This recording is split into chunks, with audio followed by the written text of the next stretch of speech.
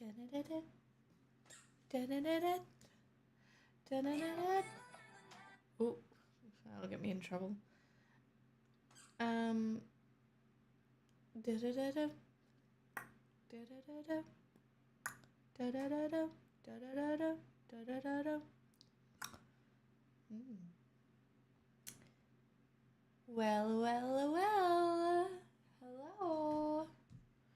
Good evening. Tasty Guppy Quezza RJ, welcome on in. Hello. Hello, Risk, welcome. Hi. G'day. Hi, False. G'day. G'day.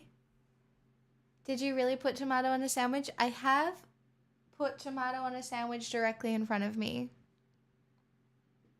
I have indeed. Would you like to see it?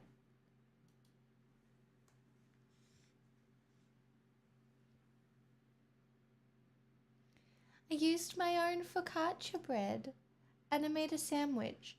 And to me, it felt like it needed tomato and maybe I need to move forward. I don't know what it's going to taste like, but as you will notice, I have put it between avocado and cucumber and cheese. And I'm going to eat it straight away, so it can't possibly be mean to me. Didn't I do good, you guys? Look at my sandwich. And yes, I have just been kind of like ripping bits of focaccia off, but like, look at the holes in it. Like, I made a good holy focaccia. The focaccia of Jesus, actually.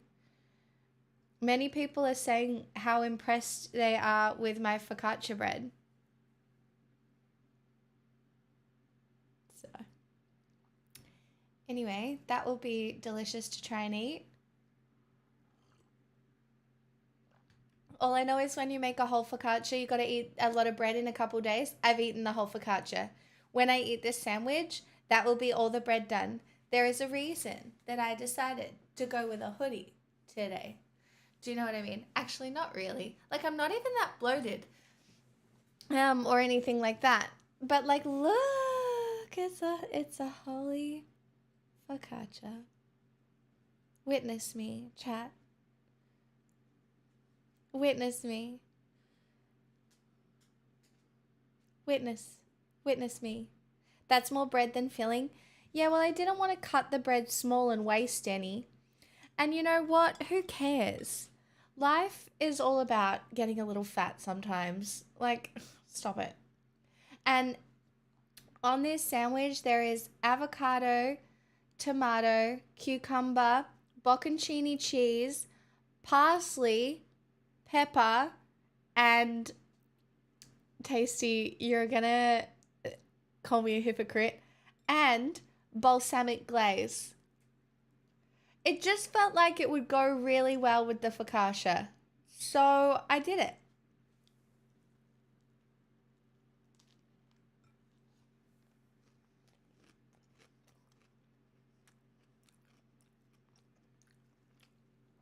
Not bad.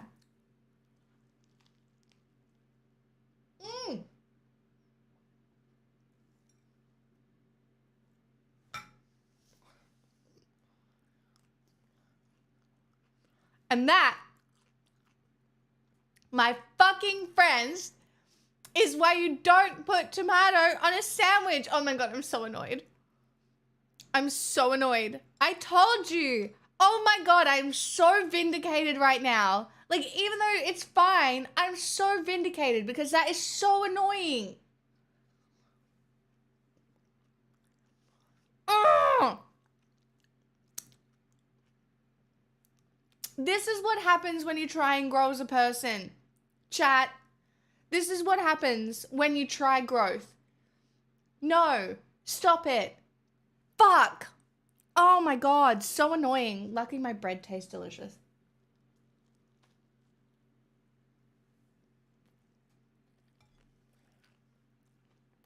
Swear to fucking god.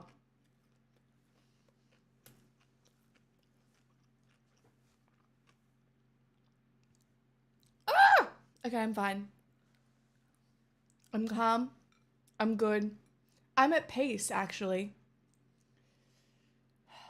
Fuck, I hate tomato. Not the taste. Not anything specifically about tomato. I hate tomato with what it can do to you.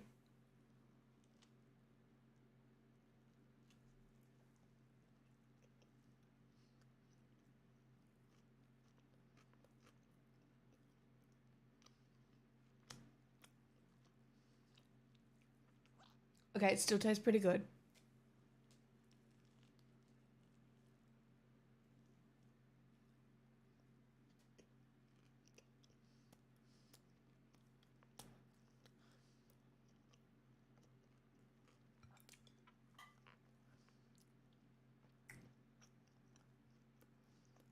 I fucking love bread.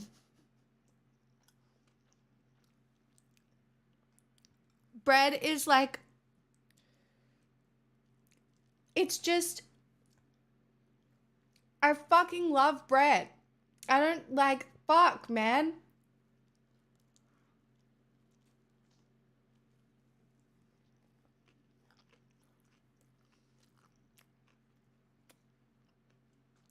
So good.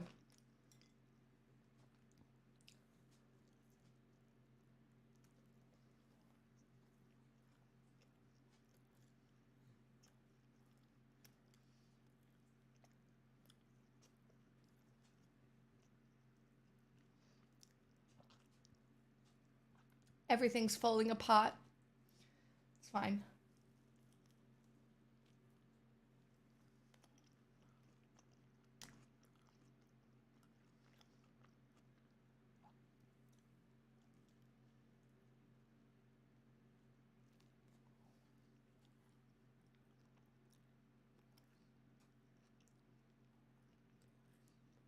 Joy.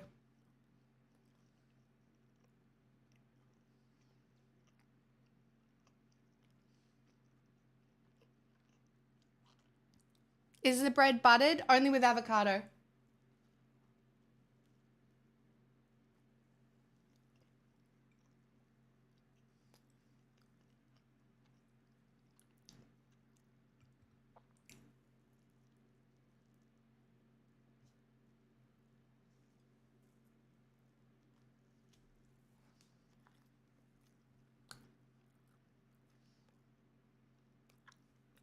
Who needs a toothpick? I'm fine. I'm coping. This is better than out of any restaurant I've ever been to.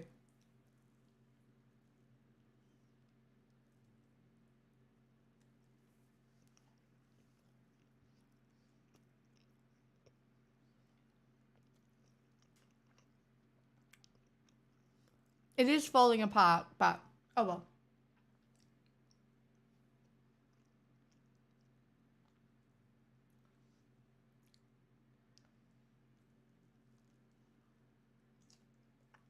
Mm-mm. She doesn't love you. I wouldn't have been able to. This is growth. I would never have been able to eat this.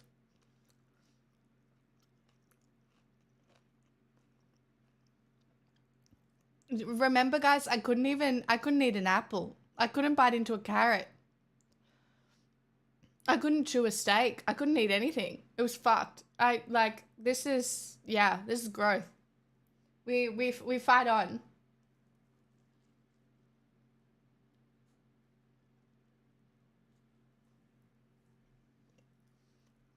No, I don't, Tiger.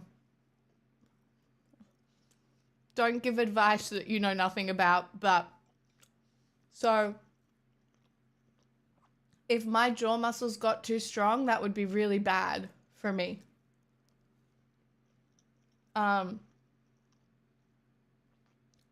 But shit's in alignment now, so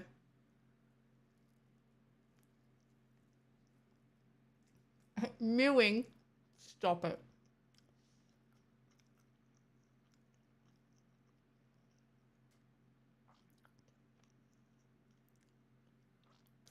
I do like jaw and tongue exercises, but they're not for strength. It's for like stability.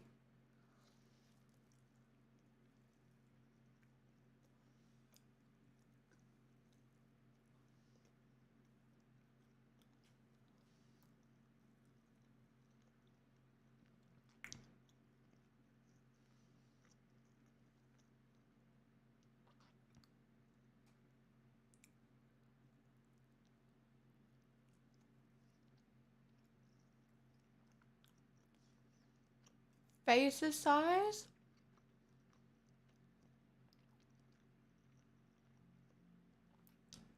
What?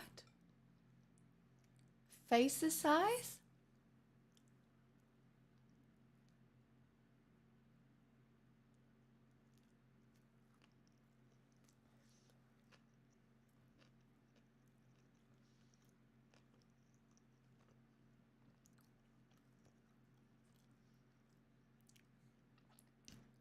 Face size?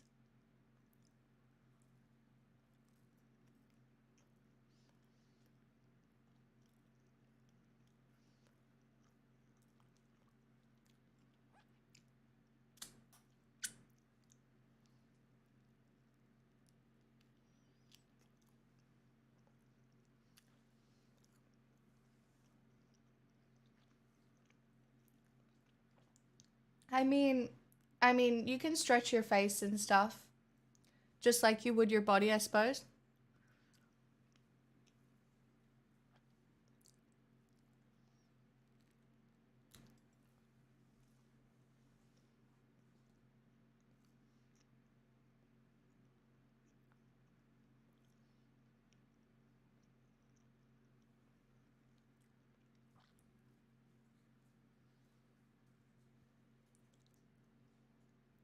Hi, Tame Bonsai.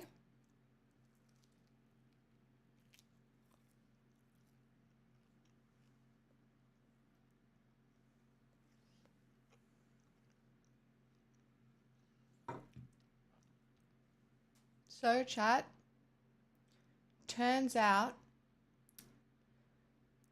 Tim Pool worked for the Russians.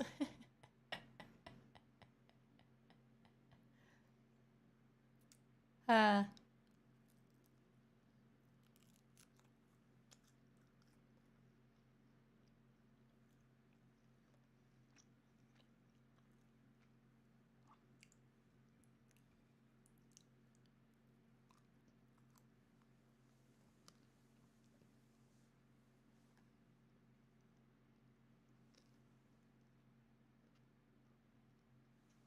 these people, when they don't realize that they're just propaganda. Daniel, hi. Vic, hi, welcome. Hey, guys.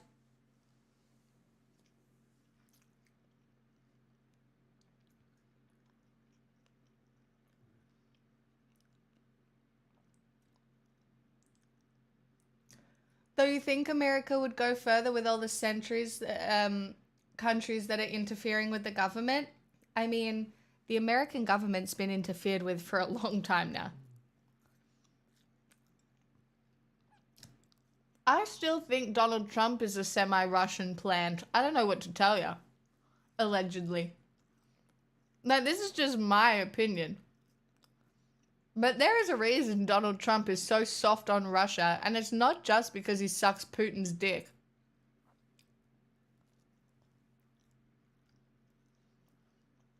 Am I surprised that, like, money would filter down to the other grifters? No.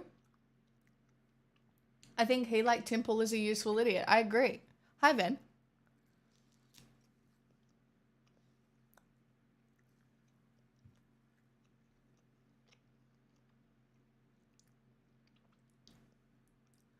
What happened?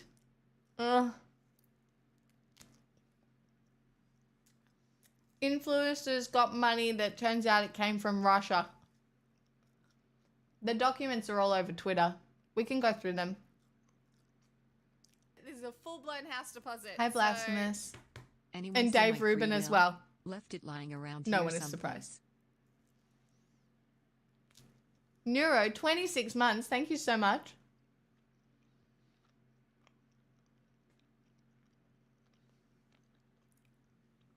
That's why I always find it so surprising that people are like, yay, Trump. I'm like, what? How do you not see what's going on?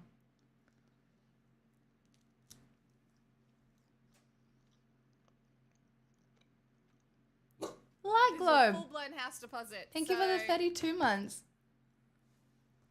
I ate my whole sandwich. I'm such a grown-up. I had a whole focaccia loaf in 24 hours. So good. What's this?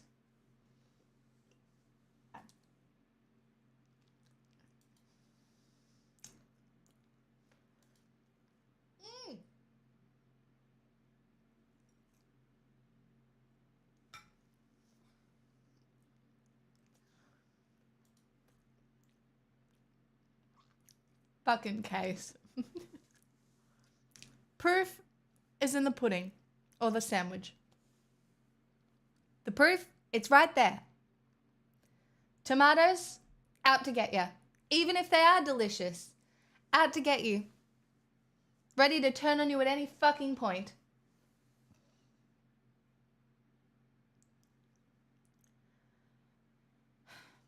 Guys, I don't want to brag, but I'm a really good cook. And I did have to remember that just for a second. Try thinner cuts next time. I couldn't cut the bread. Oh, you mean the tomato?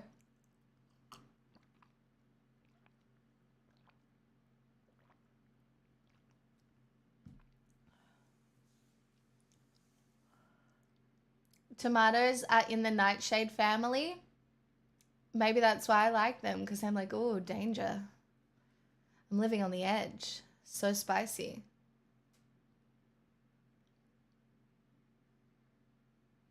Squishy nightmares? Nah. Delicious little happy bowls of juice.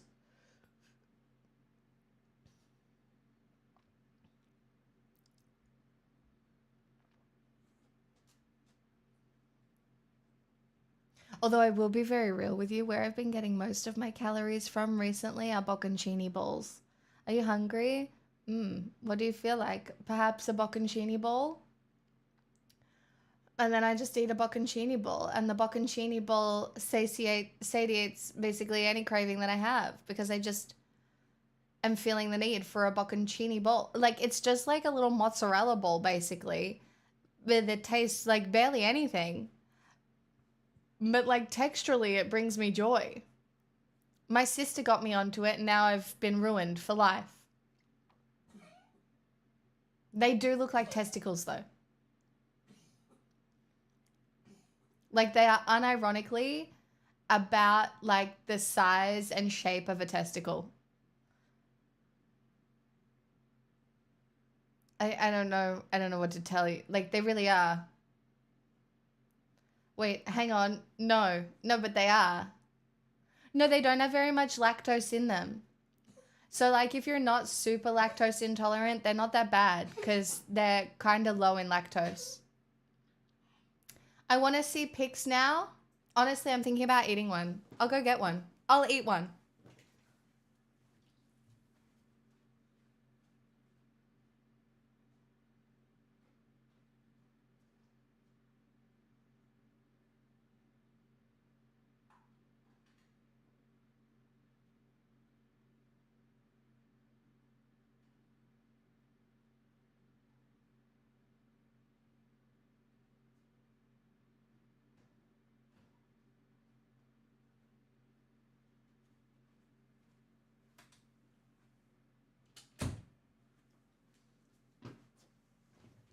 See?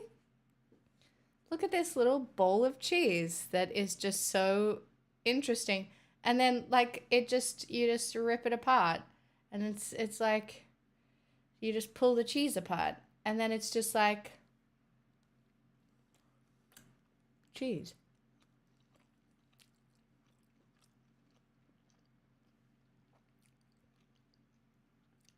And I wouldn't say it particularly tastes like anything.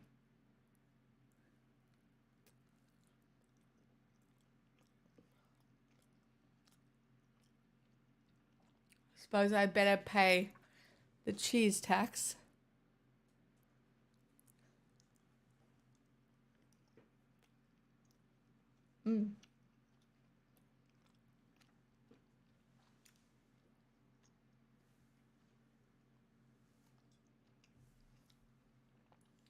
Very demure, very mindful. Full-blown house deposit. So no, I ate a whole sandwich, gay elephant. You just didn't see it. I just got the extra mozzarella ball because I needed to show people the mozzarella ball. It's a bocconcini bowl. It's like it's a bocconcini. It's a bocconcini bowl of bocconcini. Wait, should we watch a video on how they make bocconcini? I feel like we should.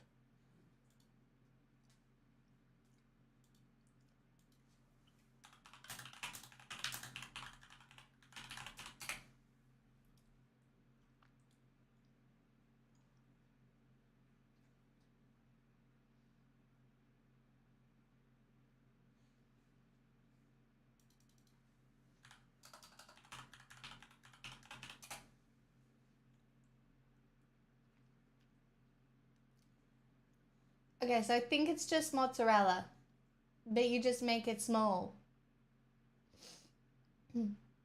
I think.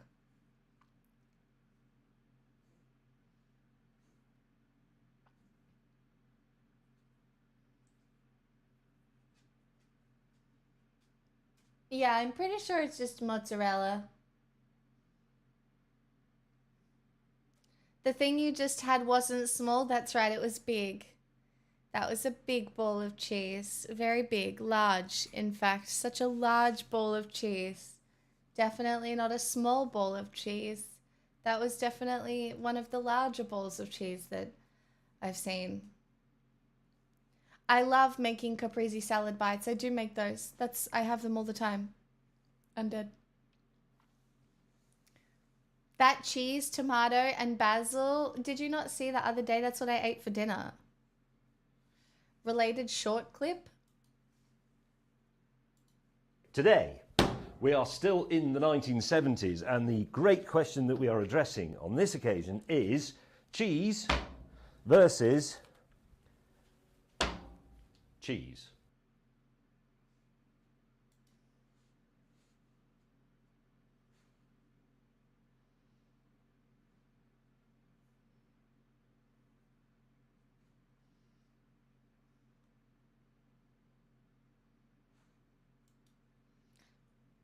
That's one of the Top Gun guys, isn't it?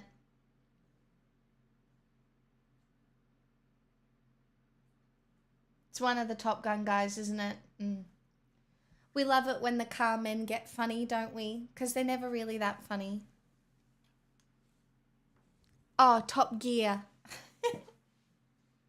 Top Gear guys. Yeah, one of the Top Gear guys. Not a Top Gun guy. I'm so silly. I'm just a girl, guys. I'm so dumb. I'm just so silly. Oh, gosh. How could I be so silly? Luckily, I've got so many of you fine, educated folks here to pull me up when I make silly mistakes like that. Phew.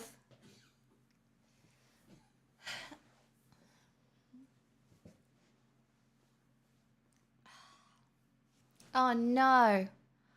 Oh, no. Ugh.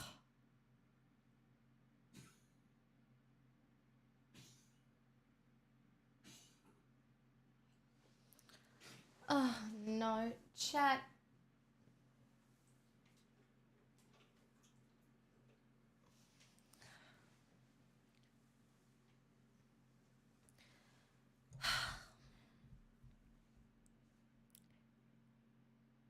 I was feeling kind of lazy today.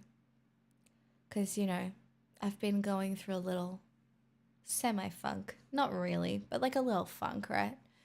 And before I took Pixel for a walk, I knew it was raining. I did know it was raining. Like deep down, I knew it was raining. It's Little Funk Thursdays, right? Yeah. I knew it was raining. But I'd already gotten dressed and I wore my flares. And I did know what I was doing. And I did know they would probably get a little wet. But now that I'm actually aware that they're wet, I'm a little bit annoyed. But they're not that wet, but they're just like a little wet. But I don't want to change my pants. I can't be bothered. But now that I know that they're a little wet, I'm just annoyed. It's fine. We will rebuild. I just have to leave them on the heater just for a little while they dry out. It's fine. Go all in, make them completely wet. You could not pay me.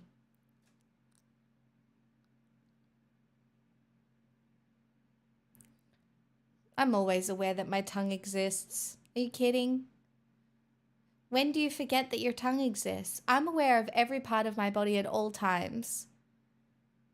Is that not how you guys experience your bodies? Hi, Dreamweaver.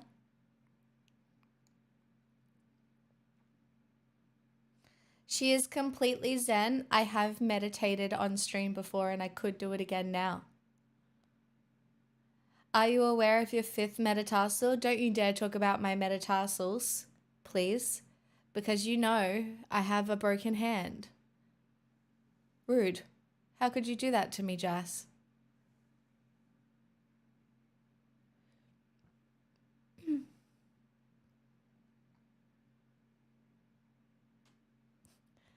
Namaste away from my child. Lol. Namaste away from my stream. Yeah. Take that.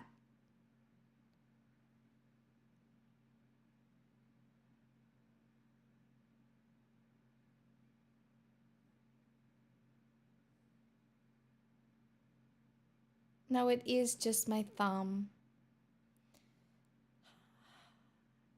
I wasn't even being dramatic. Yeah, I can say hand. Your thumb is most of your hand. Do you know most of the functionality you have in your hand is your fucking thumb?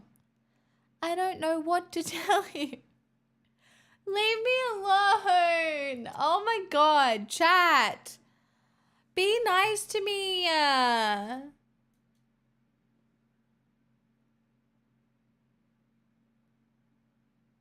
I don't want to sit here and sook, but I will. Also, hi, Ben. Hello, anybody else who is joining us this evening. I don't know why you're doing that. Seems like ridiculous behavior from most of you. 4 out of 5 good fingers, bro. I was being glass half full. I swear to God.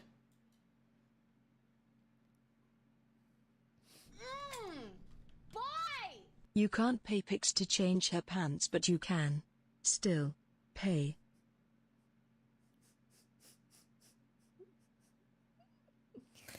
And that's fucking right. Who the fuck? Lol. Has a point. It's a pretty good point, actually. Except you don't know that that's not coming from the Russians. You know, maybe I'm like Tim Pool and the rest of the people grifting Russia, you know? What's a particularly Russian kind of like food that I can start talking about? Maybe I can try and grift some Russian money myself. Thoughts? Russian salad? Vodka.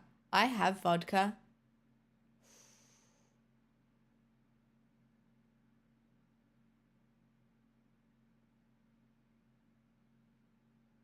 I don't have anything really to put with the vodka. What's the Russia of the left? No, the obviously George Soros, right? Remember when everybody was just getting accused of getting money off George Soros? She's a Russian plant, possibly a daffodil. Okay, unironically, I fucking love daffodils. I love daffodils. Daffodils bring me joy. I love daffodils as a flower, and I have never gotten any. So, yeah.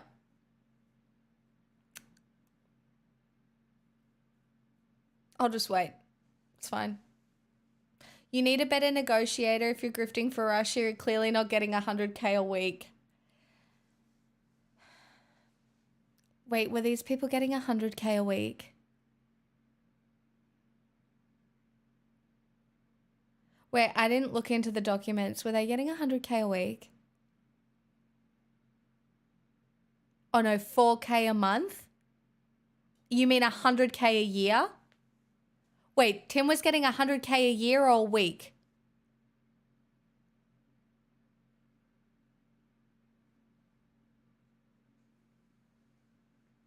$100K per episode?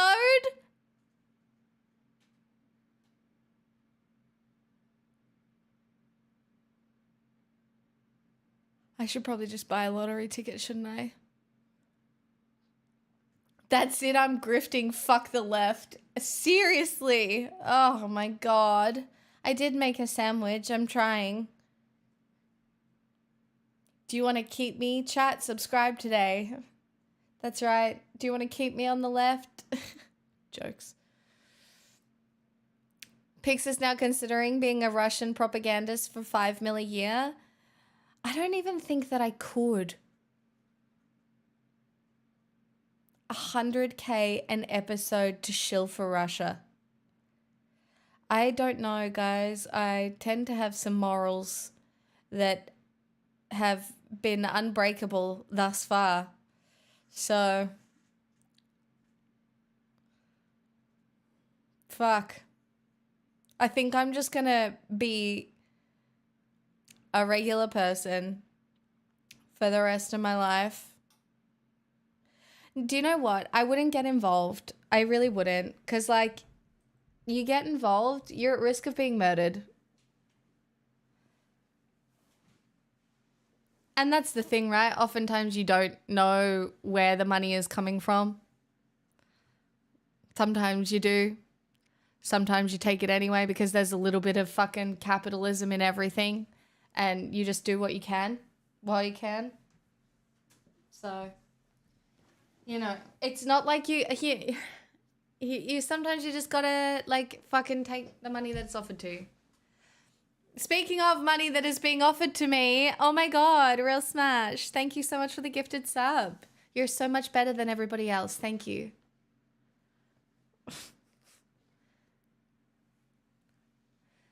No, I don't think Classically Abby is a Russian shill. I think Classically Abby is a tradwife shill. It's really hard to know if it's bad money when all the invoices say you've sold iPhones for huge amounts of money to them.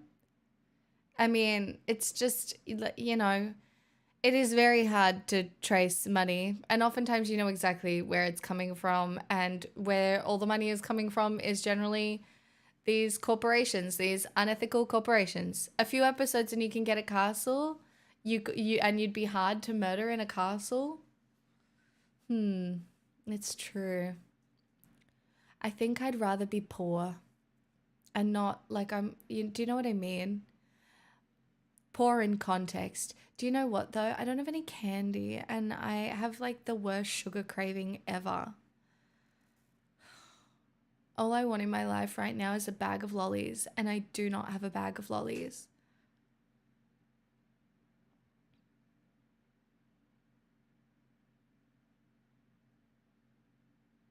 What if the castle had a moat? Oh, the castle will definitely have a moat. Honestly, that's why one of the main reasons I want a castle is so I can make the men dig a moat free willingly. Obviously. I wouldn't force anybody to do anything. That would be wrong. But free willingly moat digging, you know. I feel like men like doing things with their hands a lot of the time.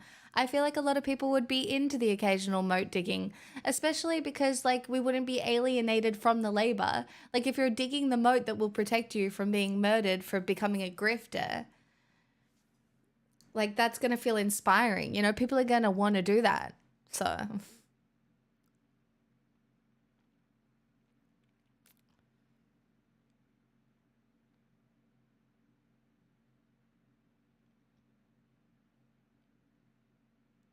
I have one piece of cherry pie and 2 apple fritters.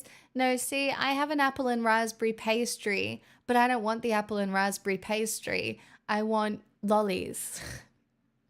I want sour worms. I want Coke bottles. I want Jelly Belly jelly beans. I want little nuggets, my little drug nuggets. That's what I want.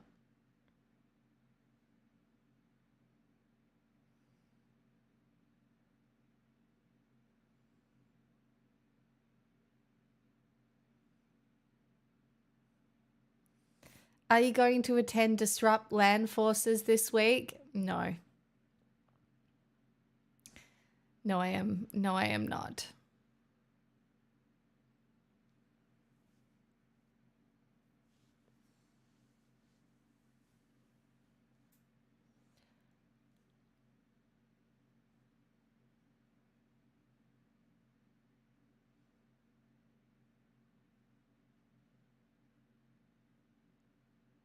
Louis. Or you can look forward to the day when Chad has purchased lollies from Amazon and they come to you on a little flying copter thingy. I wish. Boy! This is your first payment of 1 to promote the idea. Chatters with a username colored by a lighter shade of red are pillars of the community rather than mercurial troublemakers.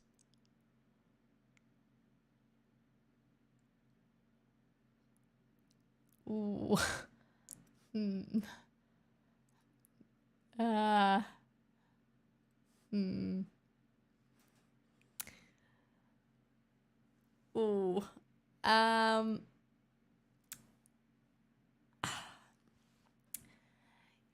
You know, before that $5, before being lobbied with that $5, I didn't really think there was a chance of redemption for the pink names in this chat, but you know, maybe sometime in the far distant future, you know, there is hope for growth and change and progress. And I, you know, I could be amenable to progress, I suppose, perhaps, maybe.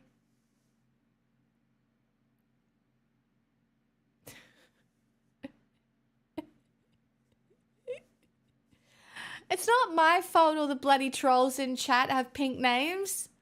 You do this to yourself. Of course, this is how money got into politics. That's the fucking joke, undead. That's the joke. When I say I'm amenable to being lobbied, that's the fucking... That's the joke.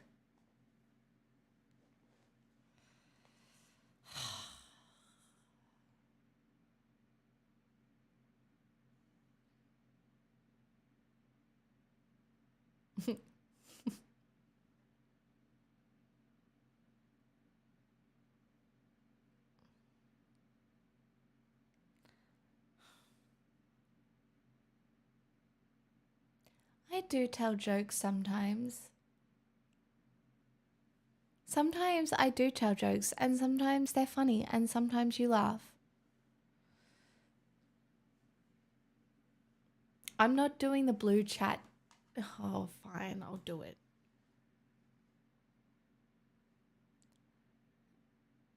Okay. Is my blue your blue? This is green. This is blue. This is green. Excuse me. This is green.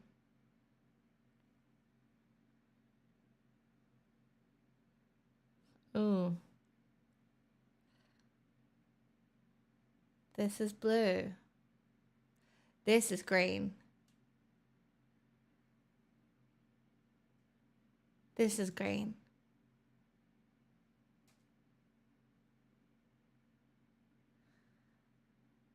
This is blue. Your boundary is at hue 176, bluer than 68% of the population. For you, turquoise is green.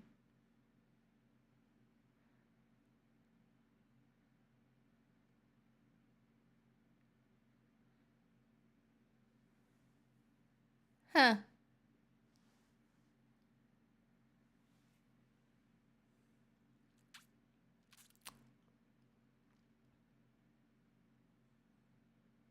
I've started so many fights with this link.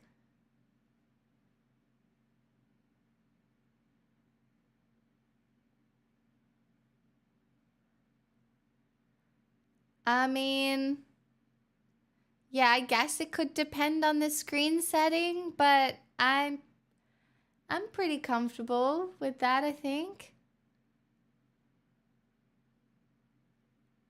The green blue Overton window. Well, let's just see if it's the same the next time I do it, right? Like, this is blue.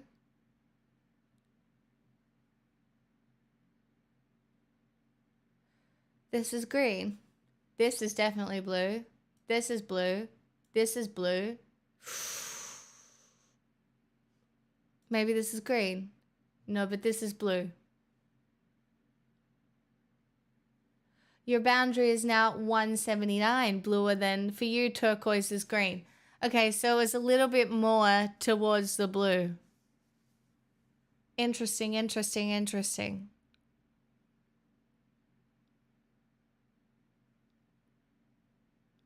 Both my screens are the same. There's a 50 plus deep thread at work about colors because of this link. Of course there is.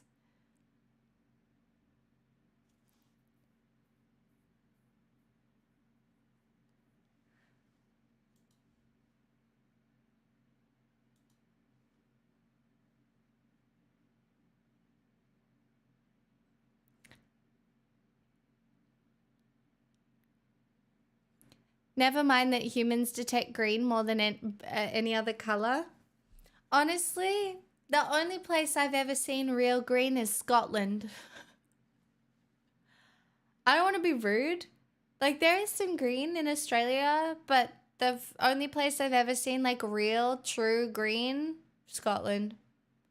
I don't know how to describe it other than nothing else I've ever seen was green. It was true green. It was like saturated green. I don't know how to describe it any other way. It's greener in Ireland. I mean, maybe it could be, but I've never been to Ireland, so I couldn't tell you.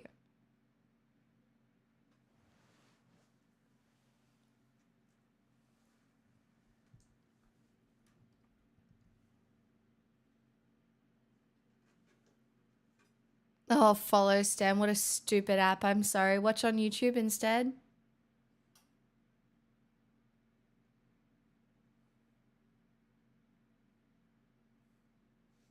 Well, go to Ireland. We will wait. I'm going to need some more people to lobby me with some propaganda for the color green before I can go to Ireland. I'm in hibernation, you guys. I'm hibernating. Oh, great idea. Pix didn't think of that. Thanks. I know. IRA lobby time. Ireland has Lucky Charms. Not the Lucky Charms.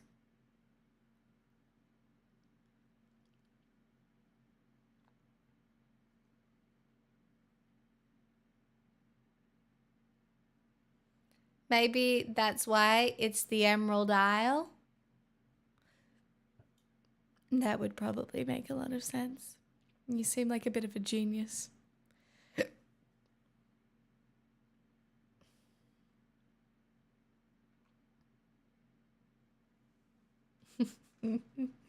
Gay elephant, stop it.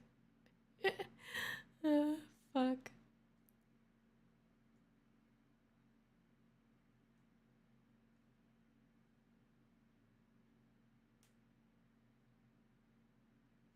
Emeralds are nice to have. I have an emerald.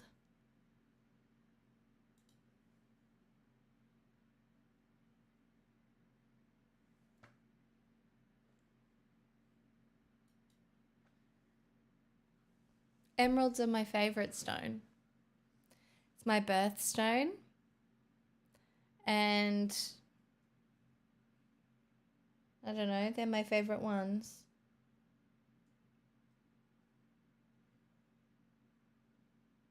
It is the Gemini rock. Agent! Oh my goodness. Thank you for the 31 months. How are you? How you doing?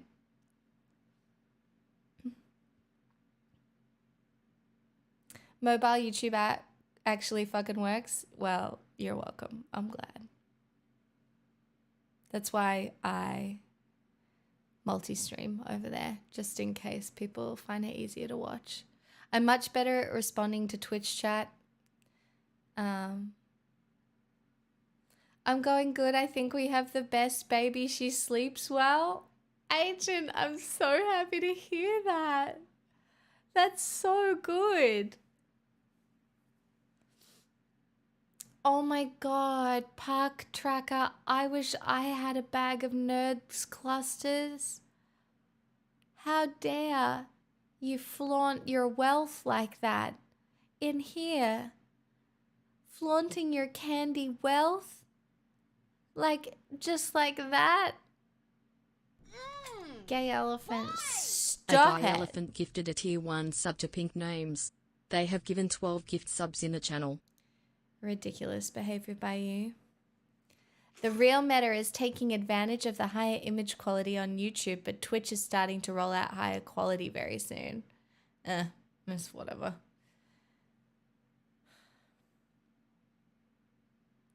I'll be on My Strange Addiction next week, Nerds Clusters edition.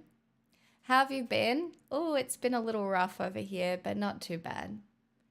I've been doing all the self-care and looking after myself. I've watched nearly 5 seasons of The Marvelous Mrs. Maisel. I'm going to be sad when it's over, but I think I'm also ready to get to the end of the story now. It's a really good show. I've enjoyed it so much. I'm not going to lie. I think last night, because I slept on the couch, I think there's a chance I woke myself up snoring. And I don't know if I snore. I don't think I snore. But I think last night I woke myself up snoring. And yeah. What streaming platform is it on? It's on Prime. And Agent, I never watched it because I thought it would be terrible because of the name. But it's actually so good. I enjoyed it a lot. Leave the stream on will tell you I could never. I could never.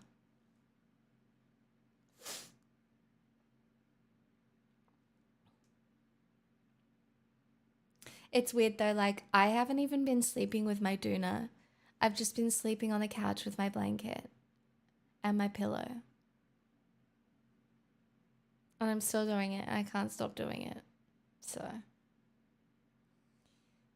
yeah. Anyway.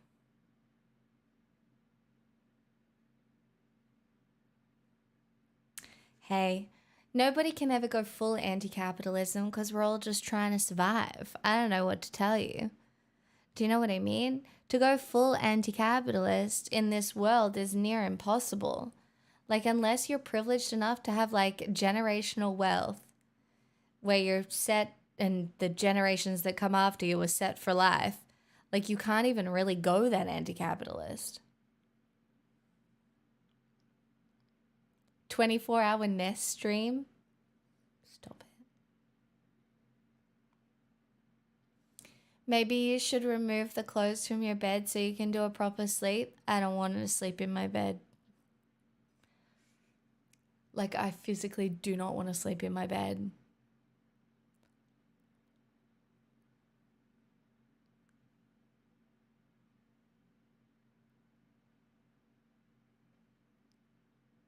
Another bed? I have to go back to work next week. Don't really want to. I can understand that. I bet paternity leave has been so nice. How old's your little baby now? Like 3 weeks or almost a month?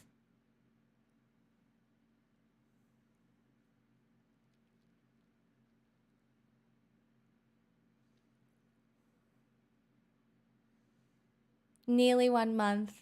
That's, yeah. So exciting.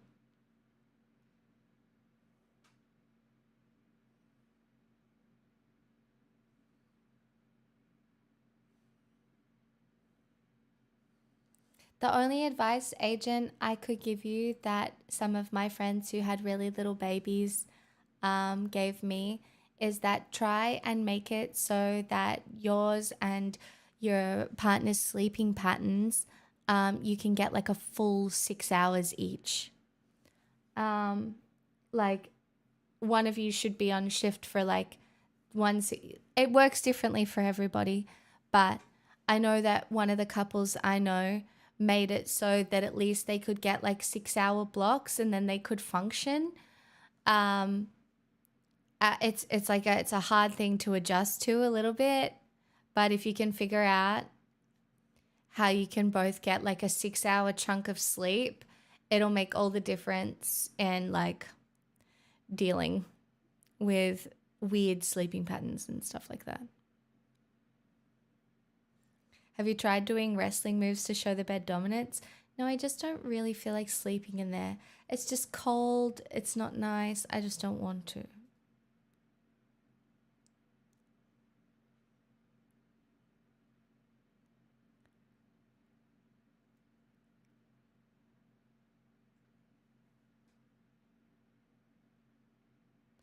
Get warmer sheets? No, I've got flannelette sheets on it. I don't want to. It's not really that. It's just I don't. Yeah, I don't know. I might be able to get back into a better routine at some point, but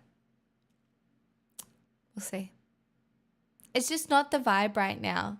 I know this is going to sound really stupid, but like when you're sleeping on the couch and the back of the couch is up against you, it's also like a really safe feeling. Do you know what I mean? Like, does this make sense? So like when you're sleeping on the couch, you're like kind of nestled into a corner, I guess.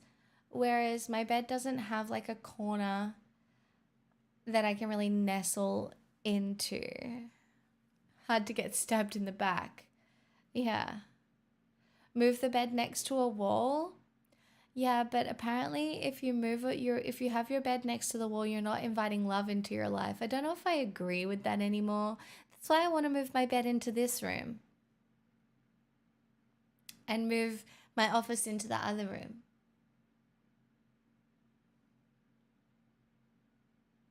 Nah, dude, couches hug you back, beds don't, so you get it, right?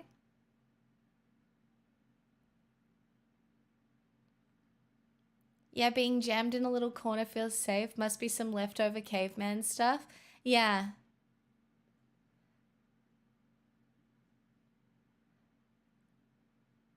That's not true about the bed. It's fine for a bed to be against the wall. Well, see, in the other room, there's not even a wall that the bed could go against, just because of the way the room is shaped. So that's why I kind of want to move it in here, because in this room, the bed could go against a wall. And I think I might like that. But it requires a lot of work. So, yeah.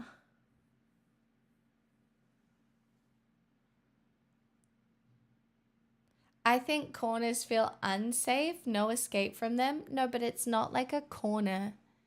It's like, oh, well, we're on the couch anyway. It's not like I'm in a corner.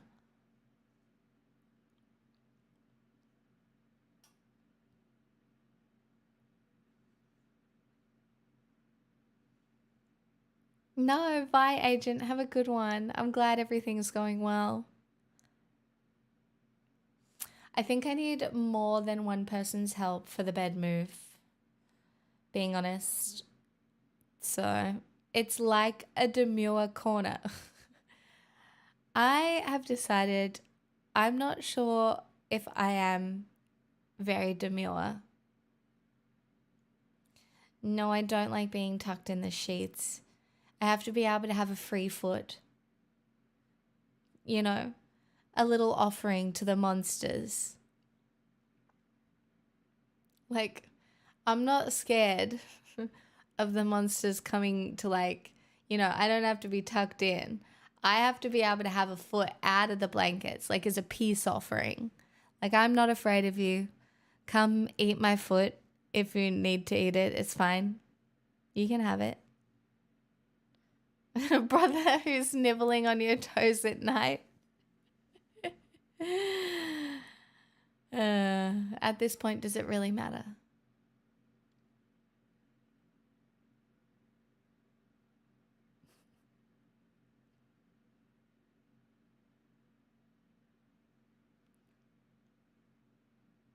Very mindful to consider you might not be very demure. Contacts. Full-blown house deposit. So Thank you for the 37 months. I am a very mindful girly. People do say this. So mindful. All the time. Too mindful, I think. Really? Problematically mindful.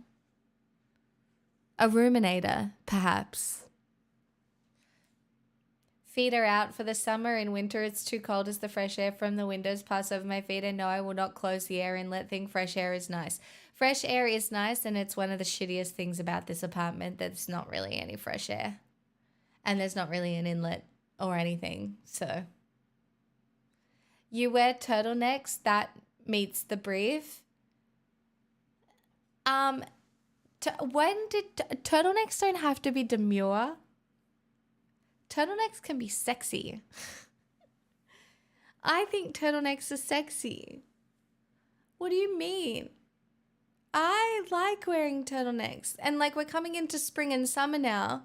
I think we're out of turtlenecks. I don't think it's going to be turtlenecky time over the next little while. I think it's going to be like, honestly, it's so funny because every spring and summer I just turn into I show more skin because it gets hot in here, and and then all of a sudden you're just a giant salute on the internet because God forbid you wear less clothing because too hot.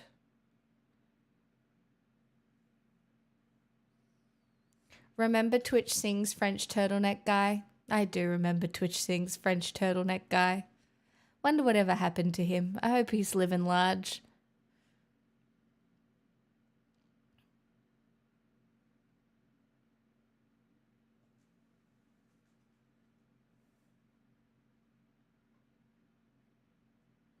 Very cutesy. Gay elephant. I couldn't be bothered doing my hair. And, well, yeah.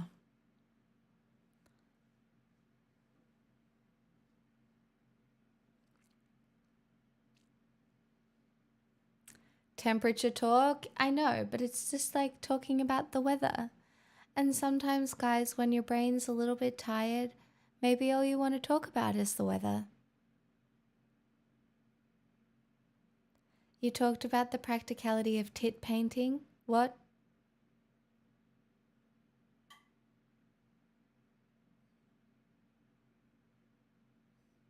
What?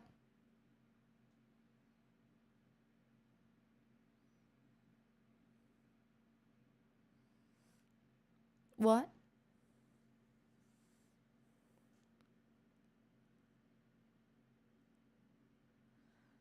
Louis, honestly, all of the propaganda that has been done for the good of pink names in this chat, you've just undone. You're back to zero.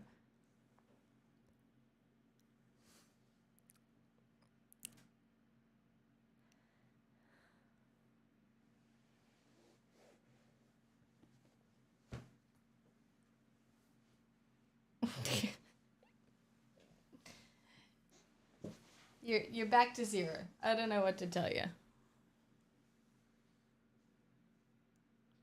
I have seen how they stamp pots with patterns, and they do look like giant boobs. Yes. It's...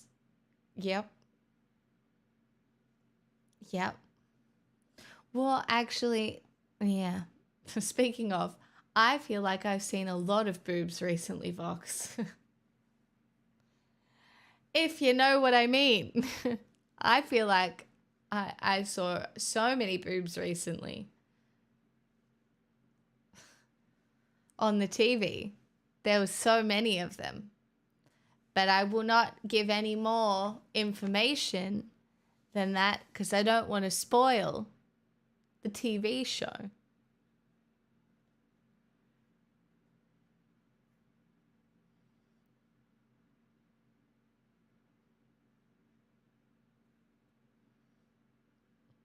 Yes.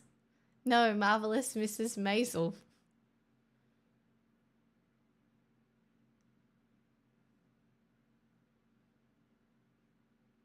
Not the boob-free zones. Stop it.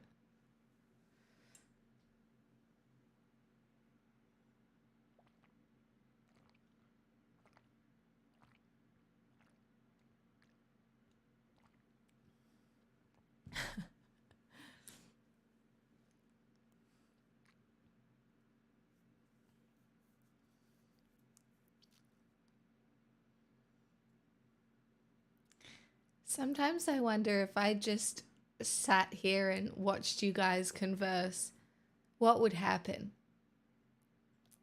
And occasionally, I do feel like it would just descend into chaos.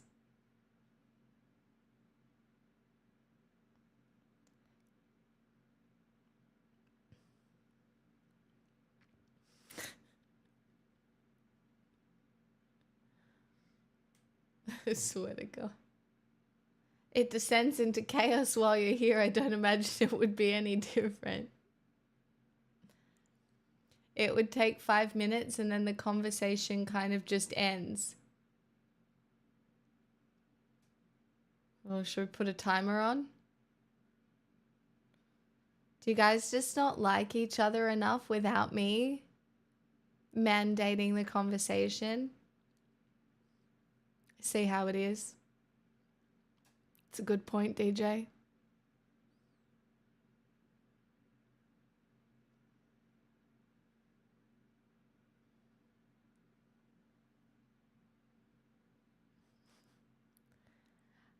I don't have any plans for the weekend. I'm taking tomorrow off because I'm spending some time with a couple girlfriends. But then I'll just stream. Most likely.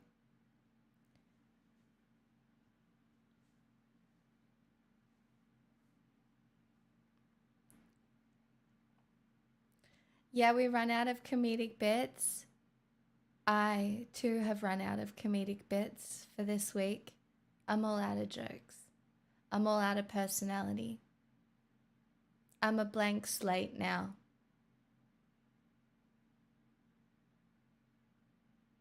A dissociative fool. There was jokes to start with. Yes, there was. I was very funny.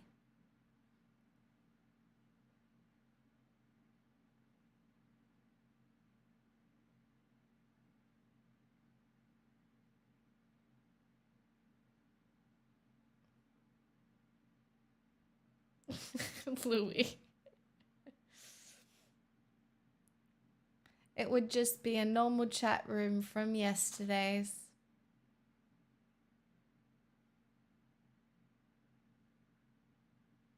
I missed that stream. Yeah, sometimes my VODs get deleted. I'm sorry. I don't do it. They just randomly get deleted if it's like a copyright or something in it.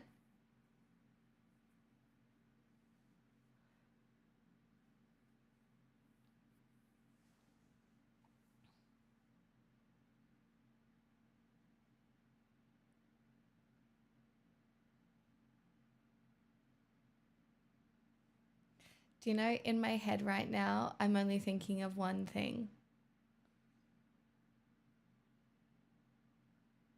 And I can't stop thinking about it. And it's driving me insane. No, I'm not thinking of either of those things. The only thing that's going on in my head right now is this. Jesus, what's a girl to do? This boy doesn't even know the difference between there, and they are. Yet he's naked in my room. Seriously.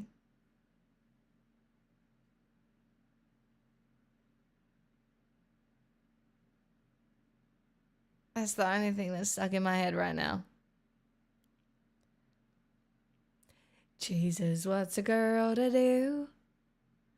This boy doesn't even know the difference between there, and they are. Like, hello? Knock, knock.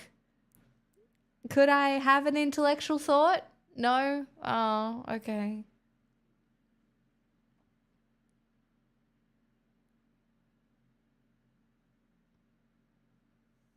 Yep. There, and there.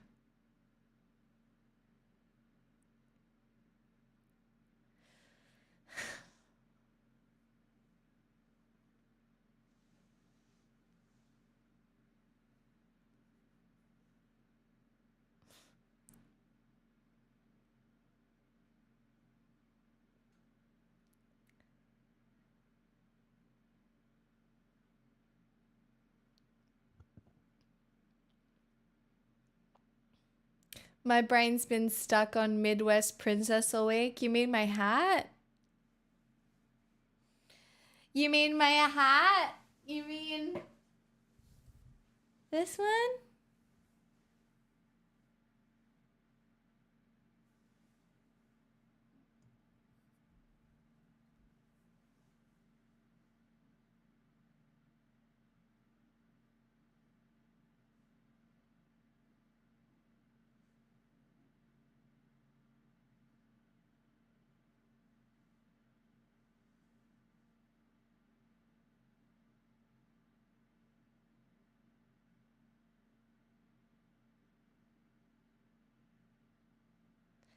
Gee, I wish I was back in the army.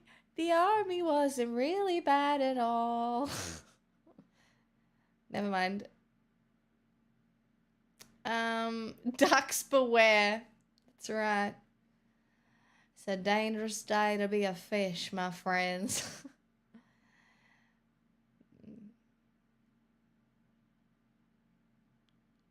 It's not a dangerous day to be a fish. Really. I'm not a particularly dangerous person. I don't even really know how to fish. Women love me and fish fear me. Be very quiet, I'm hunting rabbits. Stop it.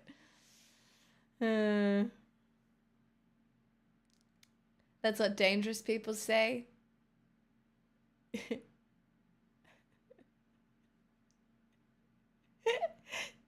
Stop.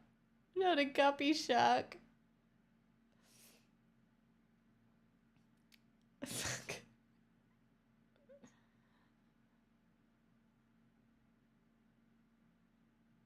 It's alright, guys. I can make this even cooler.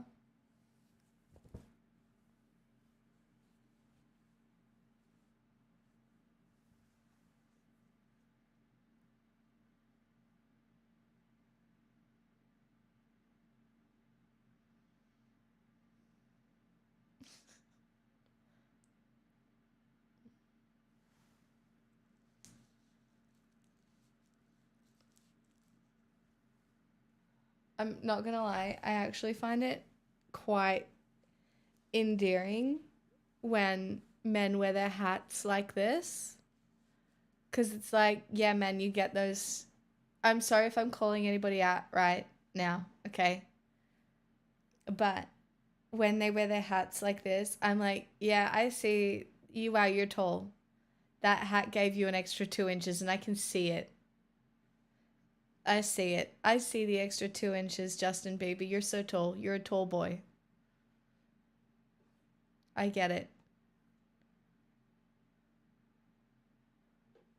Sexy.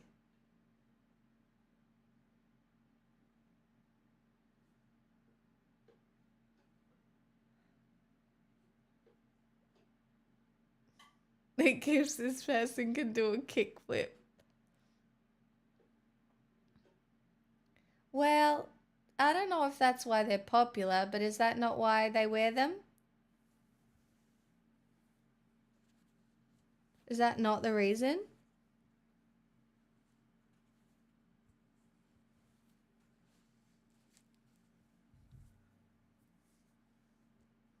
Hold on.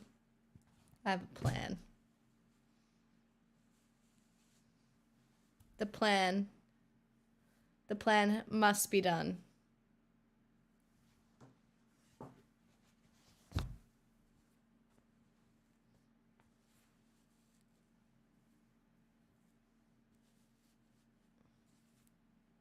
Wait.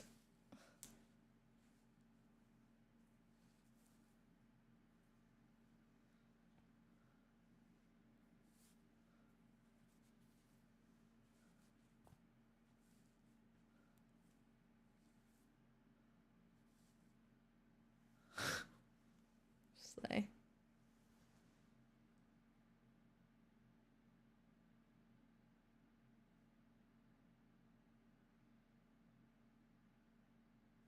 I feel like it almost needs like to the side though.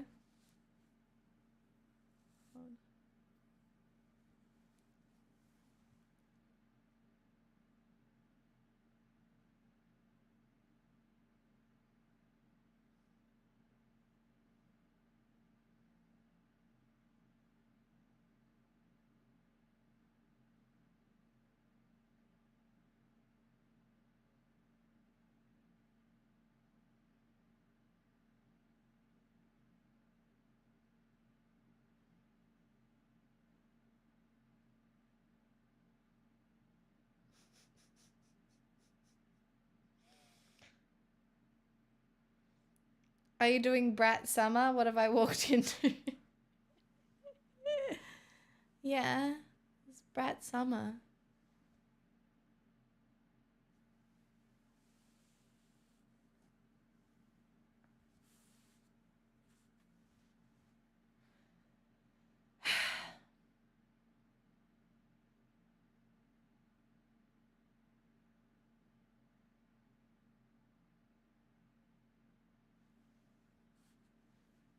Now you can't see me. You can't even tell if I'm looking at you. It could be. Or I might not be. Maybe I'm having a nap. Maybe I'm not having a nap. You wouldn't know because you can't see.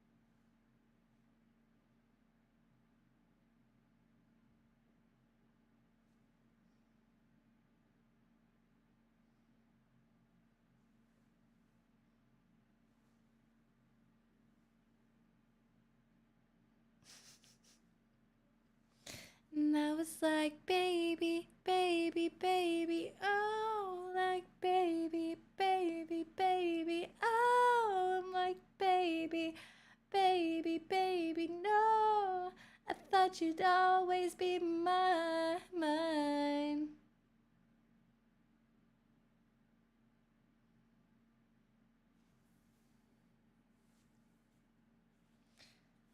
Thank you. You may leave your tips in the jar.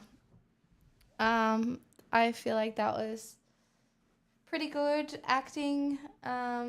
If you'd like to book me anytime soon, let me know. Cause you know I'm pretty good at acting and performing. So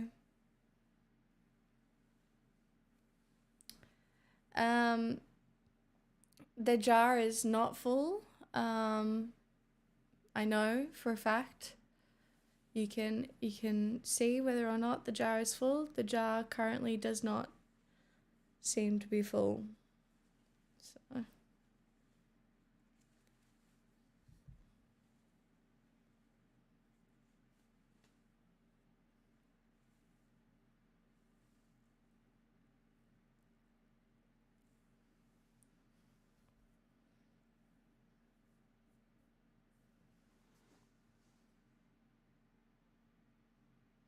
anyway, that was my Midwest princess hat cosplay, deep acting extravaganza moment of glory.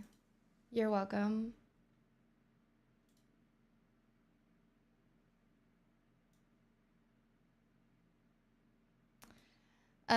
Do we need to cover the fact that there was another school shooting in the US, or are we all just kind of miserable that more children just once again died because America is a shithole?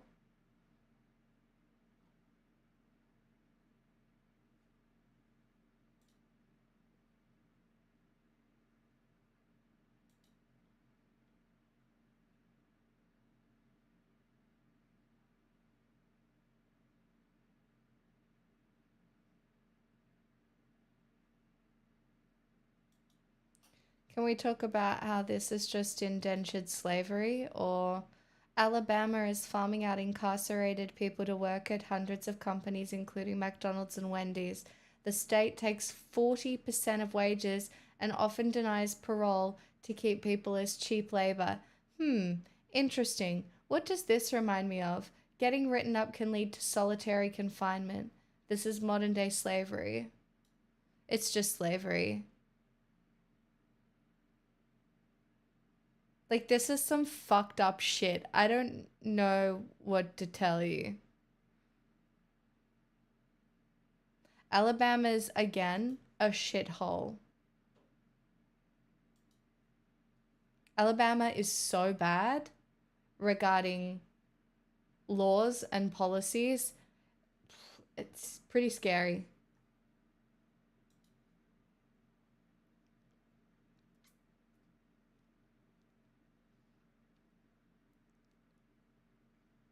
The school to prison pipeline is still very much a thing. Yeah, it's because there's a lack. Okay.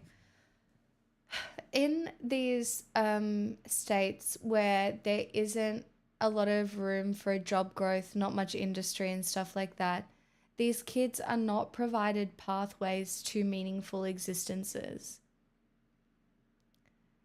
And this is one of the things that we don't really deal with in society very much because it is frightening to deal with. That if you give someone meaning and direction in their life, or at least help them find meaning and direction in their life, you are going to have better outcomes in almost every situation. And that's one of the, and like, I get it's a hard thing to do, but fuck me, man. I do know about Alabama. It's actually a beautiful place to drive through. I mean, for sure. But the laws about women's bodies and abortion and now fucking indentured slavery, I mean, they are failed systematically and punished individually. It's such a shit thing. I mean, we're all technically a little punished systematically, right? And yet, the only person most of the time that's going to pull you out of any of your bullshit is you as an individual. Like, if you're lucky, you might get some help from family and friends who, like, talk you off ledges or help you here and there if they need to. But, like, most of the time, any systemic problem that you're facing, you're mostly facing on an individual level.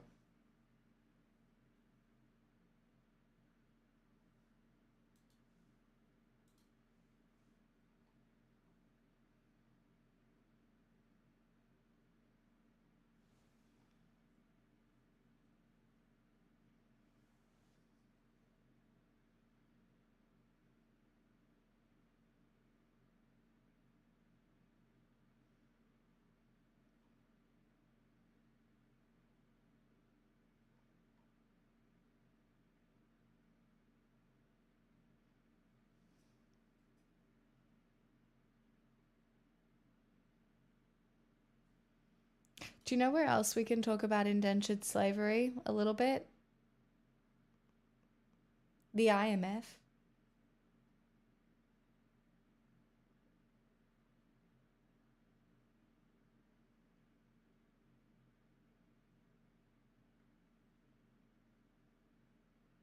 Dubai? Is it a thing in Dubai as well? I mean, that doesn't surprise me, but don't they take their passports away? I think I read something about that as well, Guppy.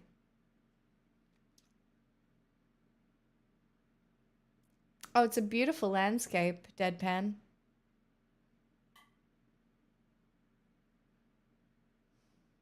What?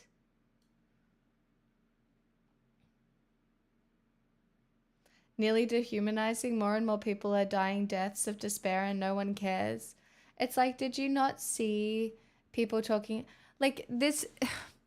When I saw that post about the iPhones, right, and how a new iPhone or a new phone from every company comes out once a year.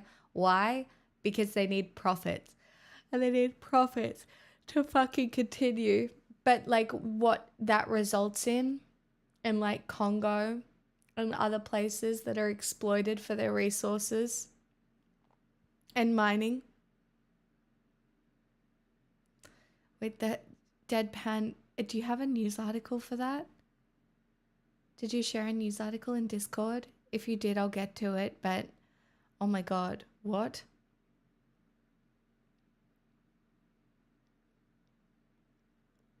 Gotta create more waste or else line won't go up. I think that's the most fucked up thing though. Like, we are just so wasteful.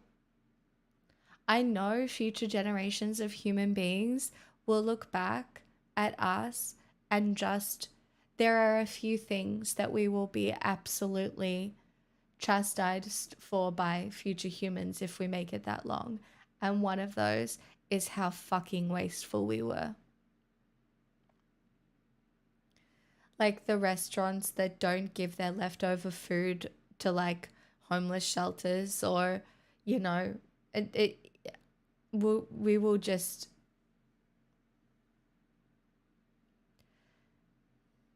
yeah, things that are just destroyed, or food that goes to waste. Like the amount of fresh food that goes to waste because it's not pretty enough to go on a supermarket shelf is pretty wild as well.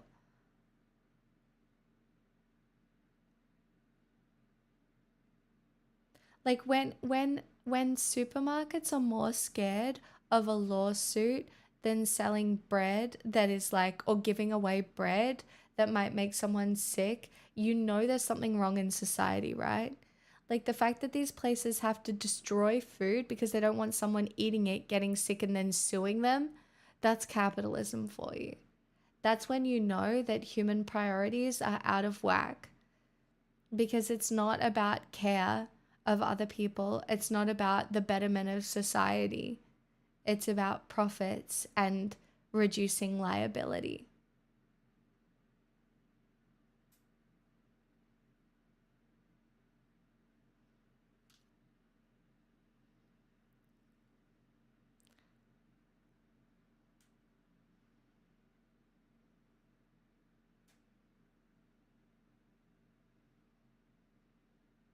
There are laws preventing lawsuits from eating old food. They're just greedy, full stop.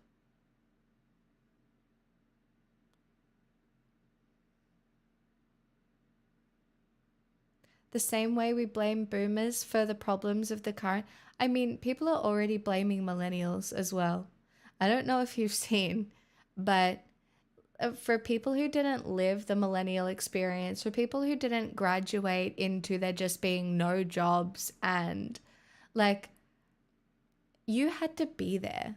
You had to be growing up in the 90s, 2000s, when basically a whole generation of youngish people were told to follow their dreams, that they could follow their dreams, to do whatever they wanted. They could be and do whatever they wanted. The world was their oyster. And then all these people went to uni that they had to pay for. And then they graduated university into a financial crisis, or two, or fucking three. And there were no jobs. And then they couldn't pay off their student debt. And it became very, very fucking clear that the idea of following your dreams was not true. It's different for Zoomers who were born into, well, we're not following our dreams. There are no dreams. There's a level of despondency that Zoomers grew up into that didn't exist for millennials.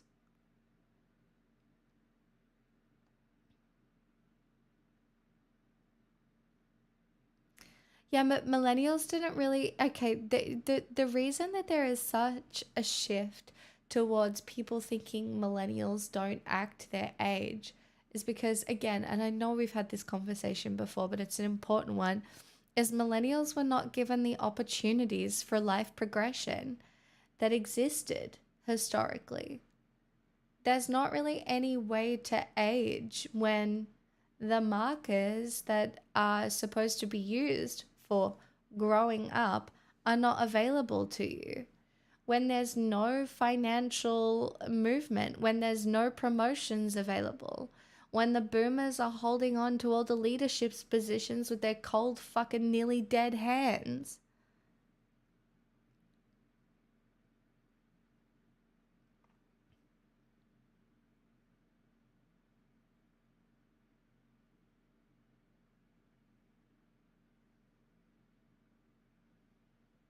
Experiencing important life events way later or not at all, basically.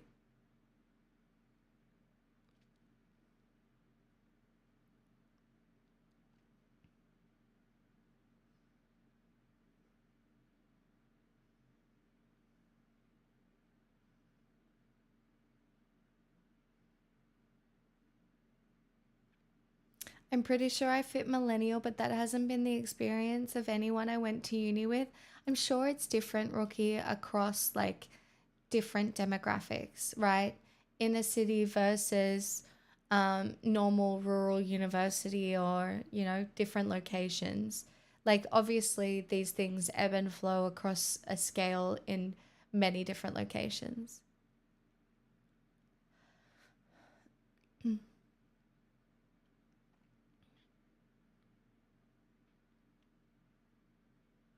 Yeah, there's definitely a lot of late stage symptoms of capitalism. You're not wrong, Louis.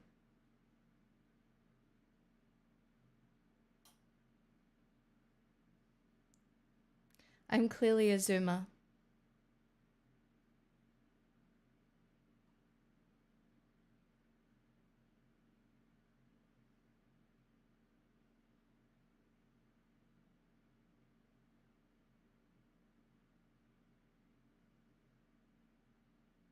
And I'm straight.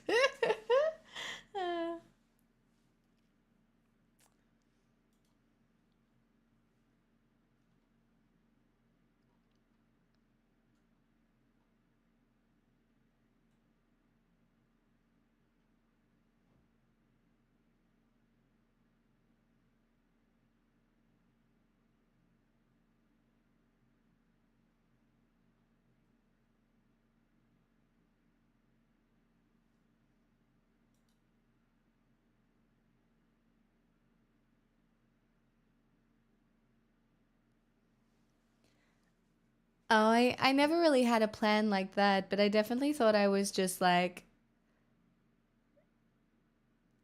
getting married and having children. That's what I thought.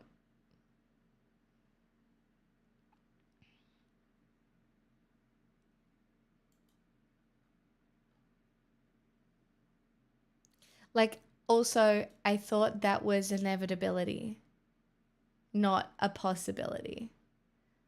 Like, I thought that was definitely an inevitability for almost everyone. Like, I didn't realize that for some people it wasn't an inevitability.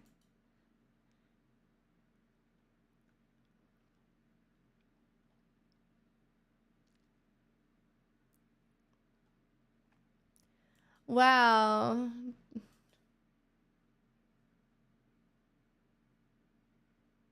Wow, I can't believe this.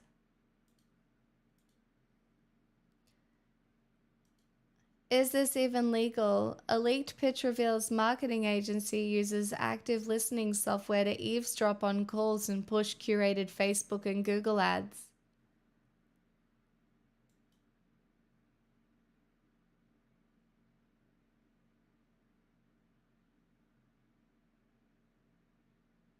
Wow.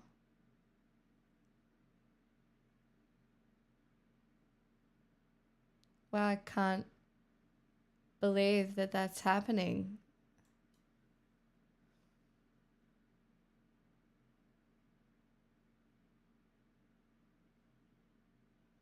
It's almost as if those privacy things that we have no choice but to agree to have all sorts of little caveats in there that allow our fucking phones to listen to the ads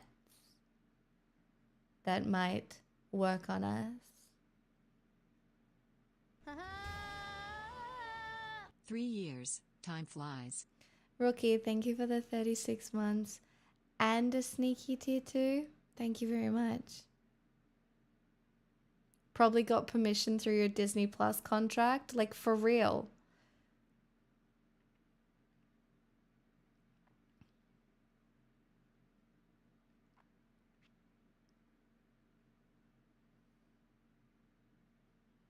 Do you know what ads I've been watching as I've been watching The Marvelous Mrs. Maisel? An ad for Airbnb. And I can't remember any of the others, but the Airbnb ad is so predatory. It's like, do you have a house that your mum lives in, but she only comes to stay in June? Well, every other month of the year, you have an Airbnb. Rent it out on Airbnb.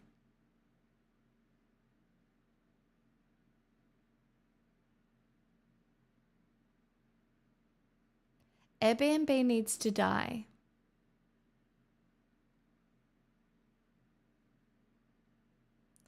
Airbnb needs to die.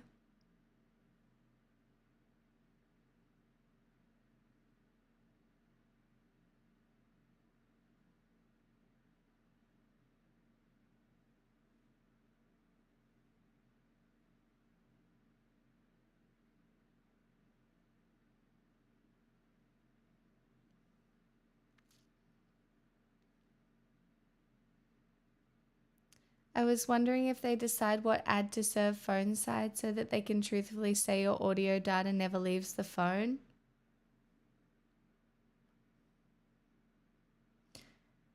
Amazon refuted claims that it's embroidered in the marketing agency's privacy fiasco and further stated that it doesn't intend to seek its services.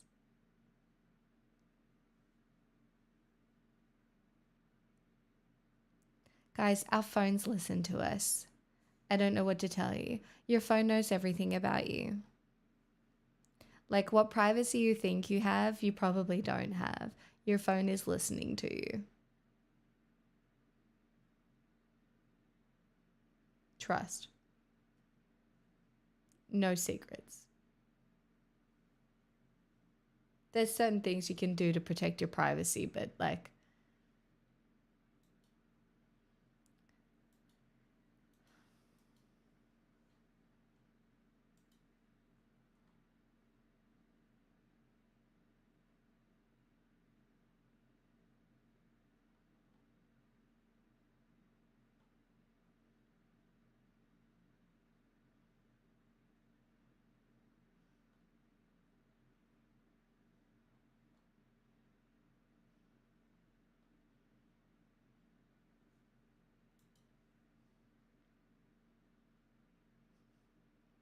have you not seen all of the like videos of girls going up to their boyfriend's phone and being like, therapy, go get therapy, communication, emotional intelligence, therapy for men, therapy. Have you not seen those ones?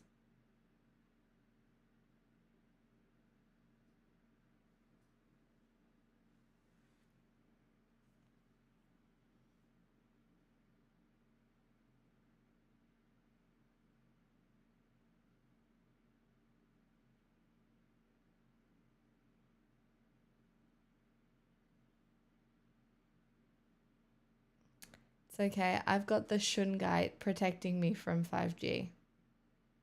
So. Oh my God, I get ads for BetterHelp all the time. And it's such a fucking dodgy ass company. I get ads for it all the time and I hate it so much.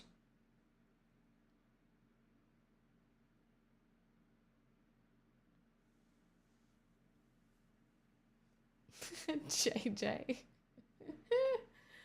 At least you can admit it.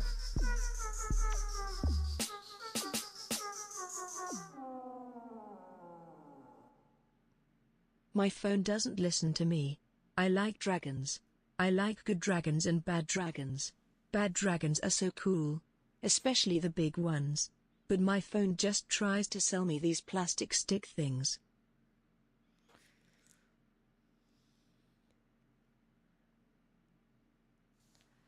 That means nothing to me. I know nothing. I don't know any of those words. I don't know what you're talking about. What are you talking about? What is that? That means nothing to me. Also, Feral Galar, enjoy lurking as much as you want. You know, I'm sure it's been the best 2 months of your life so far. And I'm willing to give you many good months of incredible lurk content forever until I die, which hopefully isn't that soon, but you never know. Live each day as if it were your last. I'm having an existential crisis. It's fine.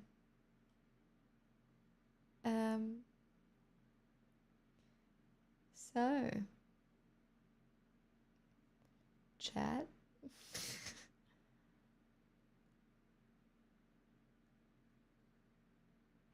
do you feel about brownies?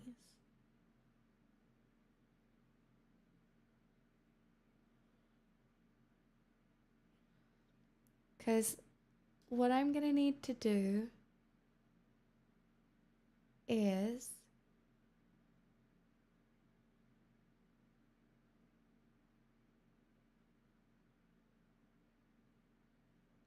make a cup of tea and find out about the history of brownies.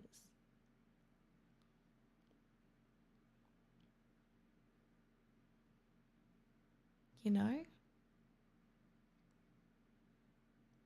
You know, I've just realized I probably have everything to make brownies.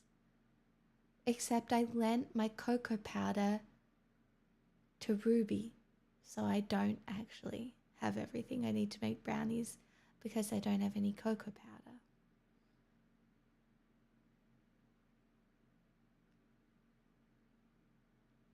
God damn it. How do you just lend cocoa? Well, she's not giving it back. She's probably not. She needed to make lamingtons, and Aldi didn't sell cocoa powder. And so she called me like a week ago and was like, do you have cocoa powder? And it turns out I had a fucking full thing of cocoa powder. So, yeah, Aldi really failing here. God, I wish I had lollies, and I just don't. Why didn't I buy...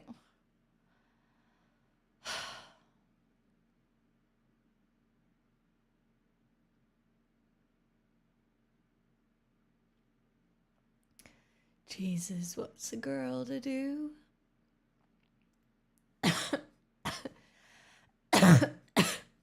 Suppose I'll just make a cup of tea and be miserable about the state of my life. No. Hey! House deposit. So Hey, Going to be back in what? the Colts Mixel spin. Maxo, 6 months in advance?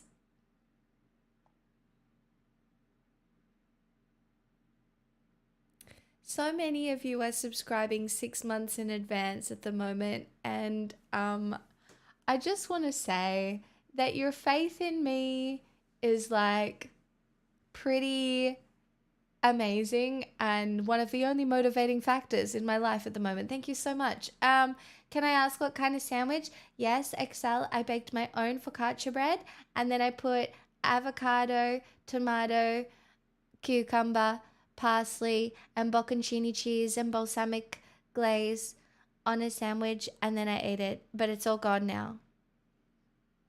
So, yeah, I did put tomato on it, and I paid the price. Case has the clip. I paid the price.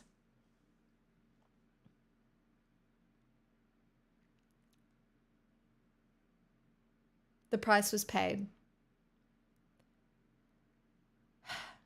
Okay, I'm making a cup of tea and finding a sweet treat of some sort. Don't know what it's going to be yet, but something. I'll be back. I have to make it in my pretty glass because otherwise I'll have a mental breakdown and nobody needs to see that.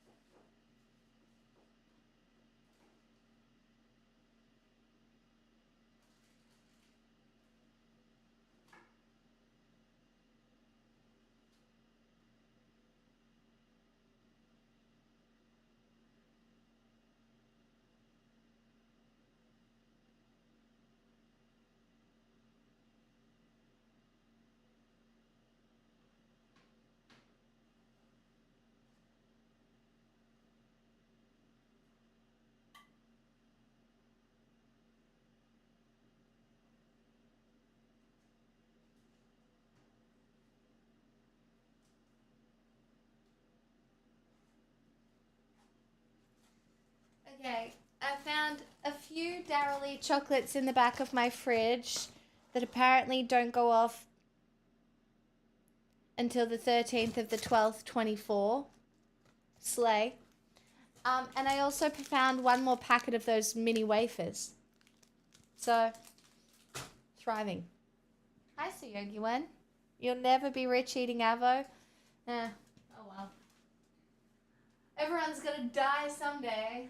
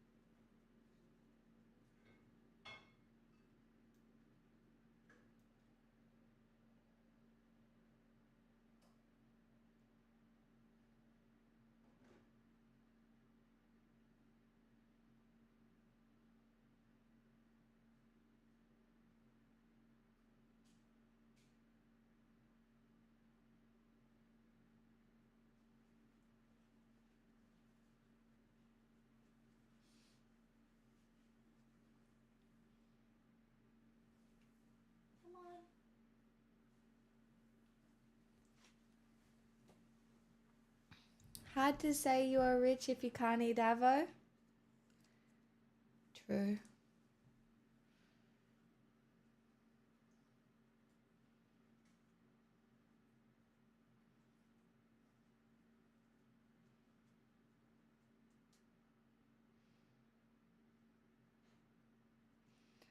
Oh, that sounds... I wouldn't mind a chocolate bowl. I don't have any Red Bulls.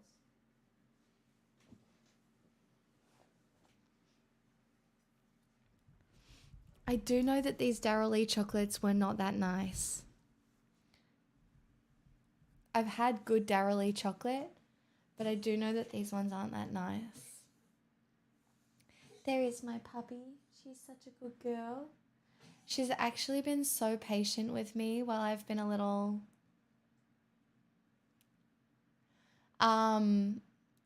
we play and we walk once a day as well. But other than that, she just sits with me. She really is. She's not annoying. She'll get excited if I give her like a TREAT or something like that. But like, she's so chill. She is the best dog on the planet. Like, she is just such a beautiful dog. She sleeps with me on the couch. Honestly, she takes up too much room on the couch and I just turn into a little ball. Anyway, it's a great day to be alive, everybody. Why? Given the choice between a brownie and basically anything else, I will always choose the brownie because I love them so much. But I ask, have they always been so frickin' delicious?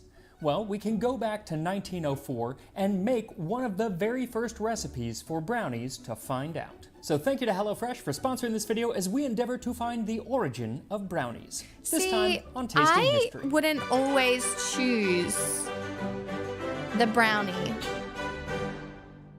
So today I've decided to make one of the oldest recipes for brownies, which seems like it would be a simple task, but it's not so straightforward.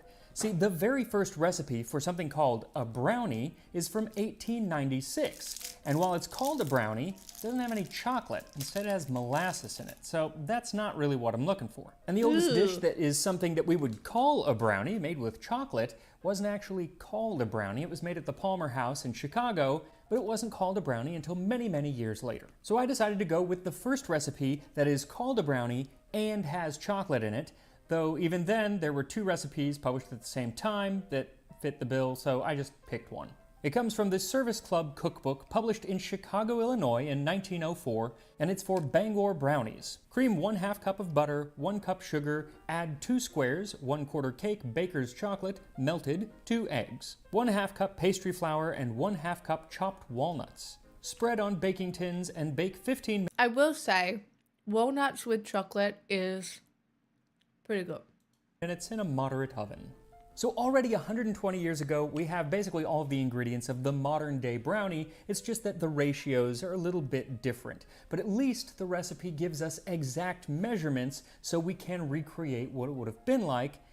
Except there is one measurement that is a bit of a head scratcher, and that is the 2 squares or 1/4 cake baker's chocolate. Well, how much is a square? Or actually, how much was a square in 1904? Because the Baker Chocolate Company has been around since 1780, and surely during that period of time, the quantities of their packaging have changed. And they have, because when I went to buy Baker's chocolate, which you can still buy today at the store, it came in a 4-ounce package. But in 1904, it came in an 8-ounce package. Oh. So we know that a quarter of the cake would have been 2 ounces. And so each square is 1 ounce. So for this recipe, what you'll need is 2 ounces or 57 grams of Baker's unsweetened chocolate. Then a half cup or 115 grams of salted butter, 1 cup or 200 grams of sugar, 2 eggs, a half cup or 60 grams of pastry or all-purpose flour, and a half cup or 60 grams of chopped walnuts. And once you have all of your ingredients measured out, you are ready to start cooking, which is something that I really appreciate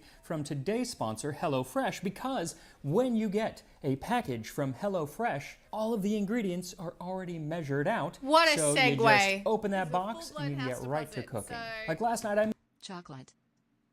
Detective Tato, 3 months already. Stop. Feels like years have gone by. What a segue. made the street cart style turkey bowls, which were fantastic. They were so flavorful and they only took 20 minutes to make. And I That love that they does give you look the good. opportunity to customize your meals. Like instead of rice, I could have had cauliflower rice. I didn't, I had the regular rice, but it's nice to have the option. And they have a lot of different options in swapping things out. You can swap out the protein or the vegetables. And they have lots of meals to choose from that you can customize, whether you're a meat lover, a vegetarian, pescatarian, or just looking for a recipe that's quick and easy. And they even have breakfast items like spinach and feta egg bites. And right now you can get free breakfast Not for me. for life when you click my link in the description or visit HelloFresh.com and use code FREETASTINGHISTORY. That's Not for me. Those look horrendous to me. one free breakfast item per box while the subscription is active. Just visit HelloFresh.com and use my code FREETASTINGHISTORY. And now we are back to the brownies. So this recipe says to cream the butter and sugar together. Often today you melt the butter for brownies, but this has you cream them. Let the butter soften and then begin to beat it until it's nice and smooth, and then add the sugar and mix until it becomes creamy and fluffy. And then we need to melt our chocolate. So you just heat a couple of inches of water in a saucepan to boiling, and then set the chocolate in a heat-safe bowl on top of the pot, making sure that the bottom isn't actually touching the water. As it melts, Speaking of, those chocolates are not nice. That's why they've been sitting in the back of my fridge for so long. Like, I really am digging at the bottom of the fucking barrel right now. They're not nice. They were not good. They were gross. And I ate 2 of them. Blech. give it a couple stirs, and it should be ready in a couple minutes. Then pour that into the creamed butter and mix. You want to mix for a minute or two to make sure that everything is well incorporated, but also to let the chocolate cool, because once you add the egg, if it is still hot, it will scramble the egg, and that's no good. So after a couple minutes, add the eggs and mix until they're fully incorporated, and then you can add half of the flour and gently mix it in, then add the other half and continue to mix. And once everything is mixed together, stir in your walnuts, then your batter is ready. And you can butter and line an 8x8 inch baking pan with parchment and pour the batter in, making sure it spreads into the corners evenly. Then set the pan in the oven at 350 degrees Fahrenheit, 175 Celsius for 20 minutes. The recipe says for 15 minutes, but I checked on mine That looks pretty good. at 15 minutes and it's still pretty much liquid on the inside. You don't want to over bake them though. You don't want, when you put a knife in and pull it out, you don't want it to be dry. You want kind of a gooiness to come out, but it shouldn't be liquid. Once they're ready, set them on a wire rack to cool for 5 minutes, then turn out the brownies and let them cool completely before cutting them into squares. Now, like I said, this is one of the oldest recipes that is actually called a brownie that has chocolate. But a decade before this, another chocolatey, fudgy treat made its debut at the Chicago World's Fair. the best part. The year is 1893, and Chicago is playing host And we get an accent. Stop it, Max. You treat us too nice. to the White City, home of the world's Columbian Exposition. Here you will marvel at the debut of George Ferris's Great Wheel, and you can tantalize your taste buds with new inventions like juicy fruit gum and Pabst Blue Ribbon beer. And for a select... You know who really, really fucking loves juicy fruit? I don't think he eats it anymore, but my dad used to have a packet of juicy fruit chewing gum on him all the time. All the time. Growing up. I don't think he eats it now at all. But I specifically remember going to my dad for juicy fruit gum. few, they would get to try a square of chocolatey, fudgy goodness that was not yet called a brownie. So if you ever visit the massive Palmer House Hotel in Chicago, which I did last year, and it is pretty spectacular, you will be inundated with stories of the first brownie being made at the Palmer House, and it is still made there today, and you can actually order it. And I ordered it and ate it, and it was delicious. Not really a brownie the way that I would usually get it. It was much more dense, much more chocolatey, but still really, really good. So their claim that they invented it actually begins with the socialite and businesswoman Bertha Honore Palmer, a woman described as beautiful, dashing, quick, and smart. And more than that, she was sure of herself. So it's no wonder that in 1891, An early confident woman? Stop it. she was selected to lead the board of lady managers for the upcoming World's Columbian Exposition, the World's Fair. These ladies were to oversee the construction of the Woman's Building and organize the World's Congress of Representative Women. This building was planned, designed, and decorated entirely by women, something rather unheard of at the time, and it was said that it will be a long time before such an aggregation of woman's work, as may now be seen in the Woman's Building, can be gathered from all parts of the world again. It's also worth noting that of the 12 main buildings at the exposition, the one entrusted to the Board of Lady Managers was the first to actually get constructed, no doubt due to the efficacy of one Bertha Honore Palmer. But what does this have to do with brownies, you say? Well, the story goes that during their meetings, they wanted to have meals, but Bertha didn't want them taking away time to have a full meal brought in with servants and yada yada yada. So she asked her staff, her kitchen staff at the Palmer Hotel, to put together a box lunch for the ladies, and this would need to include a dessert that was smaller than a piece of cake and wouldn't require a fork to be eaten. Thus born was the Palmer House brownie. It was a dense, chocolatey square topped with an apricot glaze and walnuts. And it was such a hit that it was not only served to the occasional guest of the World's Fair, but also to those who visited the Palmer House, where it is still served to their guests today. Now, this is the story that is told by the Palmer House today, and I have no reason to believe that it's not true, but I couldn't find any, period documentation that confirmed it, but still, great story. And they will actually give you the recipe for this brownie. But they say that I it do hasn't like stewed changed, fruit too. and it is the original recipe. But it is definitely not the original recipe because it's written in a... Oh, I didn't like that at all. Do you know who used to stew fruit a lot? My grandma.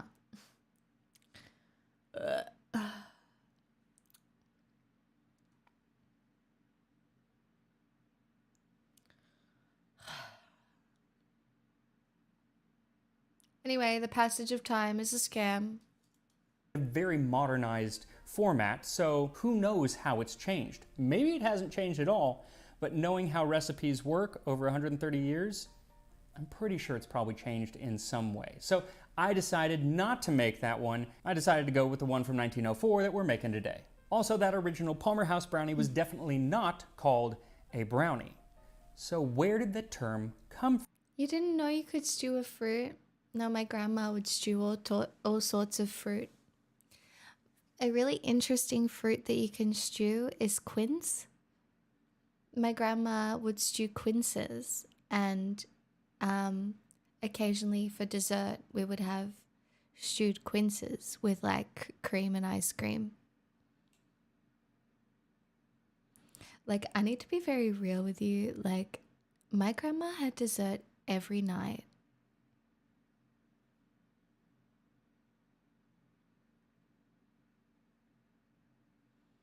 My grandma had dessert every night, but it was always like a stewed fruit with cream and ice cream, or a baked apple, or occasionally a piece of cake, or whatever. But my grandma made a dessert every night.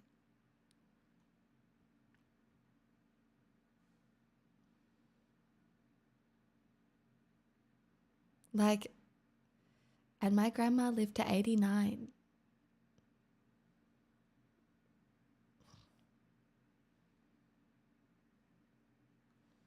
I think stewed fruit and poached fruit are the same thing, Sultan.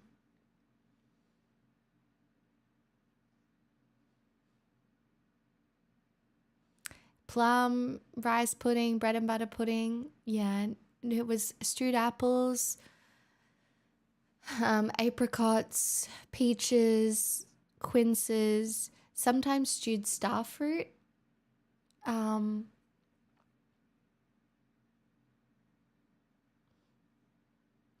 Sponge cake, pavlova.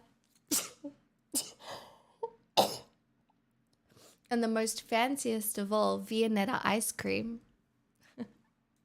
From?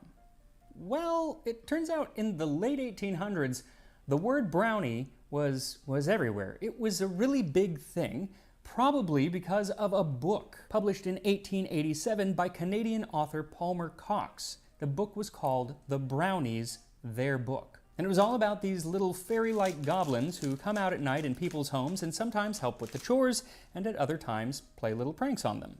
These brownies were actually a part of Scottish folklore, and they... Whoa. Other people have, like, little elves coming out to help them do their chores. Where are my elves? The fuck? I have been ripped off my entire life. This is bullshit. They went back for centuries, but Palmer's book gave them a new jolt of popularity, especially here in North America. One thing to know about these brownies is that basically they did work around the house. They were like little elves, little house elves, and if you ever wanted to get rid of one, you did so by giving it clothes. Oh, Master gave Dobby a sock. Oh, we don't do that anymore, do we? Because...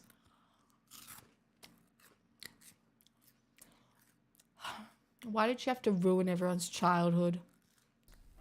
Seems familiar, yeah? Specifically, the clothes were called a brownie suit, and they became very popular with young boys at the time. In the 1897 Sears Roebuck catalog, there's an ad for brownie suits for children. Just the thing for a boy's everyday go-as-you-please suit. Our brownie suits will delight your boy. They are worn everywhere this season. Our price per suit, 50 cents. Also, I love looking at these old catalogs. Just the pictures alone are amazing. Look at these fancy little lads. I will put a link to where you can look at the whole catalog. Such fancy little lads. It could take you hours. Another thing to know about these brownies is that, yes, while they did help out with chores from time to time, they also had a habit of stealing things, specifically keys. They might take your keys, and the only way to get those keys back was to leave a little treat, a little piece of cake or candy for the brownie. This was called brownie's food. That would work on me. If I ever steal from you, which is just so likely, you can trick me into giving whatever I stole back with a sweet treat for sure. That will work on me. And it is perhaps... oh my god, is the reason I don't have any elves because I'm actually an elf? It all makes sense. the inspiration for the name of a confection sold in that same 1897 edition of the Sears Roebuck catalog, where they are listed under fancy crackers, biscuits, etc., and were sold in 1-pound papers for 14 cents. The first brownie that we do know what was actually in the recipe is from Fannie Farmer's original 1896 Boston Cooking School cookbook. You mean like macaroons that look like this, where they have like the top and the bottom and the little bit of cream in the middle? Macarons like that? Those kinds? Fox? the little cookie things. They are quite delicious, but I would say that they are a little overrated. They are delicious, and you should definitely try them.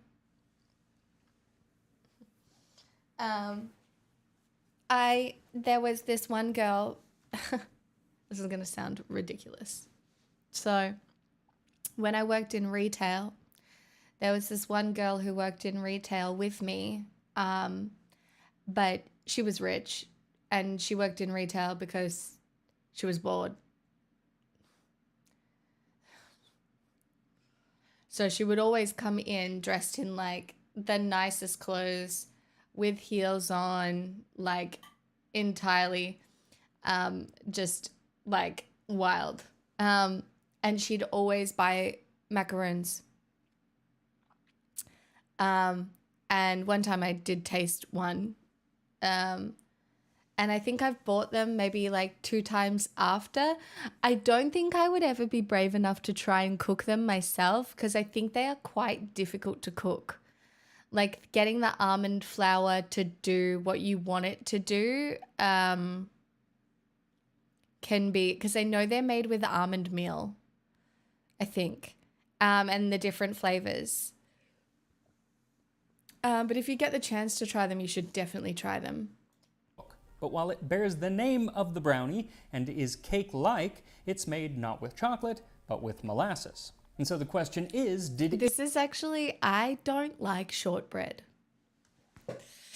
I don't like yo-yos. I don't. And my grandma did used to like yo-yos. I'm not a shortbread girly. I do not like a shortbread cookie. It's not for me. I don't like it. It's too crumbly or something. It's too crumbly. I don't know. I don't know. What are you guys talking about? Jail? Yeah, I don't like yo-yos. I don't like it. Pixel, oh, you want to cuddle? Is that what it is? Oh, are you sneezing?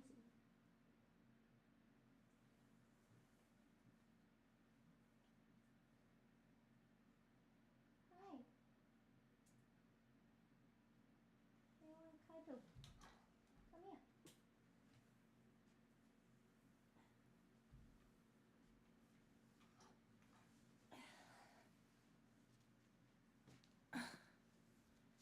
You think that's your favorite cookie? Isn't it funny? I do not like shortbread. There are so many cookies I would choose over a shortbread cookie.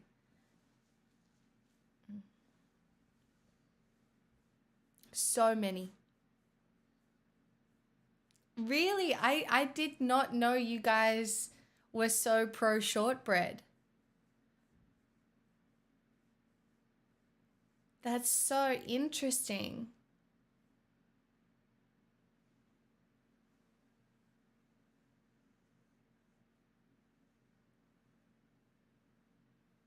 Walkers?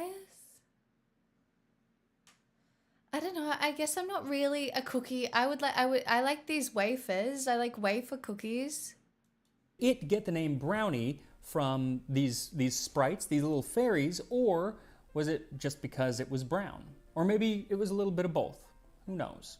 It's a little more clear for a later recipe from 1899, where the Macias cookbook has a recipe for brownies food, clearly named after the characters. And here I feel like we are getting closer to what we would call a brownie today, because instead of molasses, it gets its color and flavor from chocolate.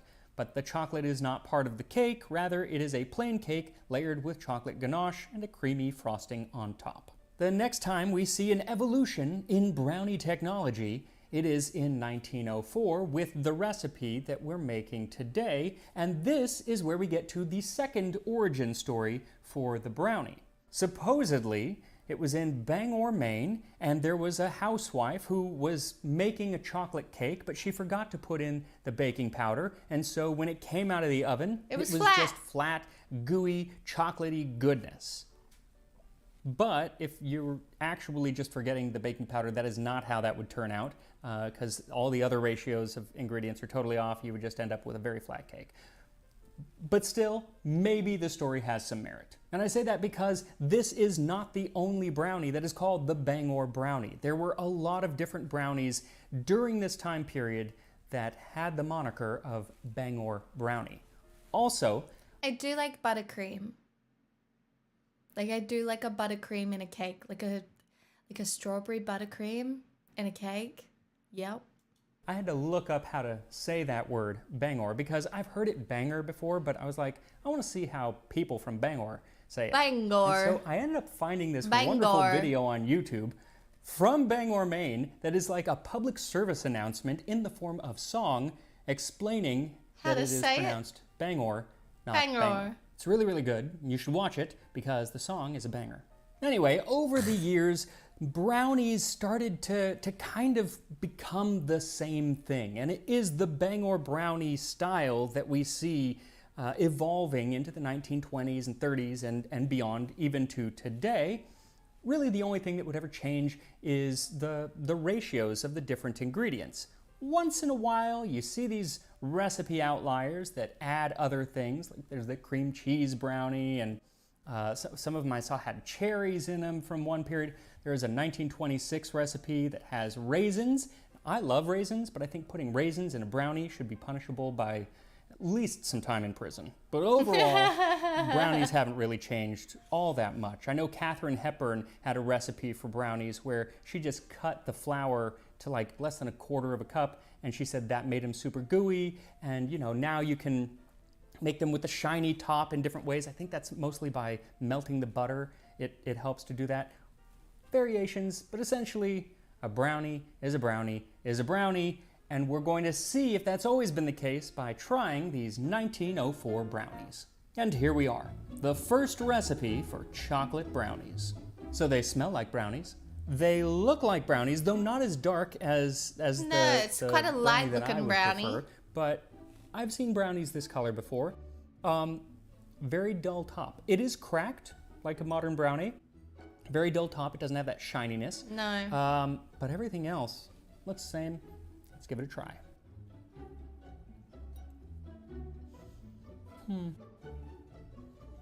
It's a disappointing brownie, I love isn't it? brownies so much, you guys.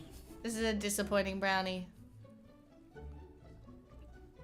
I don't know how to express my adoration for this food. Even the worst brownie I've ever had, haven't had one with raisins, but every other brownie, even when it's really cakey, which is not my favorite, I still freaking love them. I like a more gooey, like fudgy brownie. Yeah, he did not like And this this brownie. is more along those lines. It's not as gooey as some today. He did. Full-blown house But it's deposit. dense. So Nom nom nom nom, so good. No.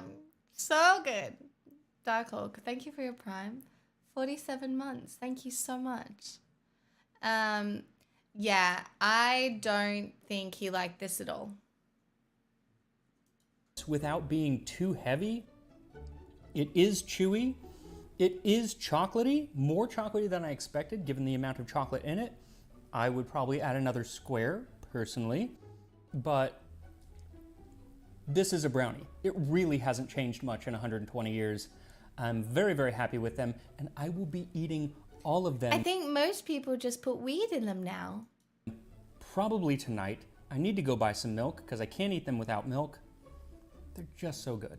So make these brownies. Go buy some brownies.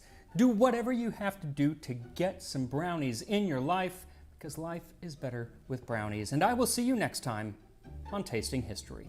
God, he makes me feel better about life every fucking time. I don't know what to tell you.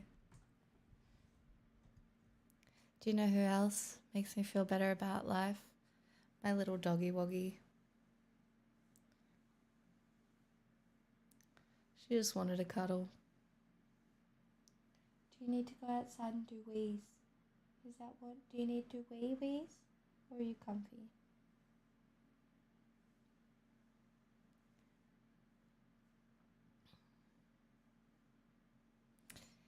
I do like an oatmeal cookie, Bradley. I do like an oatmeal cookie. I think I would always take a pastry over a cookie. And I would take cake over cookies. Do you know how long it's taken me to like any sort of like baked good because of like my eating disorder as well? Like I avoided baking for most of my life because I was like, why would I ever cook something that's going to make me fat? Like legitimately, that's how joyless my life was. Do you need to wheeze? I feel like she needs to do wheeze. I'll be back.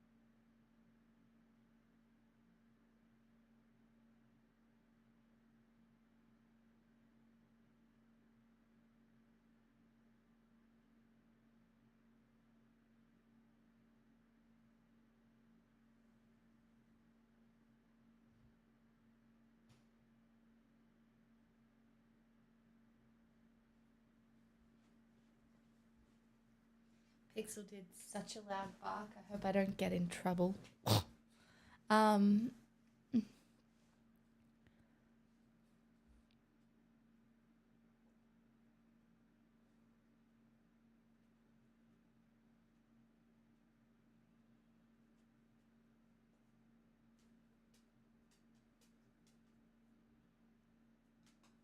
I think pastry wins for me as well.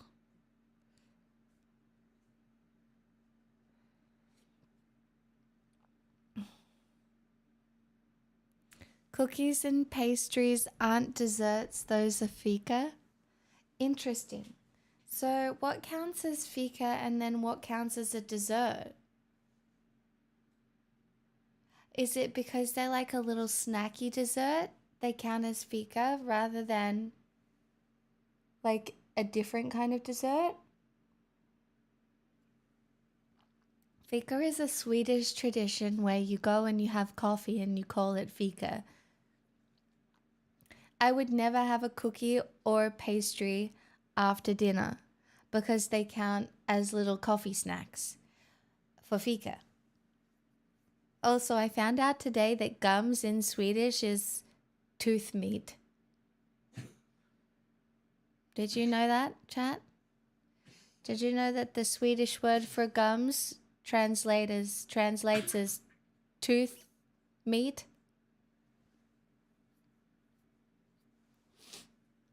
Anyway, that's my fun fact of the day.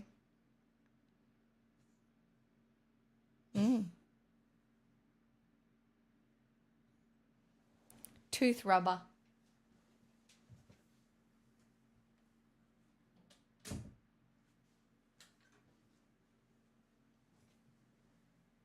I'm full of so many fun facts.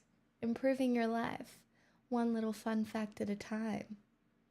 You're so very welcome. Not tooth meat, tooth rubber. Totally not weird at all.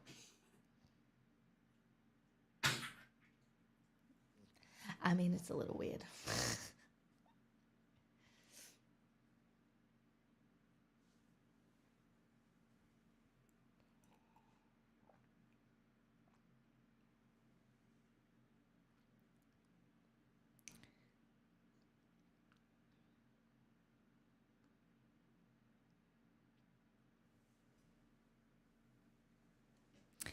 Words are fun. Words are more fun than I am. I'm not very fun tonight, am I, chat? I'm the anti-fun.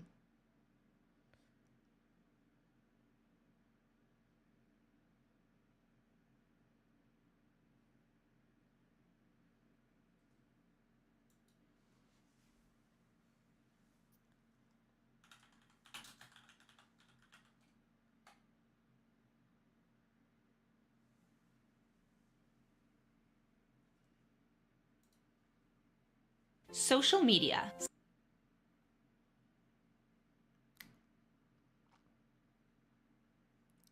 Hey, Dirty Deeds.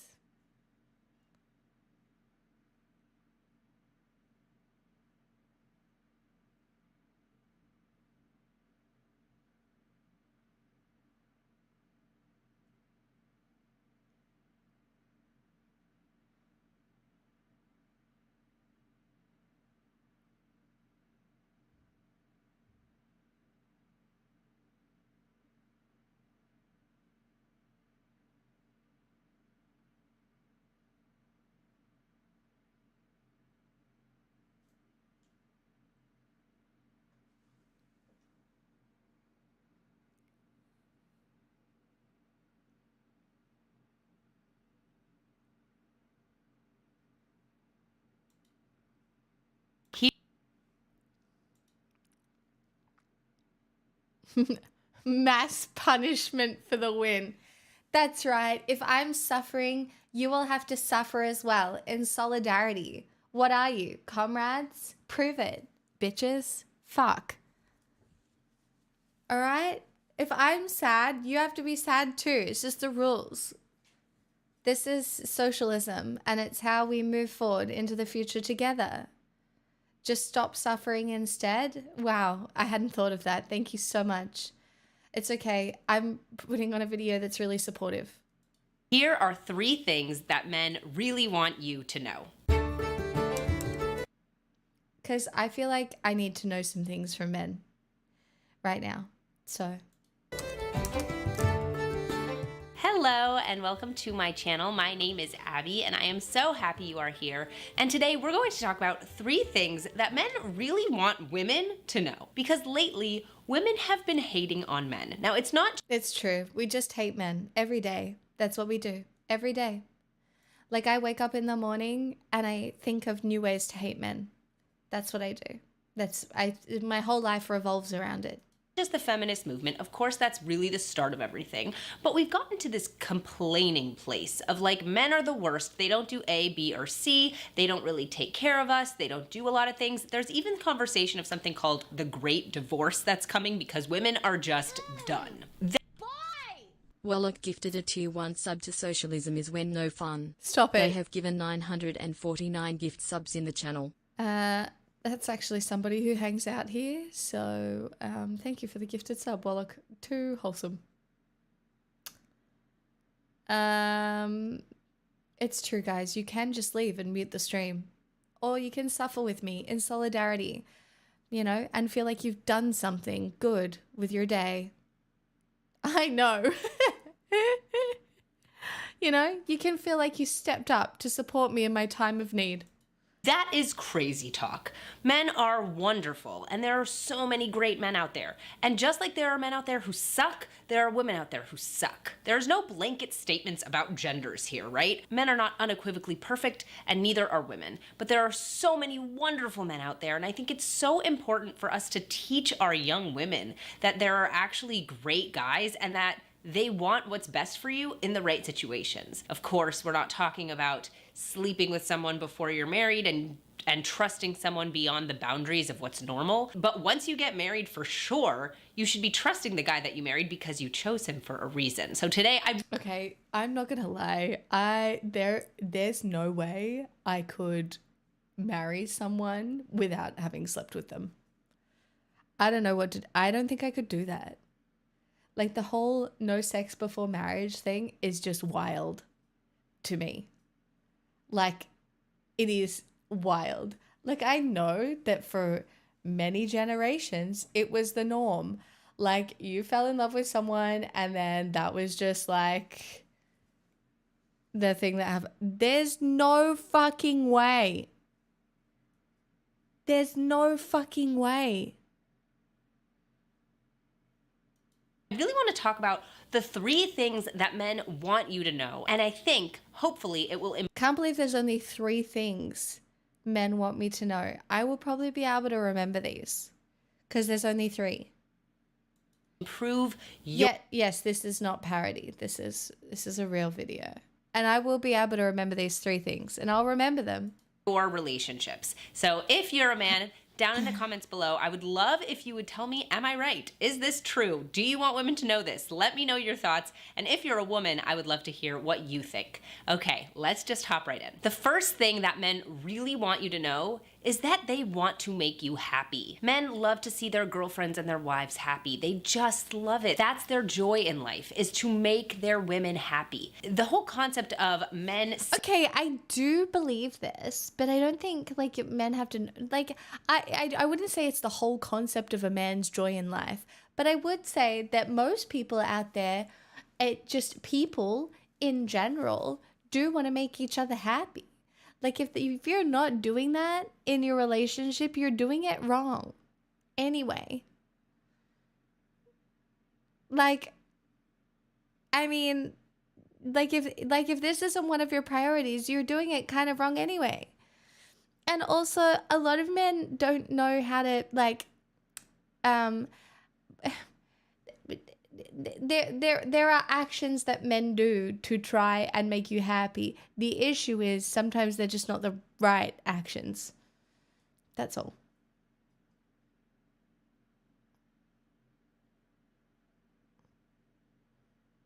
And that's just a lack of communication. You can sort that out with communication. Saving women, rescuing women. Oh, yeah, women get it wrong all the time, too. Are you kidding me? Absolutely. Wanting to solve their problems. It's because they love seeing that smile that comes across their woman's face as they see something get better for them. They want to see you joyful and happy. So what does that mean? It means that men will go out of their way to make you happy. There have been times where my husband has seen me unhappy and he's gone and done something I didn't even ask him to do just because he loves me and he wants to see me smile. And it's so meaningful when your husband really goes out of his way to do those things that are going to bring you joy. Now, what does that mean for women? There are two things that means for women, for you. Number one, it means that you have to actually understand that that's what your husband wants for you and give him the credit for that and appreciate that about. I feel like this is very specific to women with husbands.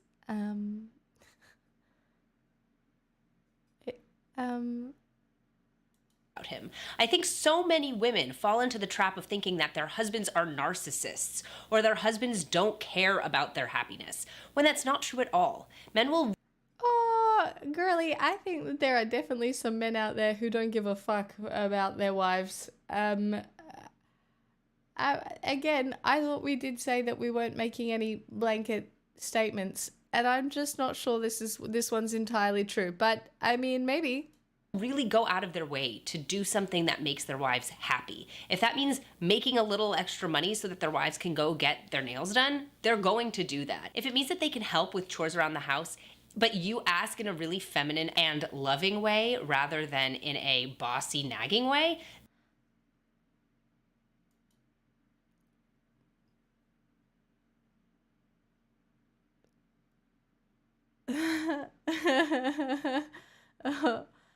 Oh.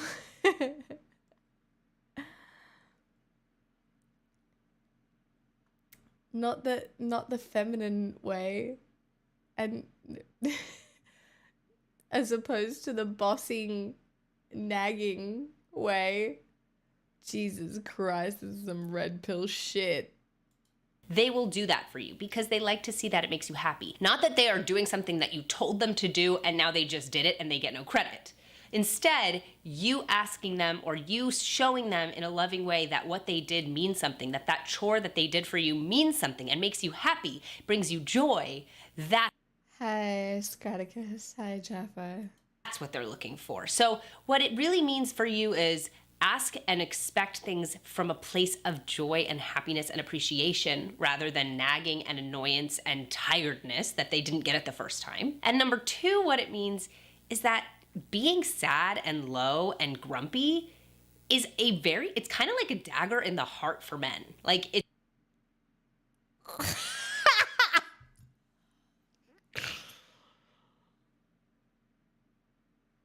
Guys, I'm so sorry that I've been so sad and grumpy. I really am. I'm really sorry that my grandma died and I haven't been able to not be sad and grumpy.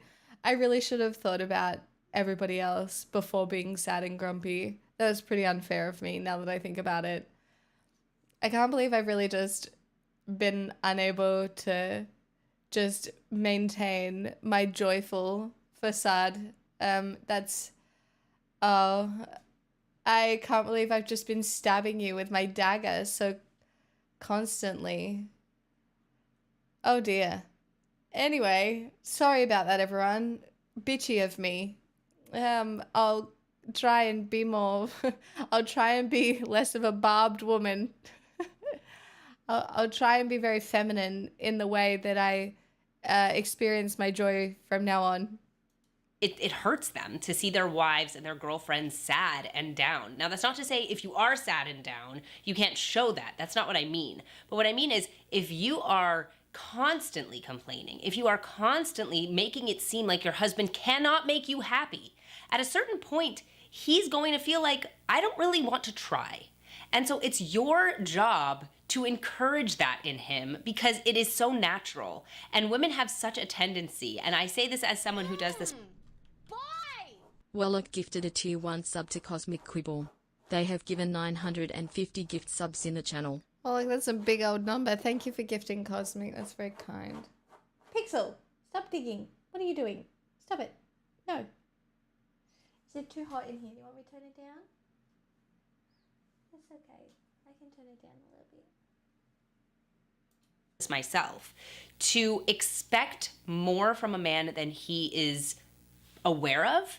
And so he doesn't even know that that's what's on the docket. He doesn't even know that you expect that. And so when you get grumpier and grumpier because he's not doing something he doesn't know he's supposed to do, then he starts to feel like he's failing you. And he doesn't really want to fail all the time. Instead, showing what you want, asking for what you want, and phrasing it in the best way, which is, I would Feminine, guys. love if you did this. That is going to make him so much happier because he wants to make you happy. The second thing I would love if you subscribe to my channel. Thanks, Abby. Okay, so first, what was the first thing? I have to ask for things in a feminine, joyful way. Okay, I can remember to do that. thing that men want you to know is that they have their own way of doing things and you aren't smarter or better than they are. I say this with love because I get it. As a woman, we feel like we know best. It's really difficult, right? Like, we know how to do the laundry. We know how to fold it. We have a certain way that we like things done. And when our husbands don't do things the way we like them, we think, you don't know how to do it at all. But men have their own way of doing things, and they are good at those things, but maybe not in the exact way that we anticipate. Now, there are things that men aren't so good at, that some men are better at and some men are worse at. But there are things that men do, they just do differently. And if you care so much about it, you can do it yourself. So what I mean by this is, if your husband does laundry and he folds the laundry in a different way than you do, and it matters to you, that's your chore now. You get to do that chore. But he can do. Bitch, this is how you get like full-blown weaponized incompetence though. Cause like, if somebody just can't do anything up to standard, well then you have to do it all.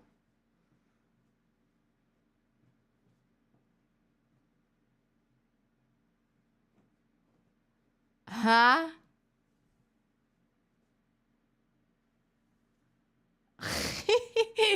See, and Scraticus, you're subverting gender expectations, and that's perfect. I was probably born to be a forest sea plant witch too. But I have to do all my own chores.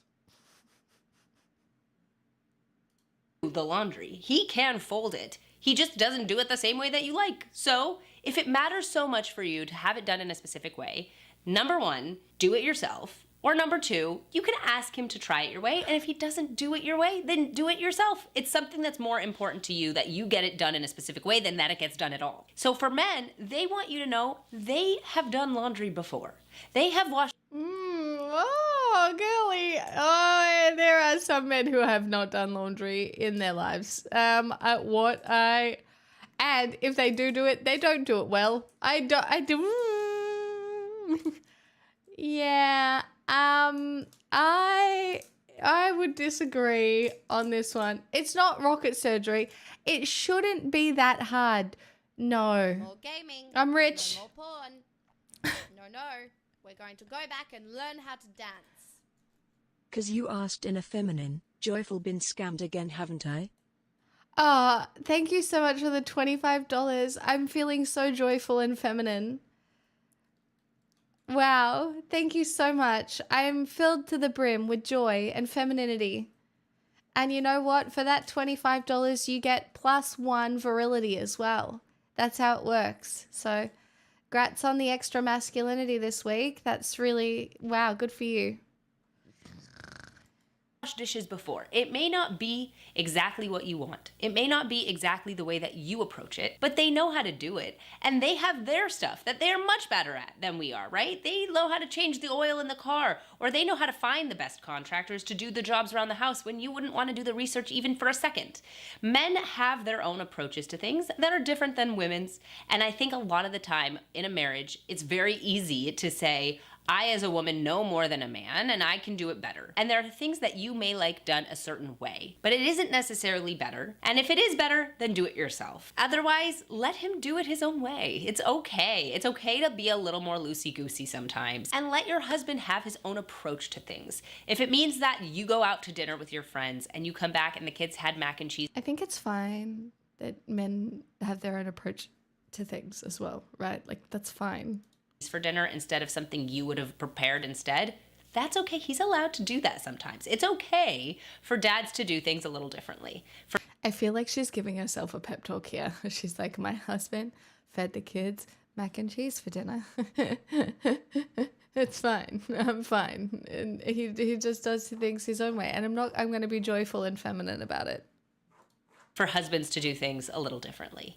And that doesn't make you better or smarter than they are. The third thing that men want you to know is that they love the things about you that make you different from them. Men love that women are different than they are. They don't want to be married to a man. They want to be married to a woman. And so that means there are some beautiful things about womanhood that you can embrace and your husband will just absolutely love.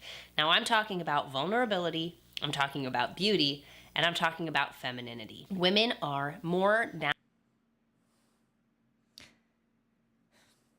Sure.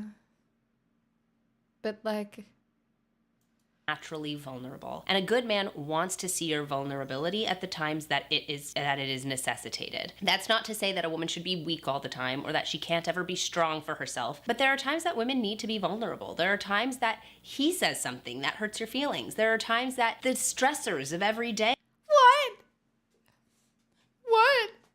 What? Abby, what did you just say? He says something that hurts your feelings. There are times.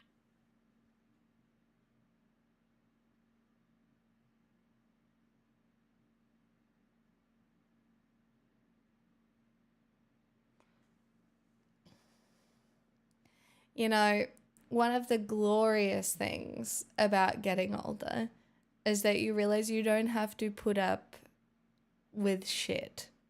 When somebody says something like intentionally to hurt your feelings, that is cruel. And you don't just go, oh, I'm vulnerable. You hurt my feelings. You go, that's fucked up, bro.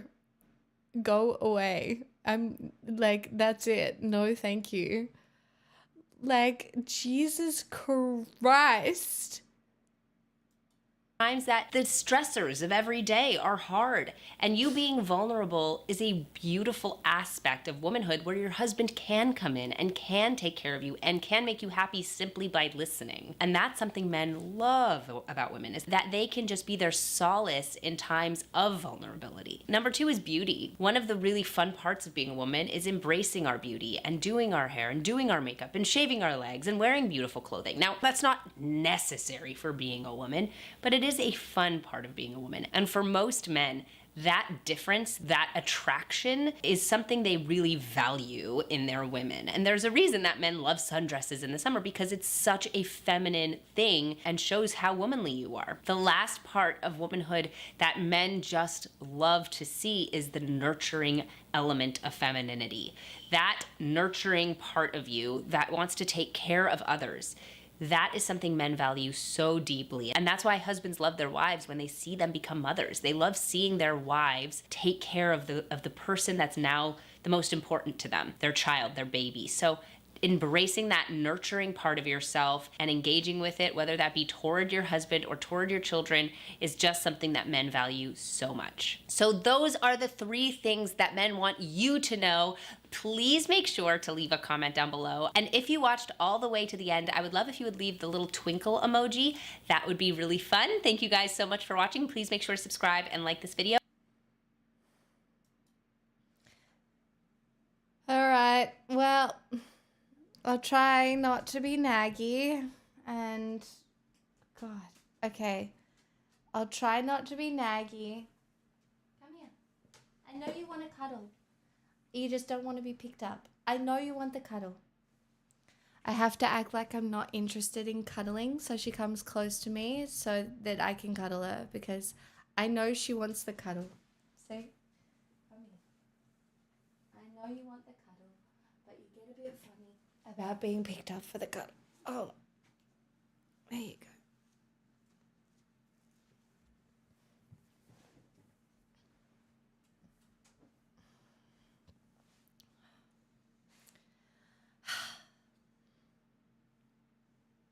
Thanks, now I know what I want in women. Well, I just feel like I now know everything the men want me to know.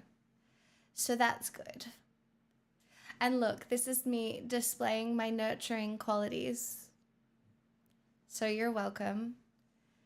And then if I just ask femininely with femininity for subscriptions, then I'm basically there. I just can't nag. How does one femininely ask for a subscription? I'd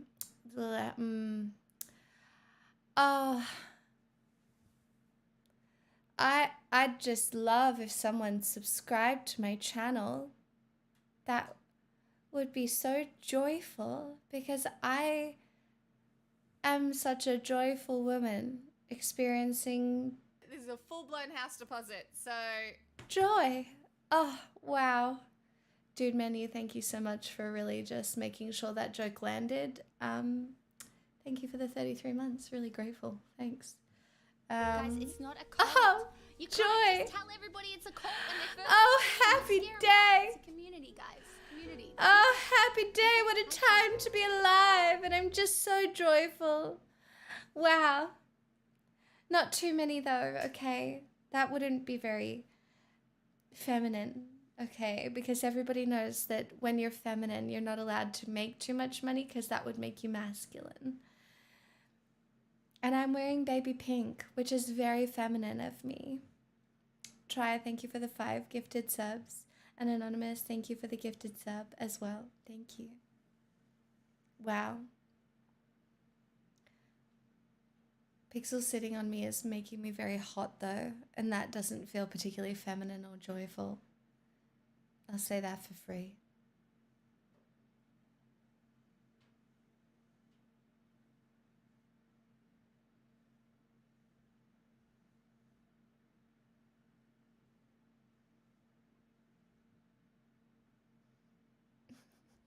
Fizz. Remember to say I would love if you did the dishes. Yeah. I would love if somebody did every single job that I've been putting off for weeks now because I've been barely functional. But the reality is that there is no one to do those things other than me.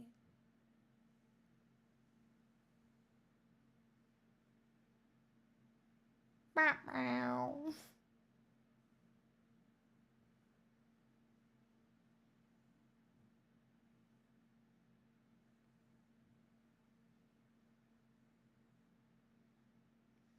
I'll do them. What's on the list? They're jobs that no one else can do. Like, I have to pay the government and, like, finish my taxes and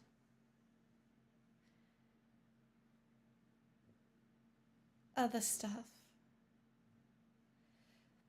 talking all of this femininity, I wish it was easier to be more feminine. Like, I embrace my non-binary identity, but I often feel like I have no choice but to be quite masculine. Hard to explain. It's not hard to explain, Scraticus, because I am a very feminine presenting woman. And for so long, I wish I had any way to express masculinity. So, but I just don't. I'm not a very masculine looking person. So I do kind of understand that to a degree. I think gender can sometimes just feel like a bit of a cage. Like when I was growing up, like when I was young, I used to say to my mom that I wish I was a boy all the time.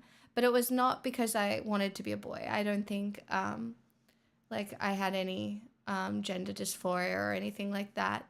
I just would sometimes get annoyed at the ease of life that exists in certain areas when you are a boy. No, I'm not saying that men have it easy. I'm really not. But yeah.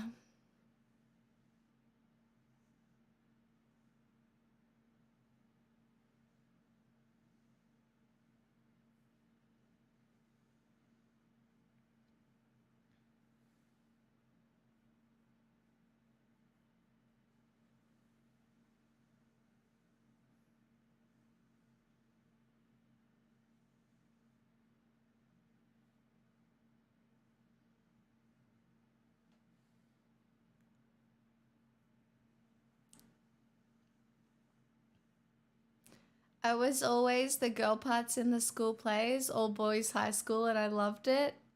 Yeah, well, heaps of people do. My father would be awful when I didn't act mask enough, whatever the fuck that means. Yeah, I feel like that's a lot of men's experience though as well.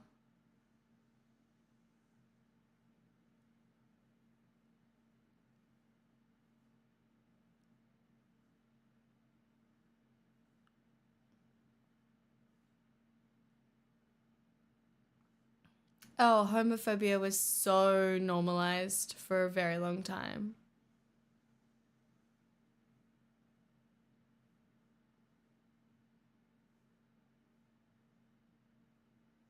I think everybody perceives the inequality around them, right?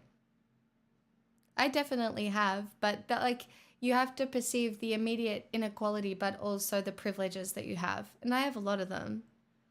Not that it ever really felt like I did, but I have the privilege of being educated. I have the privilege of having people around me to support me. I have apparently pretty privilege. I have white privilege. Like there are so many things that have not been barriers for me in my life.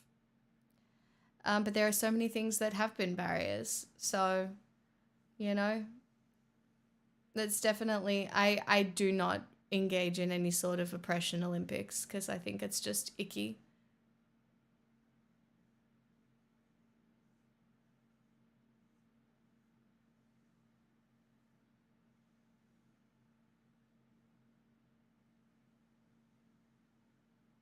Yeah, and I do think that the grass is greener. I've said this before, but my life got a hell of a lot better once I stopped trying to be someone else and just started to try and become comfortable with just existing in my own brain and how I look.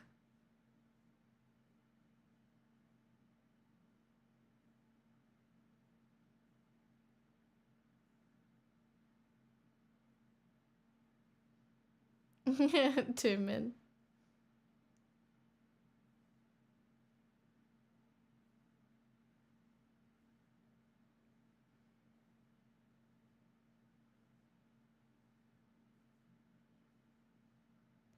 There's a stand-up comedy show called Chris Grace as Scarlett Johansson that gives an amazing commentary on privilege.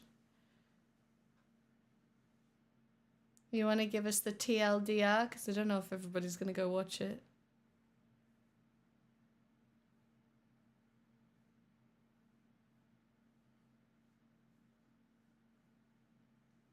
Hi, baby. good doggy. Yeah, you're such a good girl.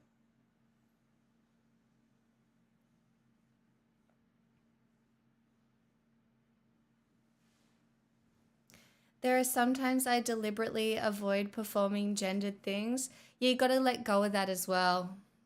I got stuck in that thing because it's like, oh, I can't cook. That's like oppressive. Do you know what I mean? Like you can get it wrong. You can take it too far. And like you have to remind yourself that there are a bunch of things that just aren't gendered. They're just life tasks. Oh, my baby. Oh, you are so beautiful. Yeah. Oh, I love you. Oh, I do. Yes.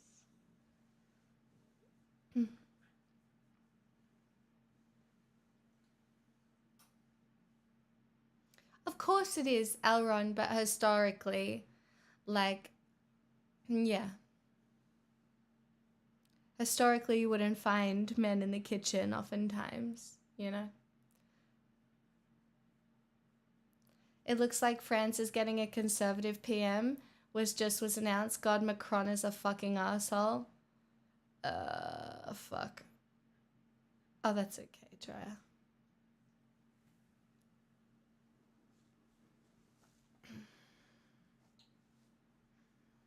You want to cuddle like this? Oh, no, okay.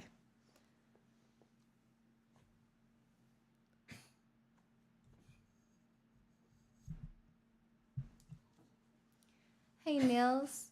My friend in high school in 94 started an LGBTQ alliance after school group. Crazy to think that was 30 years ago and now seems there's more oppression now. I think the oppression now comes more because of late stage capitalism and the fracturing of society towards individualism rather than anything community based, right? Like back then we didn't have the internet fracturing us to such a point that it's almost impossible to bring each other back together. And that's why I think it feels like there's more oppression now because we don't have each other in the same community way that existed in 94. 94 was like, you know, you just had a little dash of the internet, basically. You know, not everybody was always on their phones. Not everybody was always plugged into social media. Not everyone was always comparing themselves to other people. Like people were just living and connecting and, you know, you had to go out and you had to seek community a lot of the time. And I think we've lost a bit of that.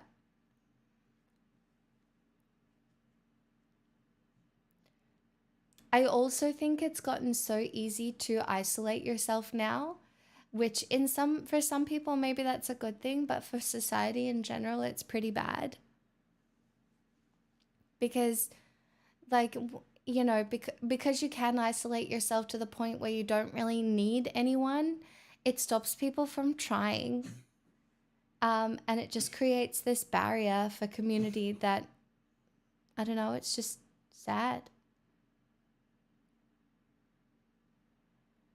Oh, Vox, I get it. It's yeah, I watch shows like that all the time. Why do you think, like, even though Friends is problematic, why do you think it was so popular, you guys? It's because it's a life everybody wanted to live. Friends, living in a city, doing stuff all the time, meeting after work, but everybody had their own thing going on. And everybody was living adjacently but together. You know, they'd meet up for meals or for coffee and they'd sit and they'd talk, and it's the interactions and it's the social interactions. And yeah, that's why.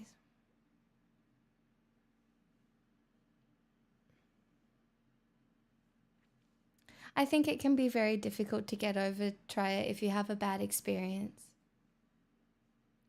Like if you're shunned from society at a certain point for whatever reason, I think that can be really hard to get over.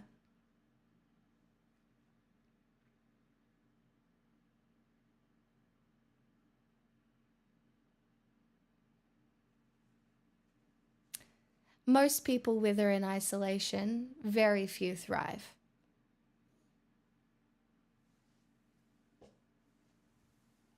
You want me to open the door? Is it too hot in here? Oh, did you screw up your bed? You did. You fucked it down.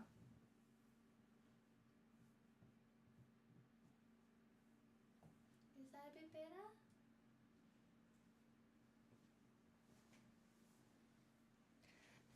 Sometimes it's simply abrasion, like too many people being too demanding.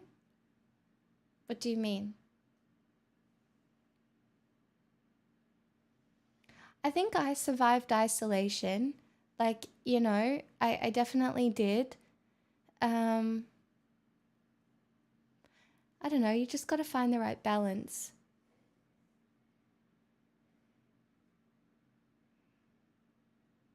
Hi, Shivering.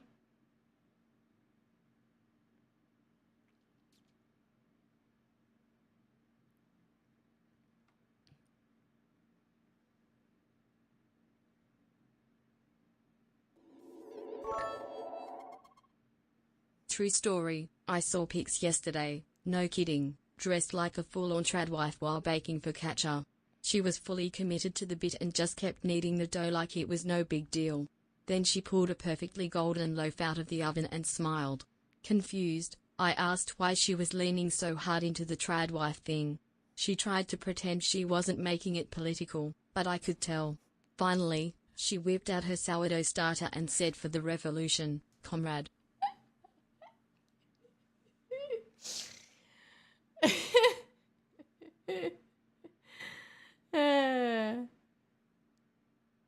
Exactly. Although I didn't share any of my bread, I ate it all myself.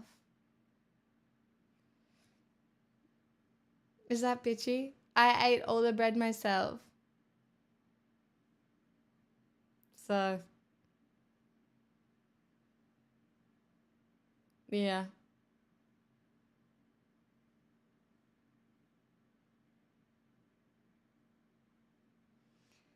Well, Shivering, I made focaccia bread and pastries, and I actually made pasta salad, and I got through a whole bag of baby spinach without it going bad in the fridge. I don't know. Like, I may be suffering, but I'm also thriving. What's fun is going back to work after the summer and first lesson back addressing the students as chat. Stop it. That's so funny. Hey, chat. I've said chat in real life a couple of times. It's kind of fucked.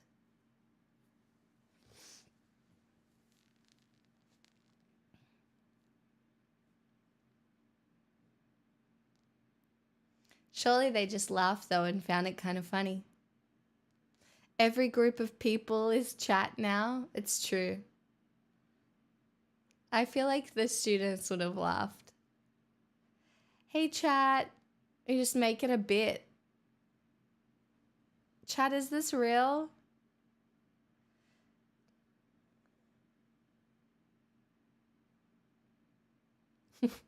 Chat, are you seeing this?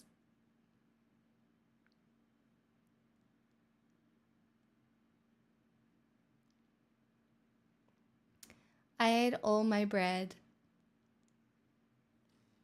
It's all in my tummy.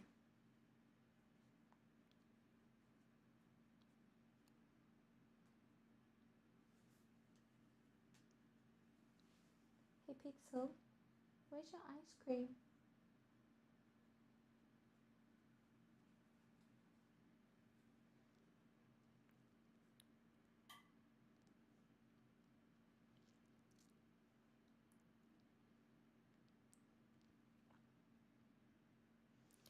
Oh, I saw that, Maxo. Oh, God, that was a disaster.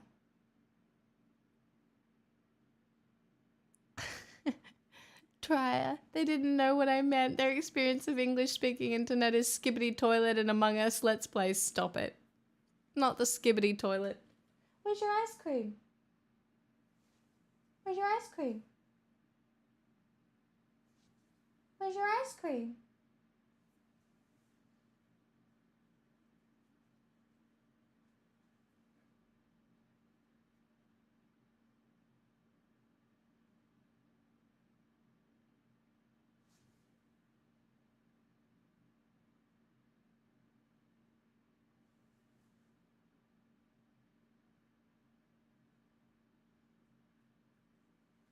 She can't find it. It's on the other side of the table. I don't know if she'll be able to find it.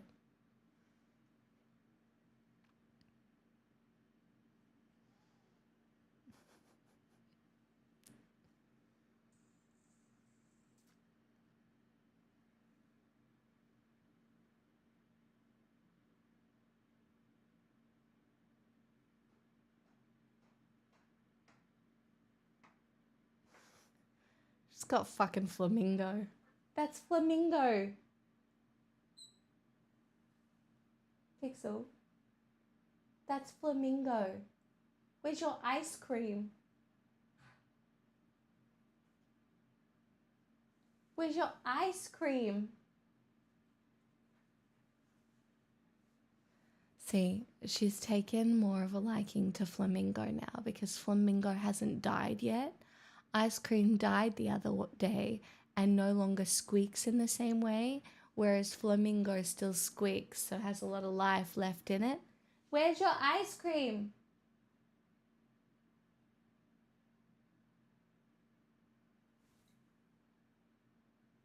Where's your ice cream?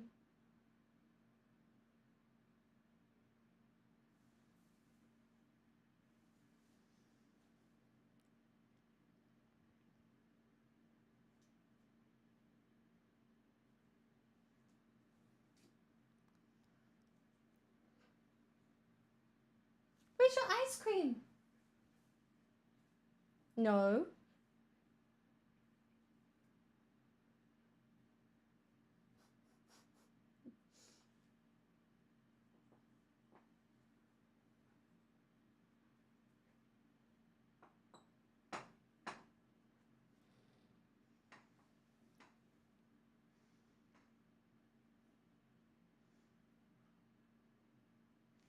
See, Flamingo's doing quite well.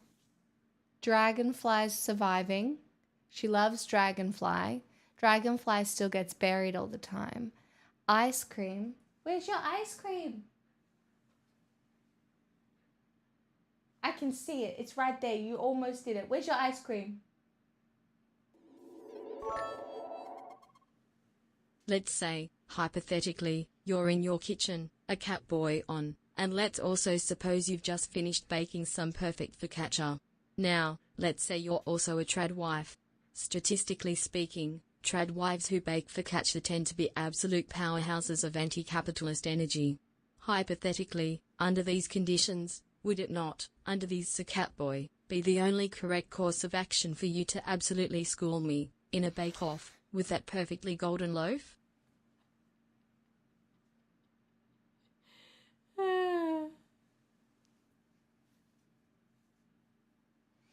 I know that one. I know that copy pasta.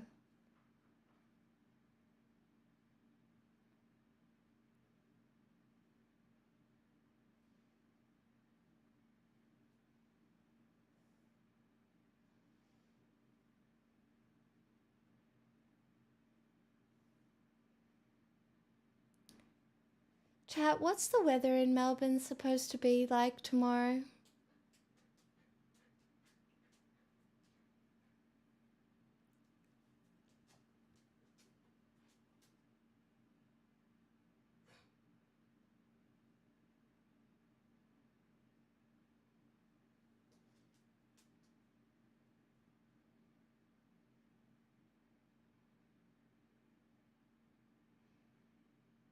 Okay.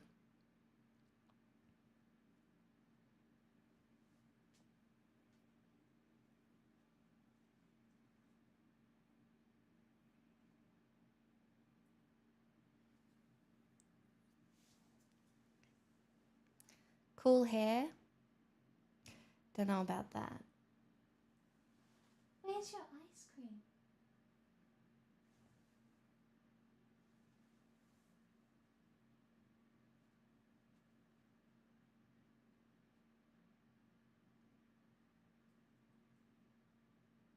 Pixel, it's right there. I can see it.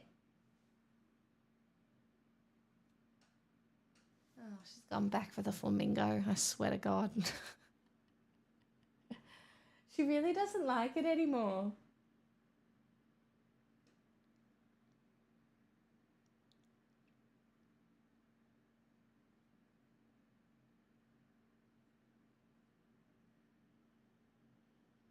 Night undead.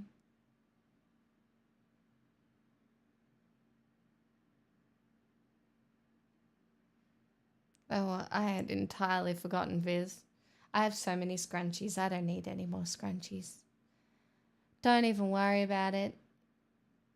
No work tomorrow. Typhoon's peaking overnight, so they already announced the closure. Oh, that's nice. Ooh, I just had a head spin. Am I dying? Do I have a brain tumor? Ooh.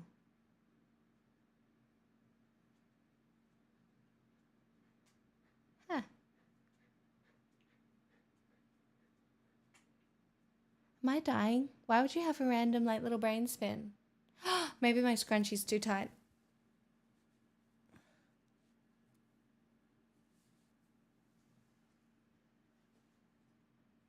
Iron? Don't know. Maybe it's the lack of ice cream. Huh? Maybe it's because you couldn't find the ice cream. Where's your ice cream?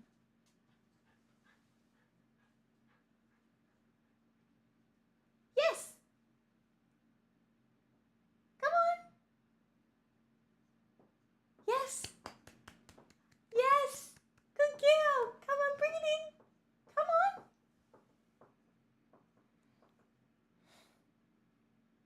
She's got it in her jaws.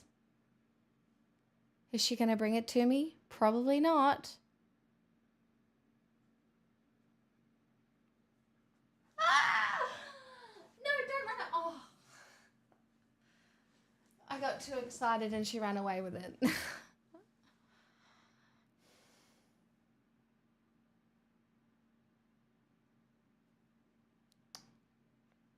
And now you've left it outside because I will clearly take it off her.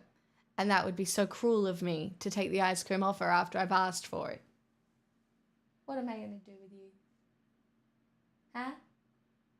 What about, where's your sloth? Where's your sloth?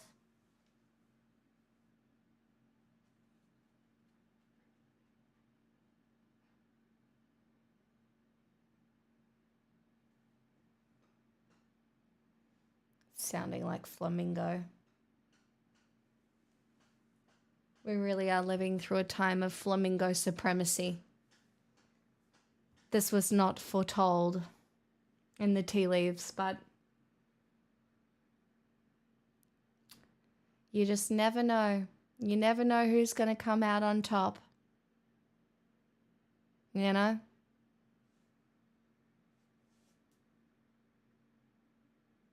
And at this stage, it is the flamingo.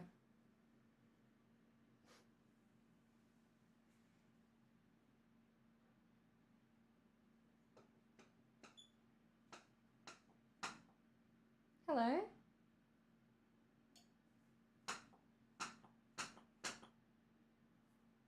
Can you hear it dying, chat? Can you hear the squeak of supremacy?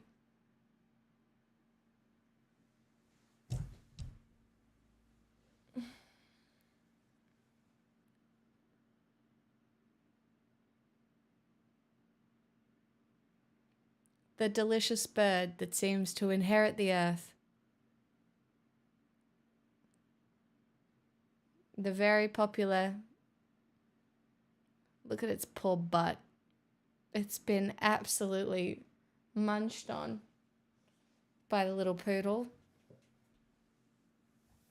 Can I get it through the gap in the door? No. Can I get it through the gap in the door? Yes! Oh my god, I'm such a good throw. That was me just in my masculine. Like the gap in the door was this wide. All right. I don't want to say like I slayed, but I slayed. I did. I slayed. So. Anywho. It's that time of the night where we all dissociate together.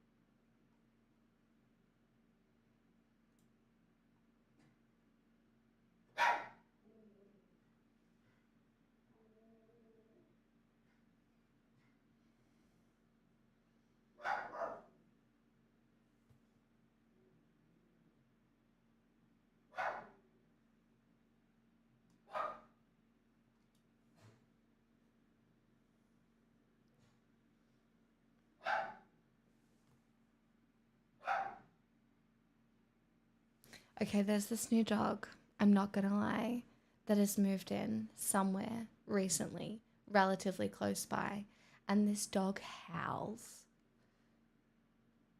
Like, howls. And Pixel sometimes just ignores it, but then other times she can hear it and she's like, well, I would probably need to howl too. Lol, what is this?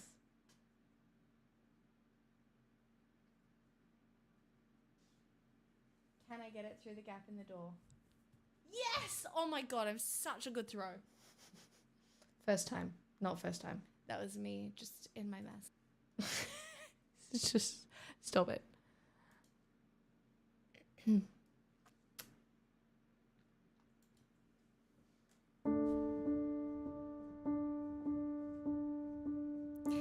I've been cheated by you since I don't know when.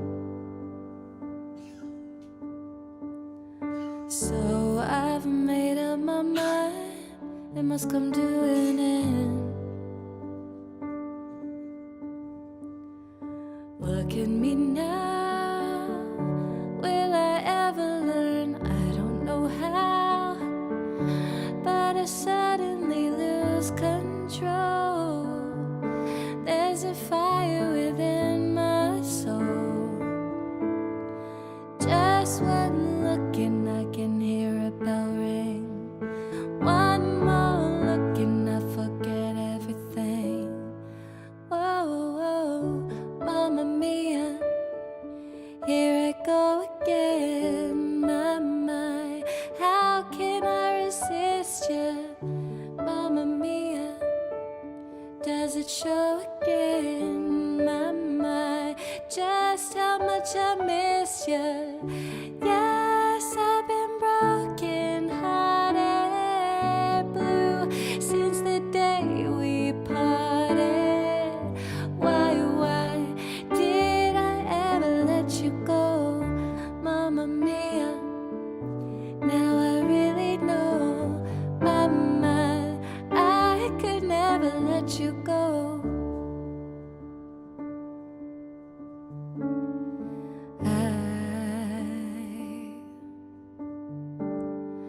I've been angry inside about things that you do. I can't count all the times that I've told you we're through. And when you go, when you slam the door, I think you know that you won't be away too long. You know that I'm not that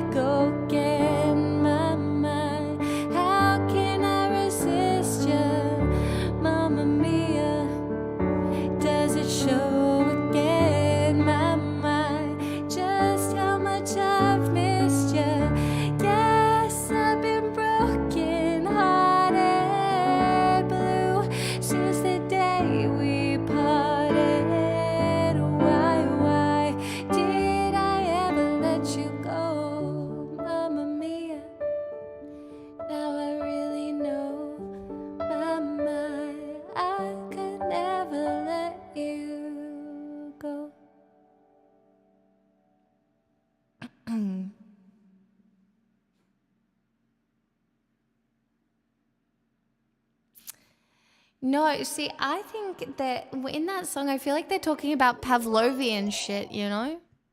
I need help. My friend has gotten obsessed with the tradwife aesthetic and now sees it as the answer to everything.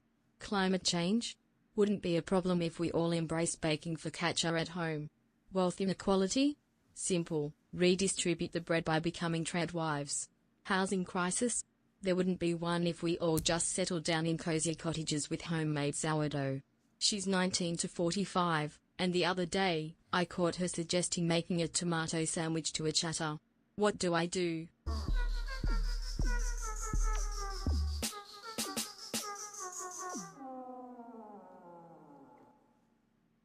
Dancing Queen? Abso-fucking-lutely. It's true. You know, if men and women could live together again, it probably would solve at least parts of the housing crisis. A tomato sandwich is an incomplete BLT cut off all contact? Okay, not a giraffe. Hold on. This is your first time chat. Do you even follow? Let me just check here. You don't have enough law. There needs to be some context here. You do not follow. Okay. What you need to understand is that I don't actually think that tomato belongs on sandwiches in general. There are just so many problems. The tomato makes the bread soggy. Sometimes you end up pulling the tomato out of the sandwich with your teeth, which is just the most unpleasant experience. In fact, as it already happened to me today. Hi, Tiny. Anyway, I decided today, having homemade my own bread like a good little fucking woman, right? That I would make a sandwich. And on this sandwich, I had avocado, tomato, cucumber, parsley, bocconcini cheese, and balsamic glaze on my homemade bowlin' fucking bread. Anyway, I was eating it, wasn't I? And as I was eating it, giving tomato the second chance, I thought the tomato deserved, right? And I bit into it and I pulled it out and the tomato fucking came out of the sandwich, just like I knew it would, which is why, in general, I say that tomato doesn't belong on sandwiches. Now, there are exceptions to this rule. Some of the exceptions are tomato belongs on toast. If it's not closed in, it's fine. Like a big piece of tomato on toast that you can actually, oh, that's good. Pepper, oh, slay, so good, good. It's also, I think, fine on pizza. Now that's a crazy take. Honestly, I have fought this war so many times. I have fought this war. You will not win. I have fought this war and I even proved how valid my takes on tomato are tonight. I have to shut the door. I'm getting worked up, therefore I have to shut the door and hotbox myself in this room. Leave me alone. Honestly, the disrespect that comes out of this chat sometimes.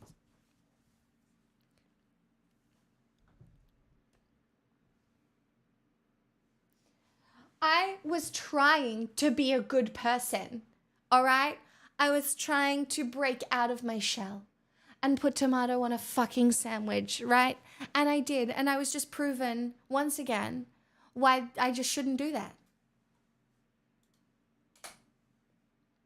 Anyway, Dottie, thank you so much for the song request. While you all argue about tomato, I will sing Dancing Queen.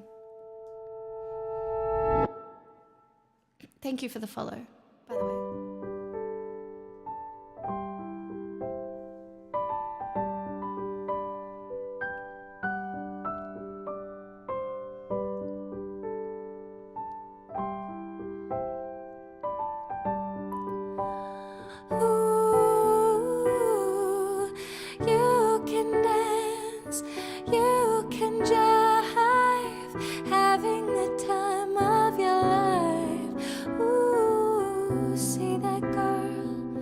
Watch that scene, digging the dancing queen.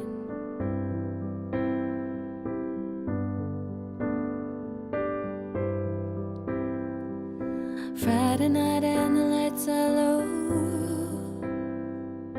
looking out for a place to go, where they play the right music, getting in the swing. You come to look for a king.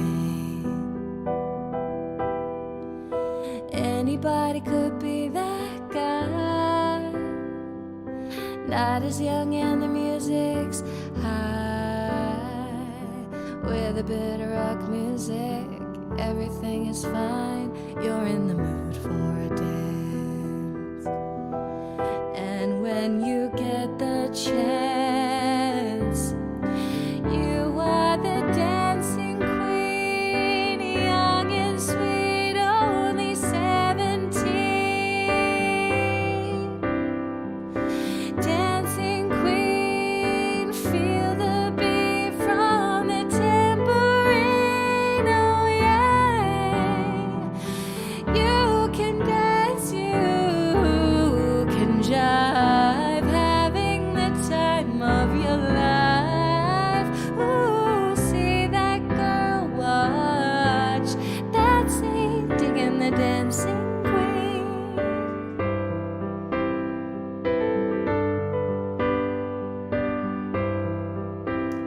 Digging the dancing queen.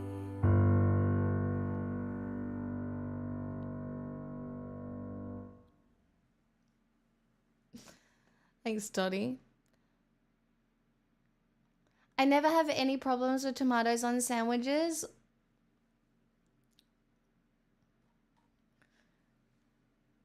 Well, must be fucking nice. Also, hello, Mapoggies, anybody else who has just joined. Hello. Welcome. Good day.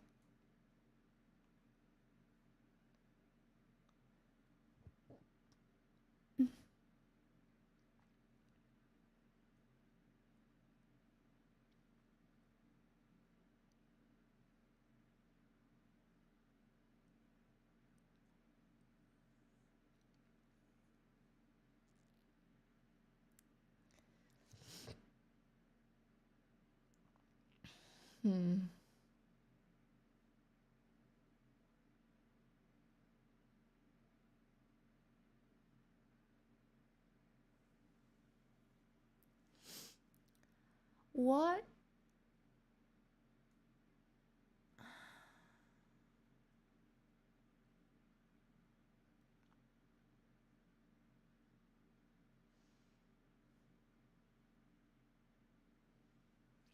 I want to try.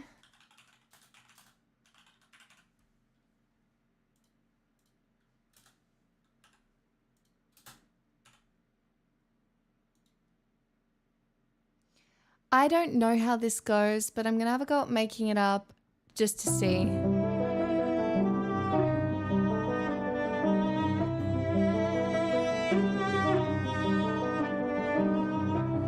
It seems we stood and talked like this before. We looked at each other in the same way then, but I can't remember where or when.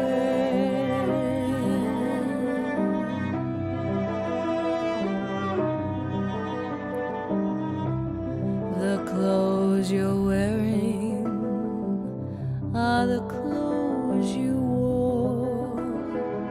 The smile you were smiling then, but I can't remember where or when. Some things that happen for the first time seem to be happening again. And so it seems that we've met before and laughed before and loved before, but who knows where or when.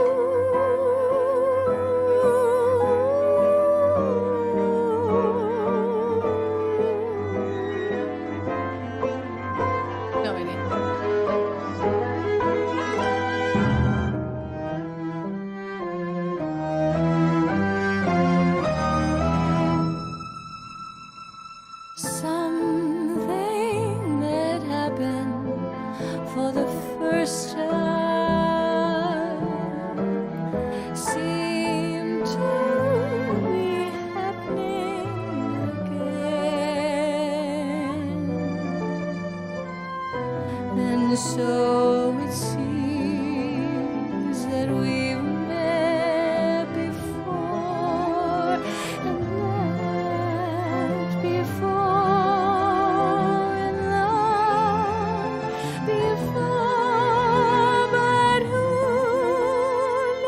knows where or when? No idea.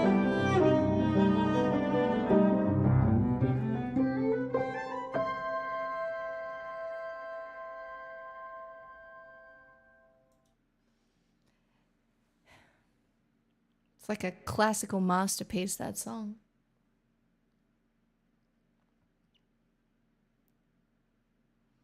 No, get some sleep, Fizz. Have a good one. That was the Love Faye version. It was indeed, but not very good.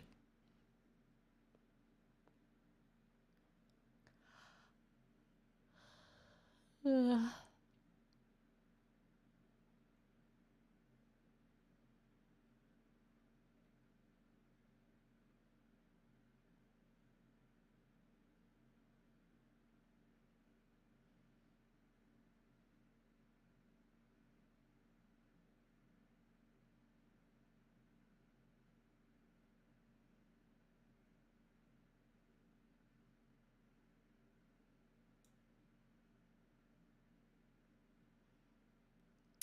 I know, a whole day off. What are you going to do? What are you going to do, Tiny?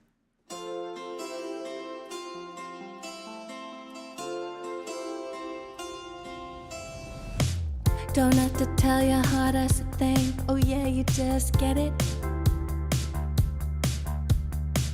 Whole package, babe. I like the way you fit. God bless your dad's genetics. You make me wanna make you fall in love. Late at night I'm thinking about you. I wanna try out my fancy pink handcuffs. Oh, I hear you knocking, baby. Come on up. I know you want my touch for life. If you love me right, then who knows? I'ma let you make me Juno. You know I just might let you lock me down tonight. One of me is cute, but two don't. Give it to me, baby. You make me wanna make you fall in love. I show my friends, then we high-fived. So if you feel objectified, can't help myself, hormones are high. Give me more than just some butterflies. You make me wanna make you fall in love. Late at night I'm thinking about you. I wanna try out freaky positions. Have you ever tried this one? I know you want my touch for life. If you love me right, then who knows? I'ma let you make me Juno. You know I just might let you lock me down tonight. One of me is cute, but two don't. Give it to me, baby. You make me wanna make you fall in love. Adore me, hold me and explore me. Mark your territory. Tell me I'm the only one. Adore me, hold me and explore me. I'm so fucking horny. Tell me I'm the only one.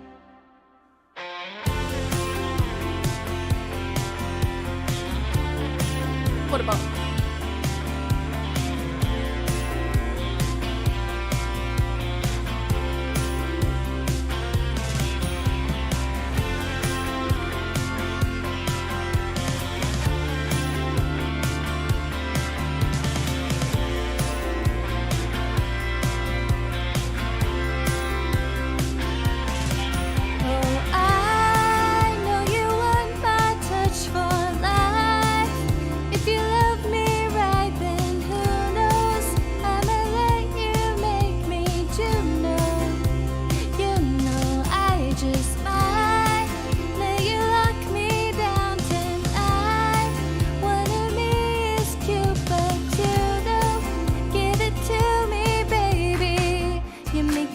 gonna make you fall in love.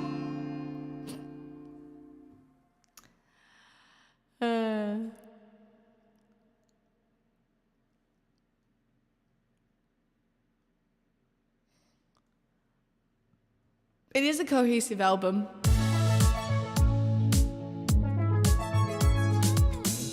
Oh, okay. False God.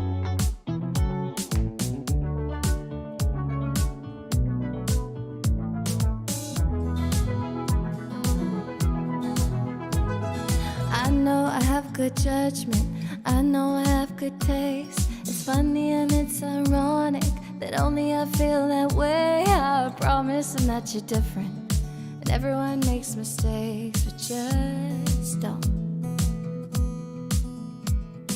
I heard that you're an actor, so act like a stand-up guy. Whatever devil's inside you, don't let him out tonight. I tell him it's just your culture, and everyone rolls their eyes, but just know all I'm asking, baby, please, please, please, don't prove I'm right. And please, please, please, don't bring me to tears when I just did my makeup so nice. Heartbreak is one thing, my ego's another. I beg you, don't embarrass me, motherfucker. Please, please, please. Well, I have a fun idea, babe. Maybe just stay inside. I know you're craving some fresh air, but the ceiling fan is so nice, and we could live so happily if no one knows that you're with me. I'm just kidding, but really, really, really, please, please, please, don't prove I'm right. Please, please, please, don't bring me to tears when I just did my makeup so nice. Heartbreak is one thing, my ego's another. I beg you, don't embarrass me, motherfucker.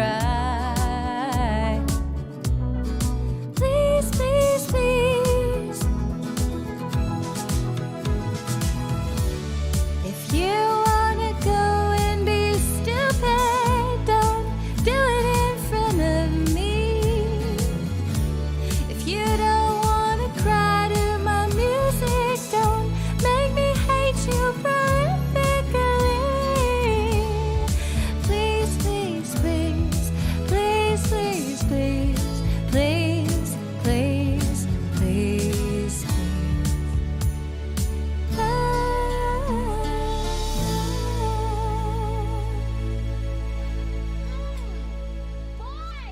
An anonymous user gifted a tier 1 sub to Panama Games.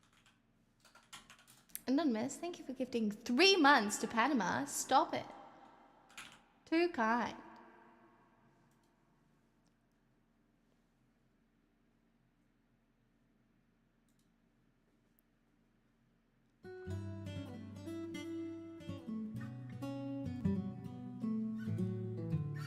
We were crazy to think that this could work. Remember when I said I'd die for you?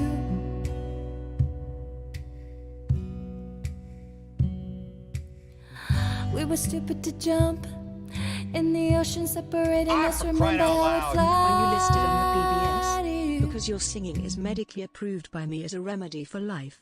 Hey! No request, just keep doing what you're doing. Your espresso has perked up my mood. Ah, see, no requests, but the espresso comment, I haven't had any espresso. It's because it's that me espresso. I'll start again.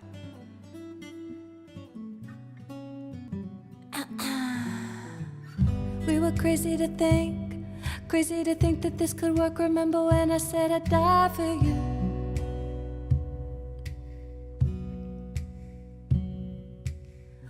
We were stupid to jump in the ocean, separating us. Remember how I'd fly to you? And I can't talk to you when you're like this, staring out the window like I'm not your favorite town. I'm New York City, I still do it for you, babe. They all warned us about times like this. They said the road gets hard and you get lost when you're led by blind faith. Blind faith. But we might just get away with it. Religion's in your lips. Even if it's a false god, we'd still worship. We might just get away with it. The altar is my hips. Even if it's a false god, we'd still worship this love. We'd still worship this love. We'd still worship this love.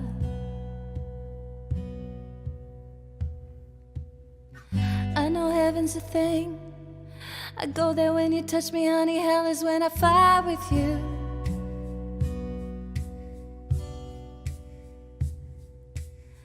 But we can patch it up good.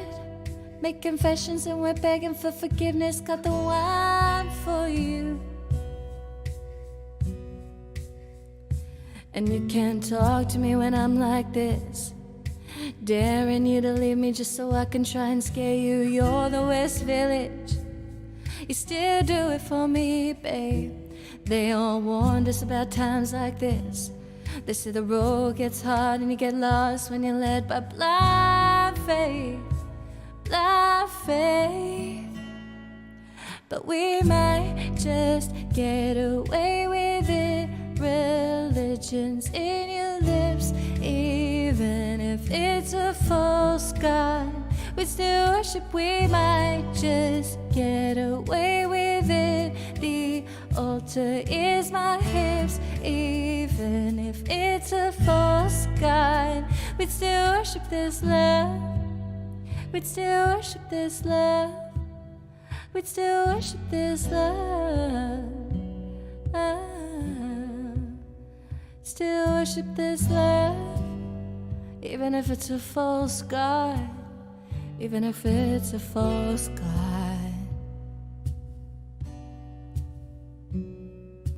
Love.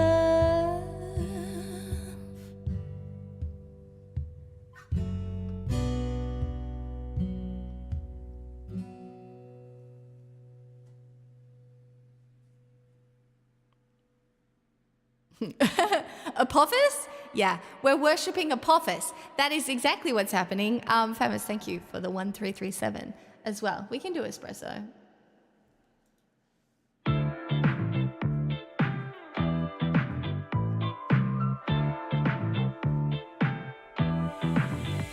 Now he's thinking about me every night. Oh, is it that sweet? I guess so. Say you can't sleep, baby, I know. That's that me espresso. Move it up, down, left, right, oh. Switch it out like Nintendo. Say you can't sleep, baby, I know. That's that me espresso. I can't relate to desperation. Might give a fucks on vacation. And I got this one boy, and he won't stop calling when they act this way. I know I got him. Too bad your ex don't do it for you. Walked in and dream came true to for you. Soft skin and I perfumed it for you. I know a Mountain Dew it for you. That morning coffee brewed it for you. One touch and I brand new it for you. Now he's thinking about me every night. Oh, is it that sweet? I guess so. Say you can't sleep, baby, I know. That's that me espresso. Move it up, down, left, right, oh. Switch it up like Nintendo. Say you can't sleep, baby, I know. That's that me espresso. Holy shit. Is it that sweet? I guess so. I'm working late, cause I'm a streamer. Oh, we look so cute. Wrap round my finger, my twisted humor. Make him laugh so often, my honeybee. Come get this calling. Too bad your ex don't do it for you. Walked in and dream came true to for you. Soft skin and I perfumed it for you. I know a Mountain Dew it for you. That morning coffee brewed it for you. One touch and I brand new it for you. Now he's Think about me every night, oh, isn't that sweet? I guess so. Say you can't sleep, baby, I know that's that me espresso. Move it up, down, left, right, oh, switch it up like Nintendo.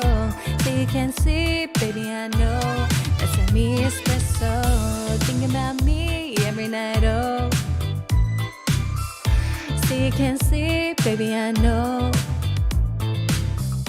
Move it up, down, left, right, oh, switch it up like Nintendo.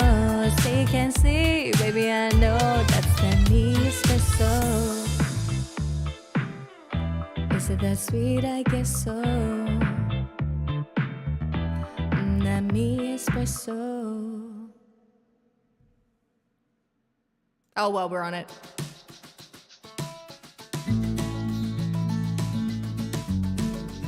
Hey!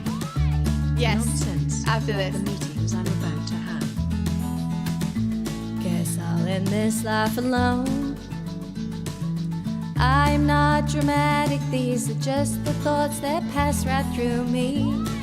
All the douchebags in my phone play 'em like a slot machine. If they're winning, I'm just losing. A boy who's jacked and kind can find his ass to save my life. It's slim pickings.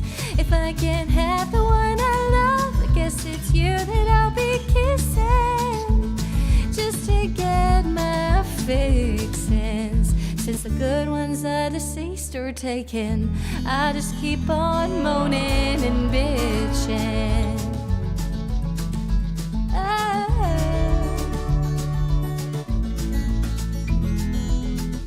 Jesus, what's a girl to do? This boy doesn't even know the difference between there and they are. Yet he's naked in my room, missing all the things he's missing. God knows that he isn't living large. A boy who's nice that breeze, I swear he's nowhere to be seen. It's slim pickings. If I can't have the one I love, I guess it's you that I'll be kissing just to get my fixins. Since the good ones are deceased or taken, I'll just keep on moaning and bitching. Moaning and bitching.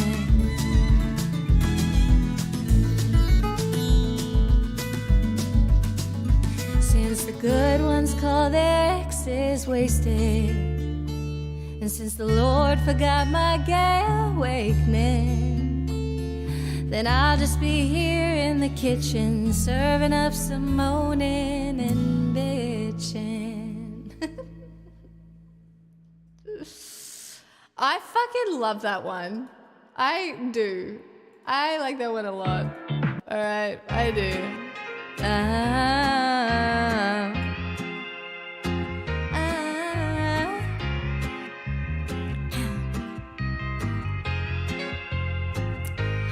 Think I only want one number in my phone.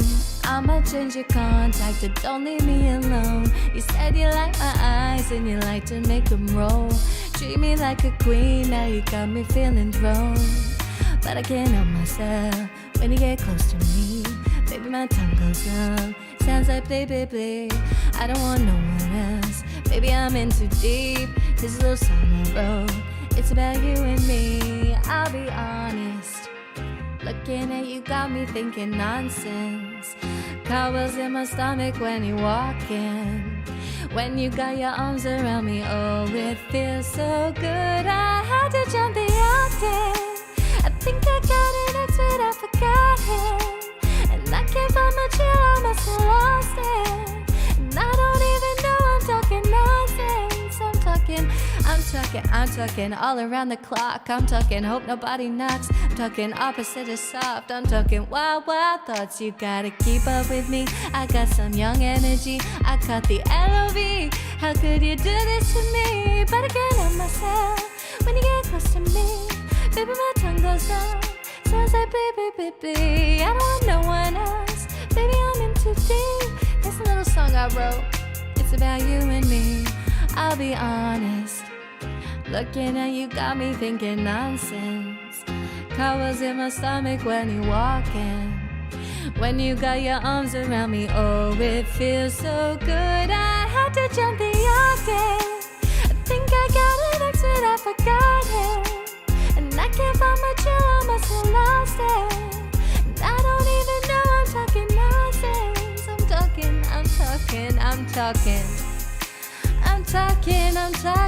talking. I don't even know anymore.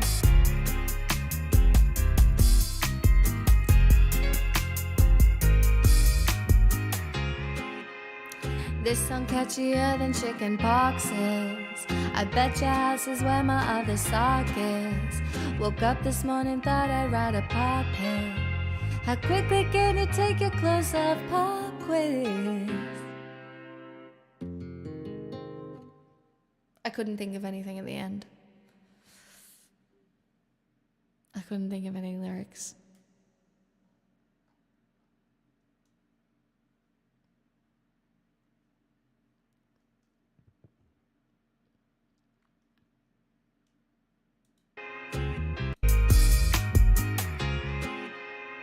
I am definitely funnier.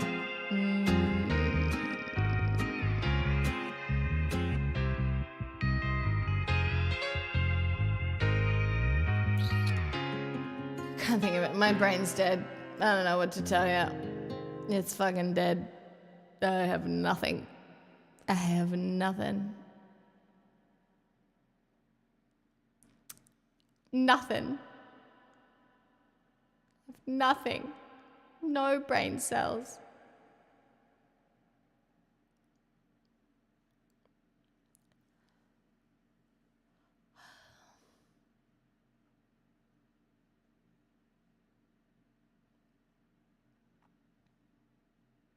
Have a good meeting, my puggies.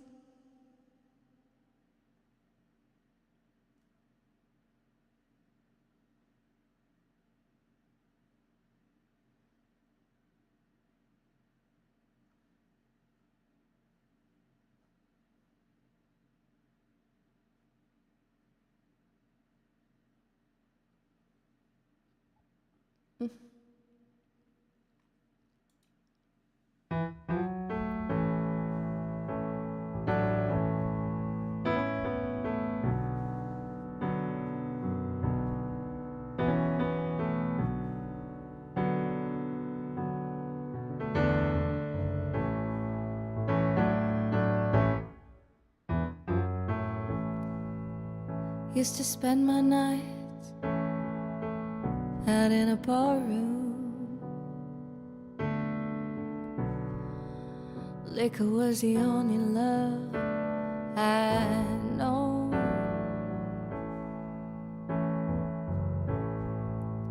But you rescued me, reaching for the bottom, and brought me back. Being too far gone, you're as smooth as Tennessee whiskey. You're as sweet as strawberry wine. You're as warm as a glass of brandy, and honey, I stay stoned on your love all the time.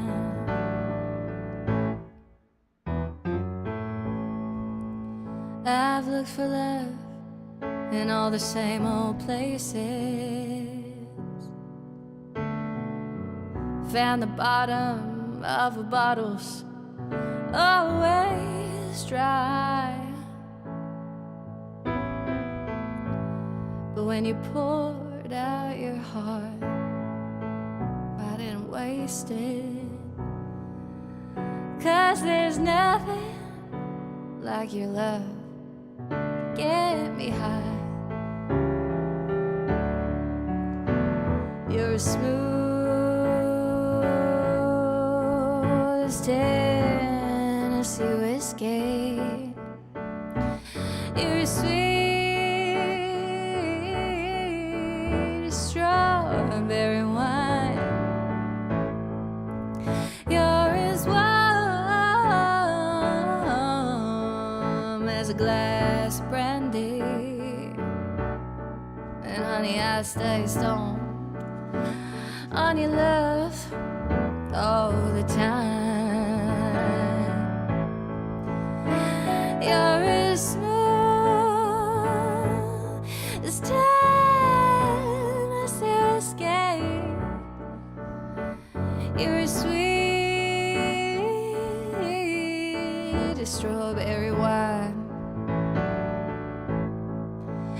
You're as warm as a glass of brandy.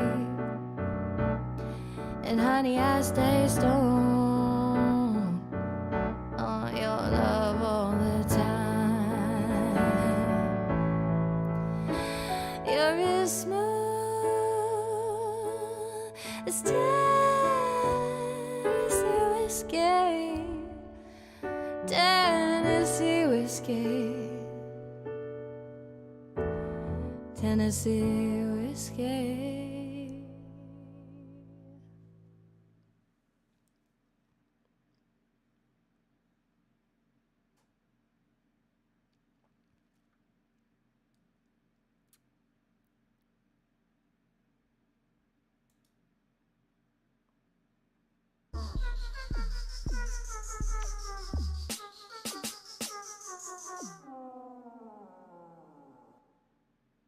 Hi, where did you sleep last night? The couch. Lol. Is that a song request? I don't even know. Oh, I leave quite an impression. 5 feet to be exact. You wonder why half his clothes went missing. My body's where they're at. Now I'm gone, but you're still laying next to me. 1 degree of separation. I heard you're back together, and if that's true, you just have to taste me when he's kissing you. If you want forever, and I bet you do, just know you'll taste me too.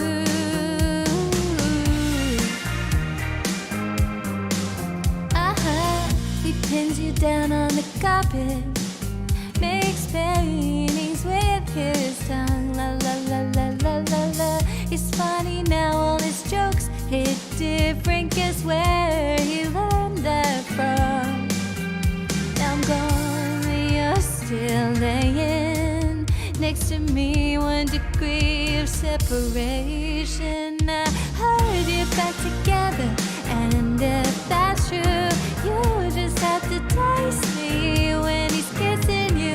If you want forever, and I bet you do, just know you'll taste me too. La la la la la la la. Every time you close your eyes and feel his lips, you're feeling mine. And every time you breathe his air, just know I was already there. You can have him if you like. I've been there, done that once or twice. And singing about it don't mean I care. Yeah, I've been known to share. Well, I heard you back together, and if that's true, you just have to taste me when he's kissing you. If you want forever, I bet you do, just know you taste me too. La la la la la la. When he's kissing you, you just have to taste me when he's kissing you. See, my opinion is that the best part of that song is the video. I love the video for that song. but the song's kind of boring. The rest of her album is better than that song, I think.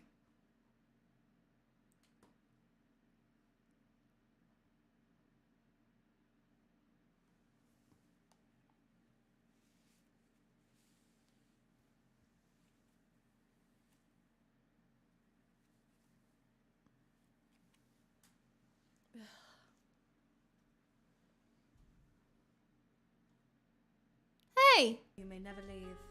You are stuck here forever. Yo! Unfortunately,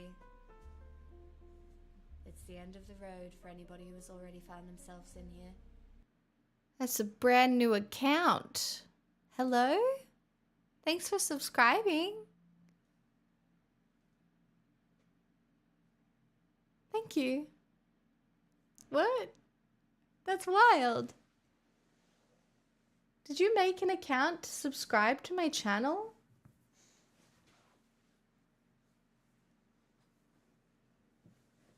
That's so nice. What the fuck?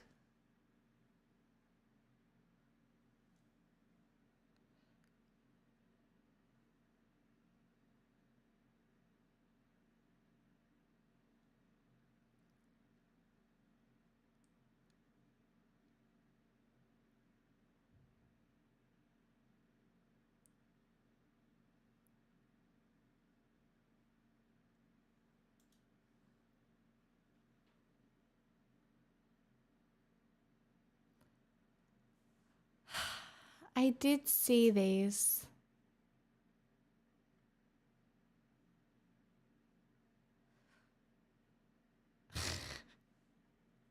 I did see these. Just browsing through and fortunate enough to find your channel. Your voice is that of an angel. What the fuck? Thank you. New sub, brand new sub. You get a request if you want to look at the list. If you have favorites. You can pick one if you like.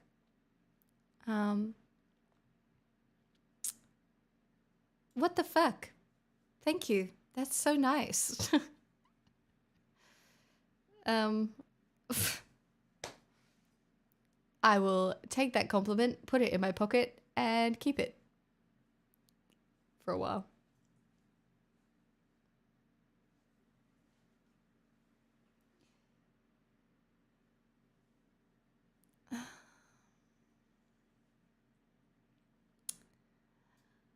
What do we feel like?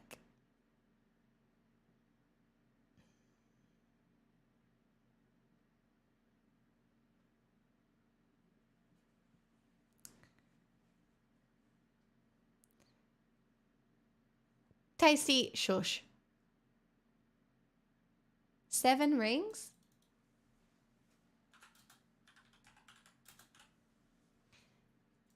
I can do that. I can absolutely do that.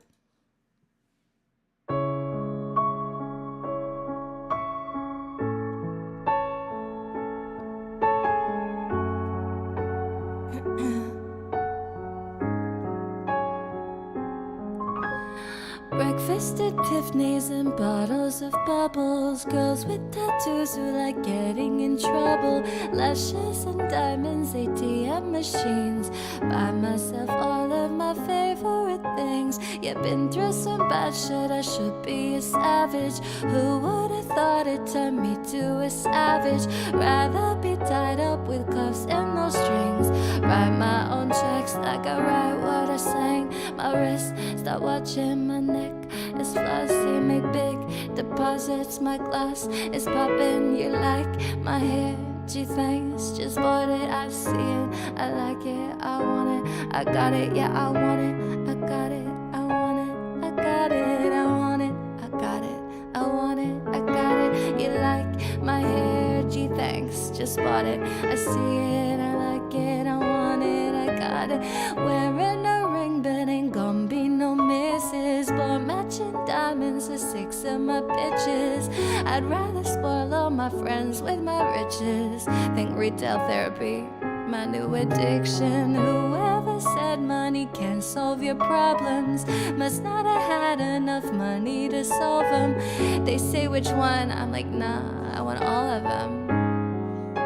The same price as red bottoms. My smile is beaming, my skin is gleaming. The way you shine, I know you've seen it. I bought a crib just for the closet. I see it, I like it, I want it, I got it, I want it, I got it, I want it, I got it, I want it, I got it, I want it, I got it. You like my hair? Gee, thanks, just bought it. I see it, I like it, I want it, I got it. Yeah, my receipts be looking like phone numbers. If it ain't money, then wrong number. Black card is my business card. The way we setting the tone for me. I don't mean to brag, but be like, put it in the bag. Yeah, when you see them racks, they stick up like my axe. Yeah, shoot from the start of the booth, make it all back in one loop. Give me the loop, never mind, I got the juice. Nothing but now when we shoot. Look at my neck, look at my jet. Ain't got no money to pay me respect. Ain't no budget when I'm on the set. If I like it, then that's what I get. I want it, I got it, I want it, I got it, I want it,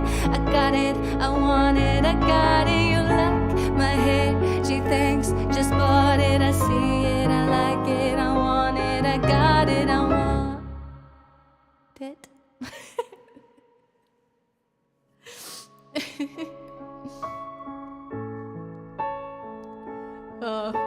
Essentially, like, I forgot that there was a fucking rap bit in the end of that song. I was like, oh, okay. Oh, we're doing it. Okay. Hi, Newt.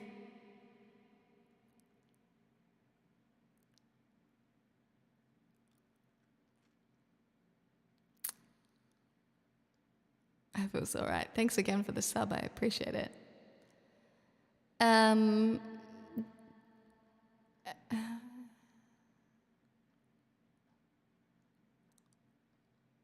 Guys, it's not a cult.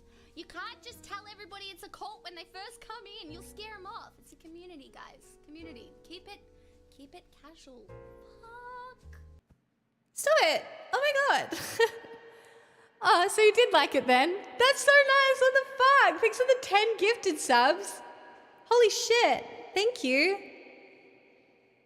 Do you want another request? You can have it. One more.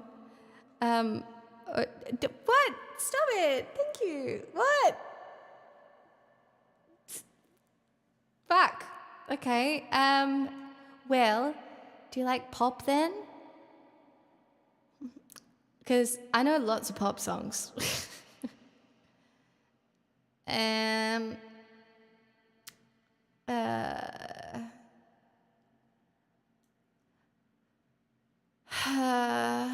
Yeah, pop is my fave. Okay, well, you'll like it here then. Can I sing Sabrina Carpenter's new one then? The one that I'm singing Juno again. It's so horny and it's my favorite. I don't know why. Or maybe I should save it for... No. I don't know. This song is a fucking bop. I'm selling everybody on this song, okay? It's a bop.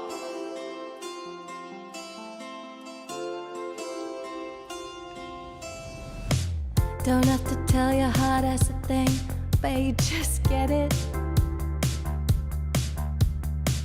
Whole package, babe, I like the way you fit. God bless your dad's genetics. You make me wanna make you fall in love. I'm leaning out, I'm thinking about you. I wanna try on fuzzy pink handcuffs. Oh, I hear you knocking, baby. Come on up. I know you want my touch for life. If you love me right, then who knows? I'ma let you make me Juno. You know I just might let you lock me down tonight. One of me is cute, but two don't. Give it to me, baby. You make me wanna make you fall in love. Ow! That's not how it goes. I show my friends, then we high-fived. So if you feel objectified, can't help myself, hormones are high. Give me more than just some butterflies. You make me wanna make you fall in love. All in at night, I'm thinking about you. I wanna try out some freaky positions. Have you never tried. This one? I know you want my touch for life. If you love me right, then who knows? I'ma let you make me. You know, I just might let you lock me down tonight. One of me is Cupid too, though. Give it to me, baby. You make me wanna make you fall in love. Adore me, hold me and explore me. Mark your territory. Tell me I'm the only one. Adore me, hold me and explore me. I'm so fucking horny. Tell me I'm the only one.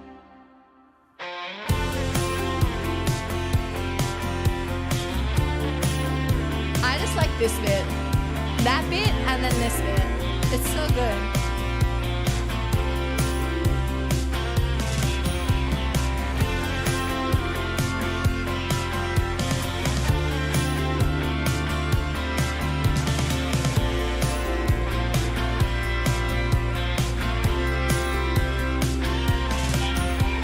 I know you want my touch for life. If you love me right, then who knows? I'ma let you make me. You know, I just might let you lock me down tonight. One of me is Cupid too, though. Give it to me, baby. You make me wanna make you fall in love.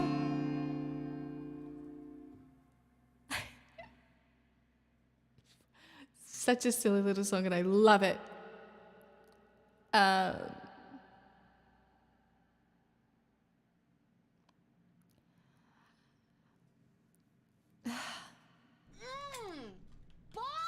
Hey! Wallet gifted a tier 1 sub to Bob Ross. They have given 951 gift subs in the channel. Another Bob? Warlock, stop it. Love Bob Ross.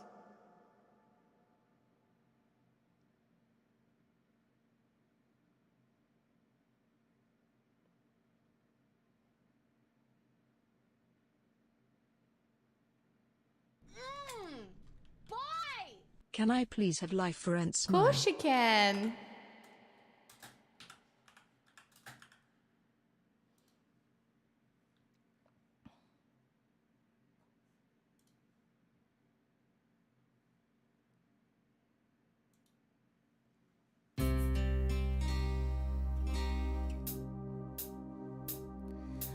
I haven't ever really found a place that I call home. I never stick around quite long enough to make it. I apologize, so once again I'm not in love. But it's not as if I mind that your heart ain't exactly breaking. It's just a thought, only a thought, that if my life is foreign and I don't learn to fight, well, I deserve nothing more than I get. 'Cause nothing I have is truly mine. I always thought that I would love to live by the sea, to travel the world alone and live more simply. I have no idea what happened to that dream, 'cause there's really nothing left here to stop me. It's just a thought, only a thought, that if my life is foreign and I don't learn to fight, well, I deserve nothing more than I get. 'Cause nothing I have is truly mine. But if my life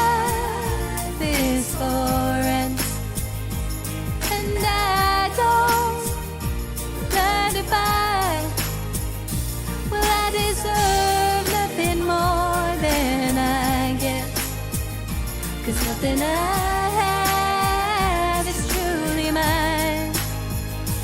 While my heart is a shield, and I won't let it down.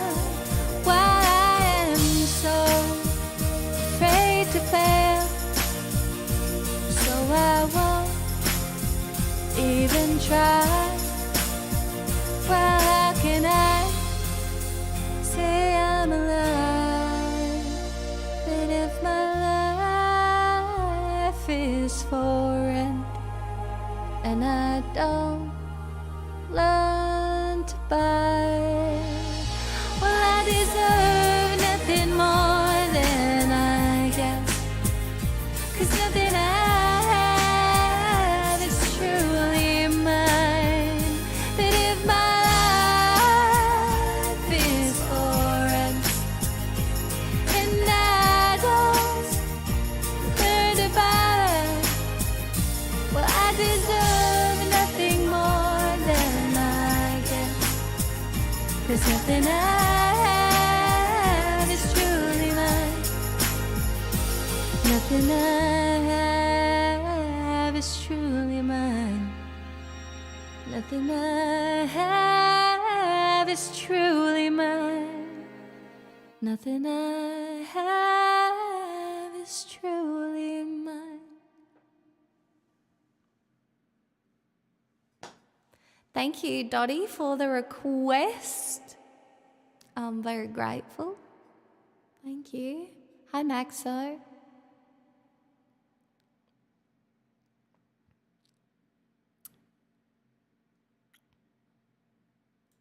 Let's do this. We haven't done this. This is a real weird song, but I like it.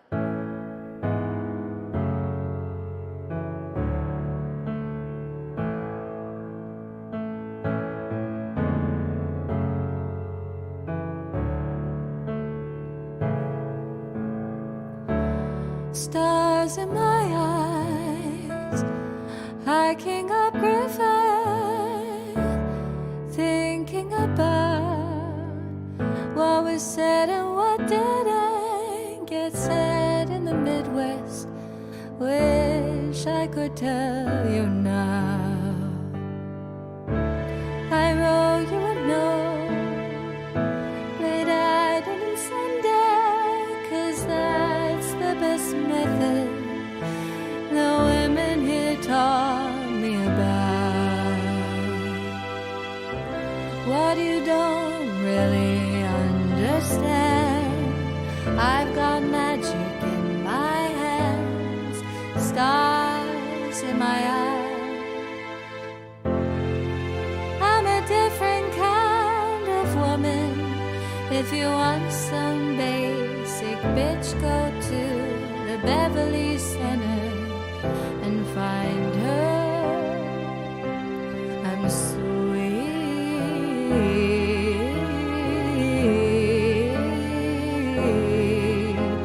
bare feet.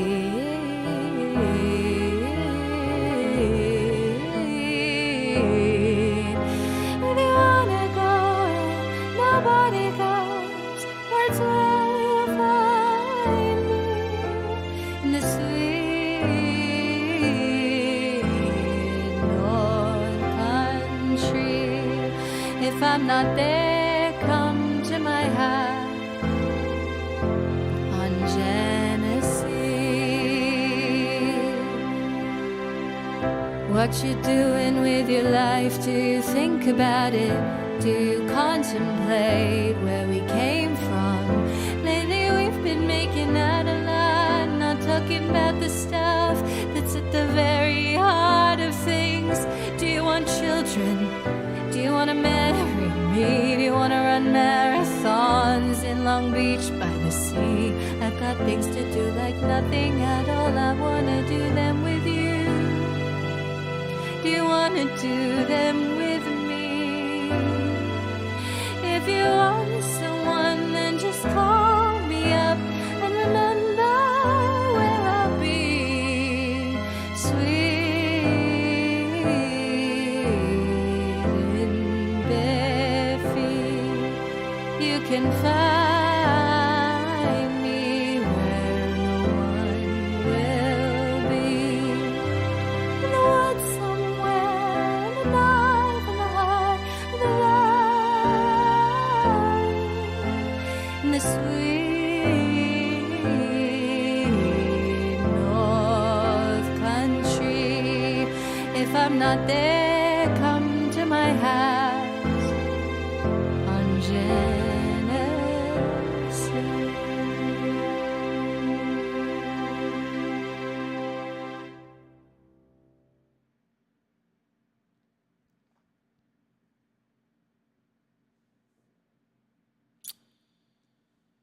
Thanks, guys.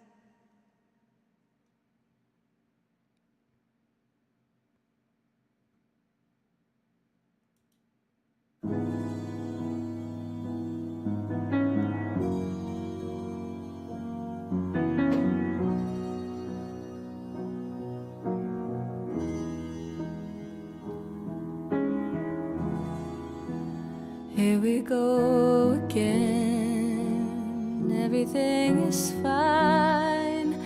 I guess we could pretend we didn't cross the line. But ever since that day, everything has changed.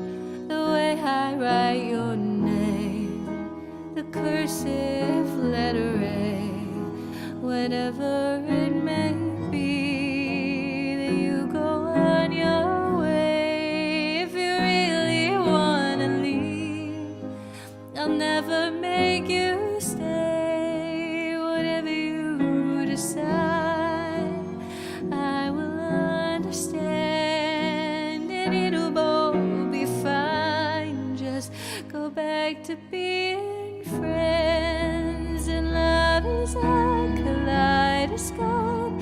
How it works we'll never know, and even all the change is somehow all the same. Turning to the left and right, colors shining in your eye, and even upside down, it's beautiful somehow. It's never just a shape alone. Love is a kaleidoscope.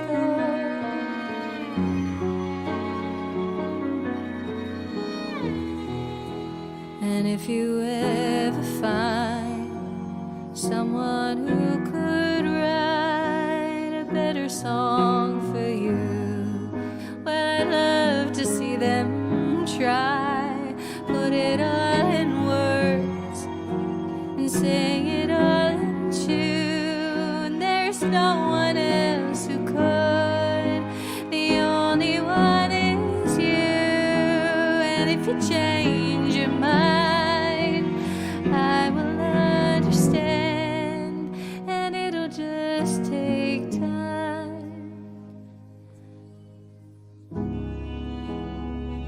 Let me be.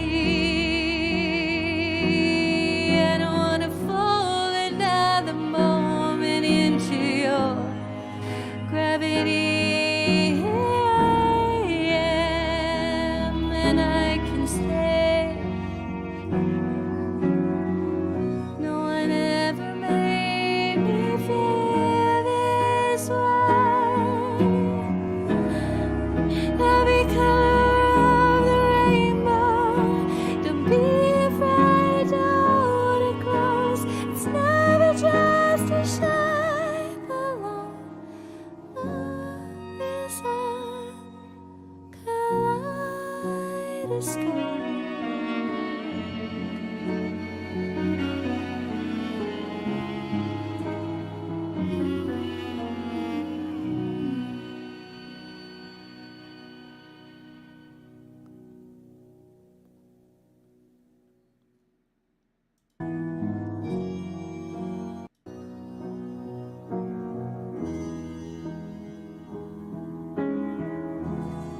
Something always brings me back to you.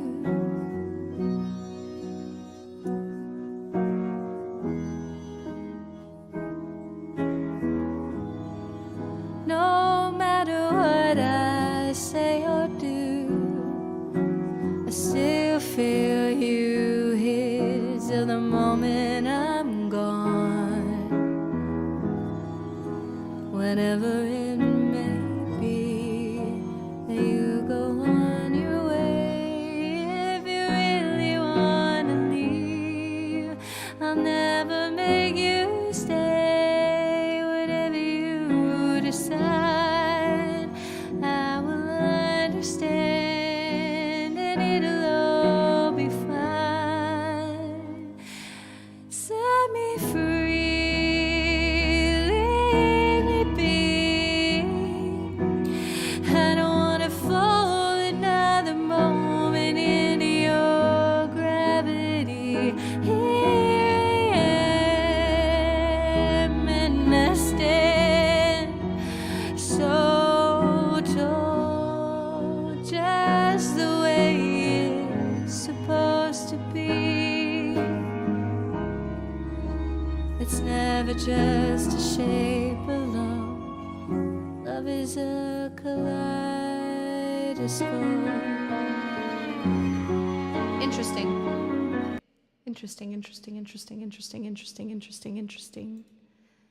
Interesting.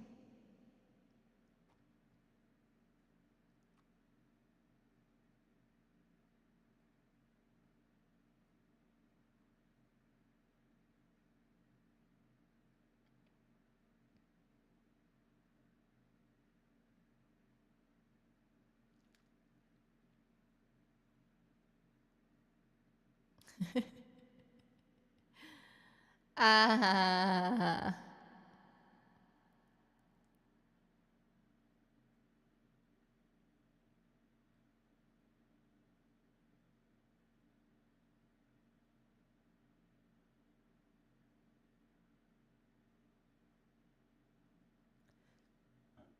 Excuse me.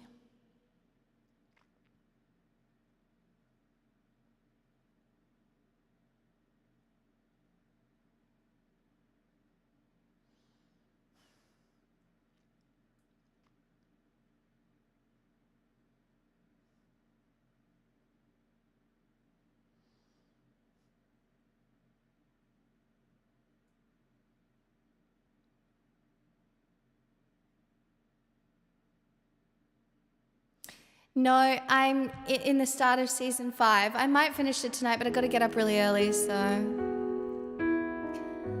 I don't know, maybe.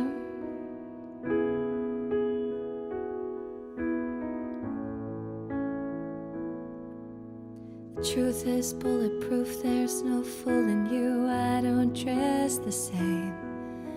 Me and who you say I was yesterday have gone our separate ways. Left my living fast somewhere in the past, 'cause that's for chasing cars.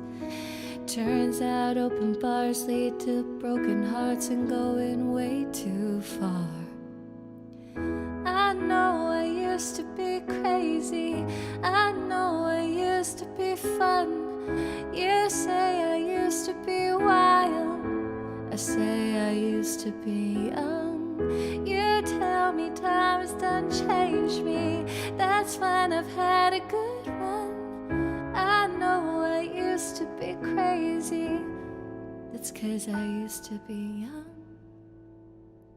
Take one, pour it out, it's not worth crying about the things you can't erase. Like tattoos and regrets, words I never meant and ones that got away. Left my living fast somewhere in the past and took another road. Turns out crowded rooms empty out as soon as somewhere else to go. I know I used to be crazy, I know I used to be fun. You say I used to be wild, I say I used to be young. You tell me time has done changed me, that's fine, I've had a good run. I know I used to be crazy, that's 'cause I used to be young.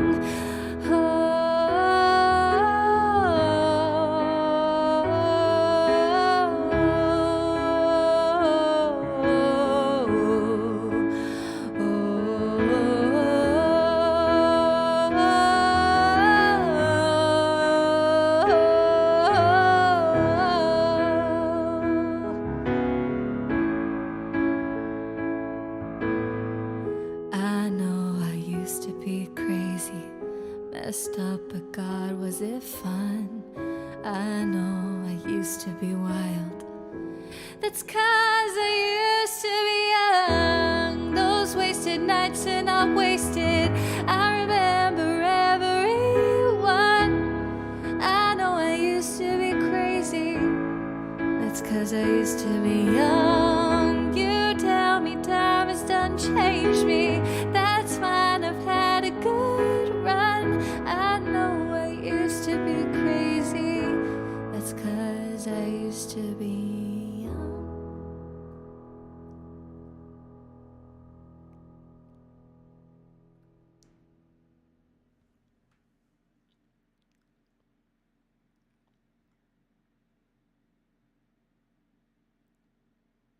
Thanks, guys.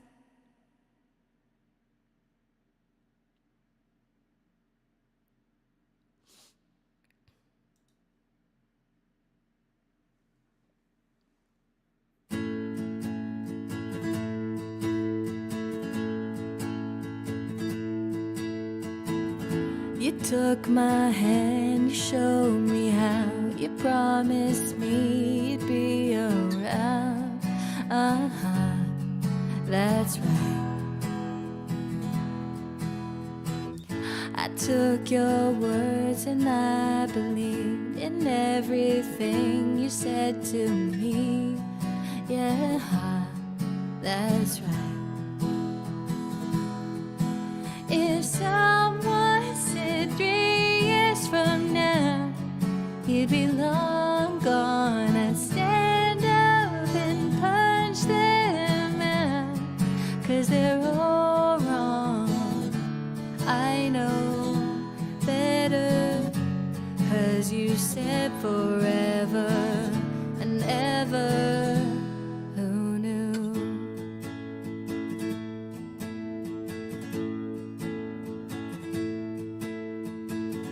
Remember when we were such fools and so convinced and just too cool? Oh no, no, no. I wish I could touch you again. I wish I could still call you friend. I'd give anything. When someone say count your blessings now, for they're long gone, I guess I just didn't know how. I was all wrong. They knew better. Still you said forever and never. Who knew? Yeah, yeah. I'll keep you locked in my head until we meet again. Until we meet again. And I won't forget you, my friend. What happened? If someone said 3 years from now you'd be long gone, I'd stand up and punch them out, 'cause they're all wrong. And that last kiss I'll cherish until we meet again. And time makes it harder. I wish I could remember that I'll keep your memory. You visit me in my sleep, my darling. Who knew? My darling, my darling. Who knew? My darling, I miss you, my darling. Who knew?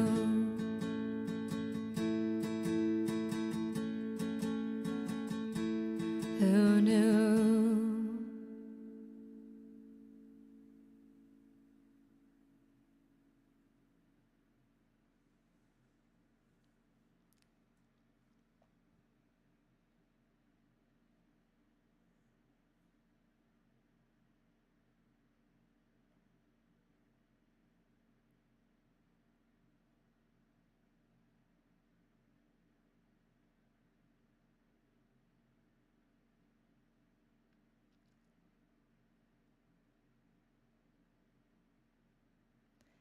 Thanks, guys.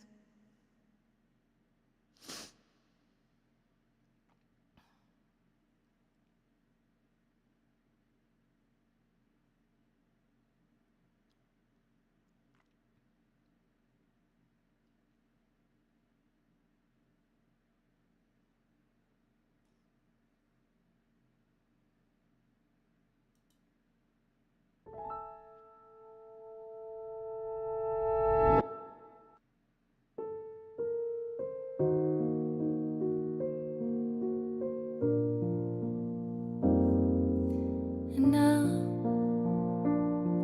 the end is near, and so I face the final curtain. My friends, I'll say it clear,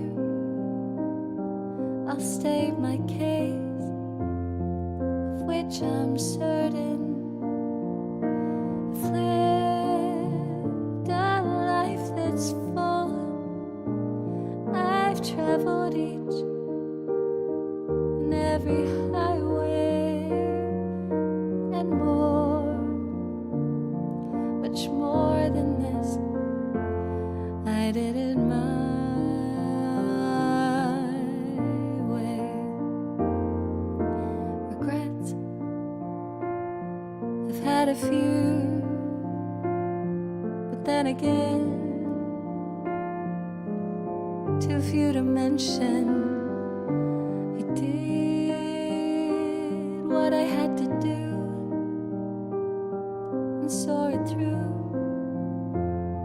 without exemption. I planned each charted course, each careful step along the byway, and more, much more than this. I did it my way. Yes, there were times,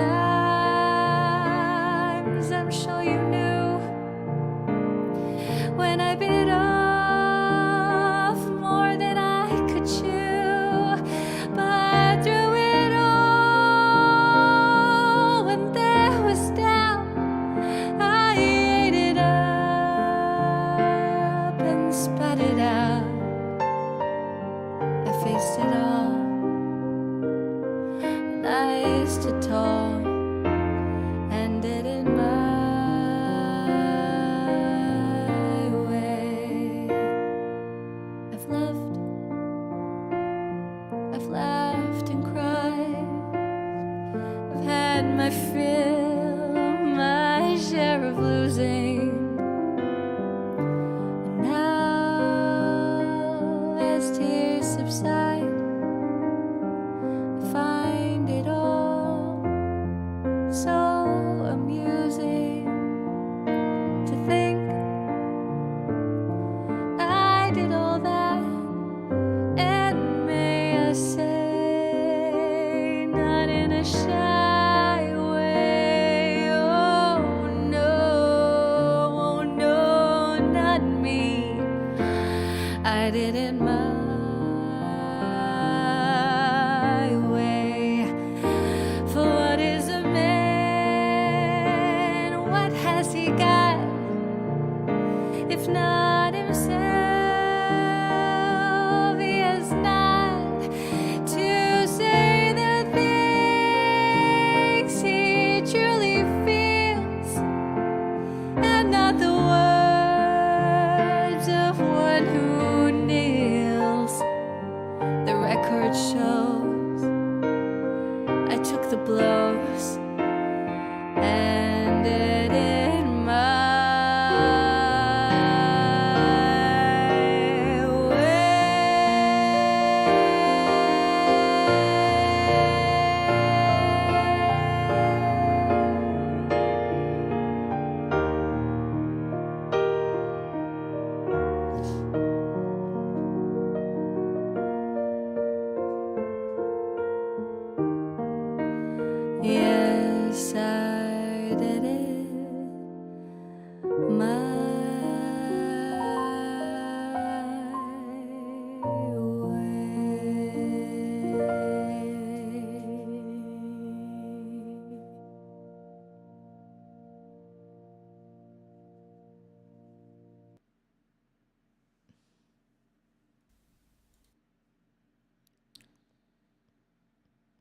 Banger. Or Bangor. You had to be there for that to make sense.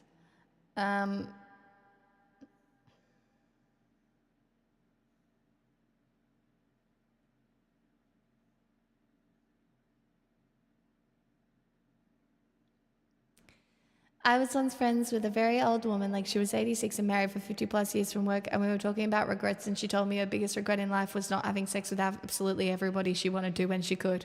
That affected me. Interesting. Luckily, I've had all of the sex I've ever wanted to have. Ever. All of it. So much.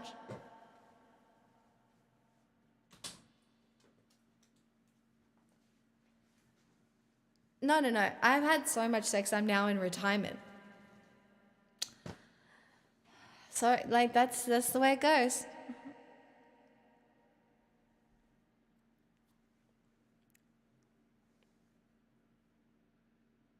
Because the reality is we're now here.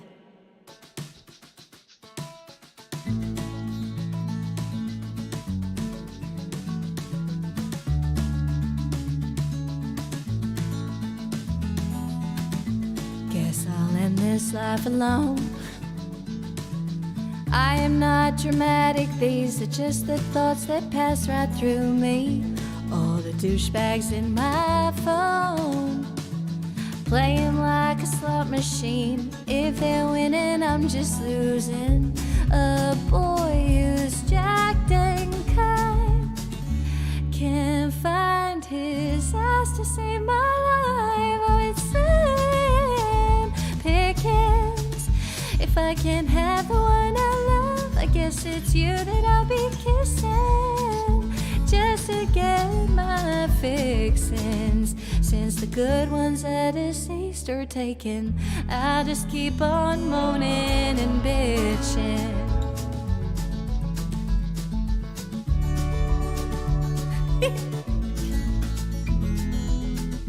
Jesus, what's a girl to do?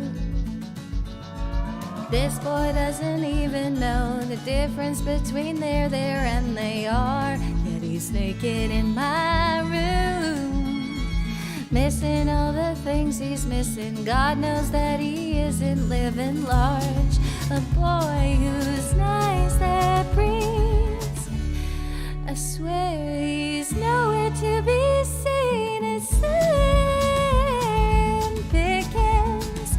If I can't have the one I love, I guess it's you that I'll be kissing, just to get my fixins'. Since the good ones are deceased or taken, I just keep on moaning and bitching, moaning and bitching.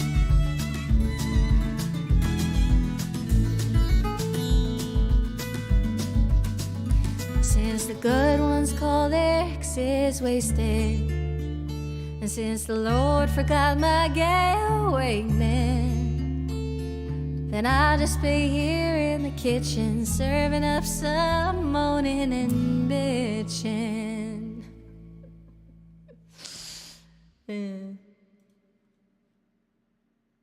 Yeah.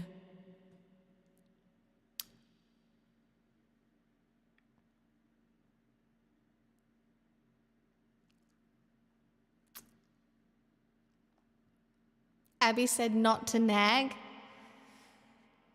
Well, yeah, I guess I'll just have to be unattractive for the rest of my life. Oh. Oh well. I guess that's just the way it is. That's just the way it is.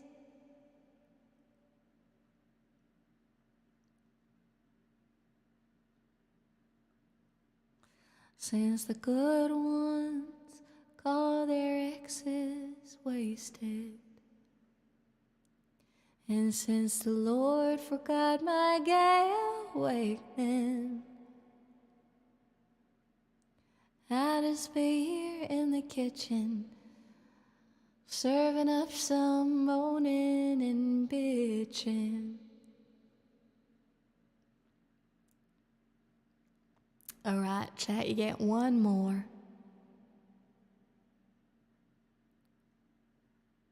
You get one more.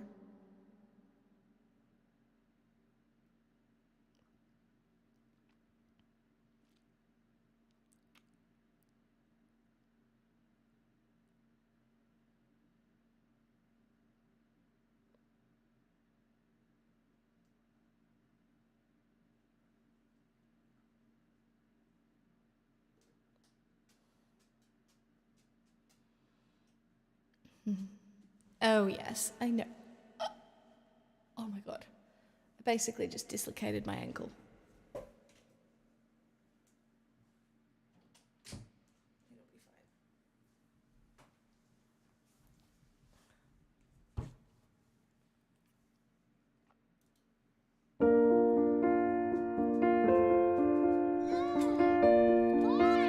Where is my mind? What's that? No, you're fine. Where is my mind, though? Do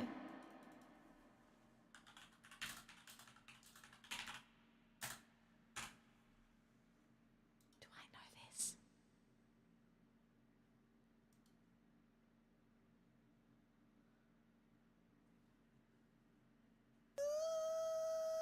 Stop.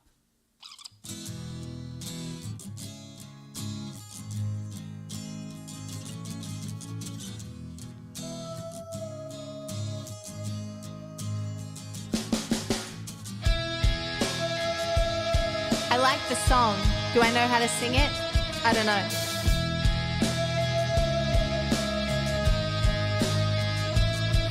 With your feet on the air and your head on the ground. Try this trick and spin. Yeah.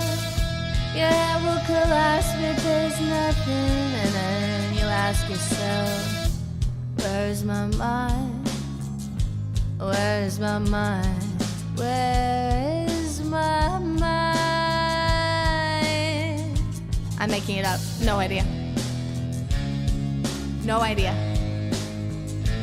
Way out in the water, see it swimming.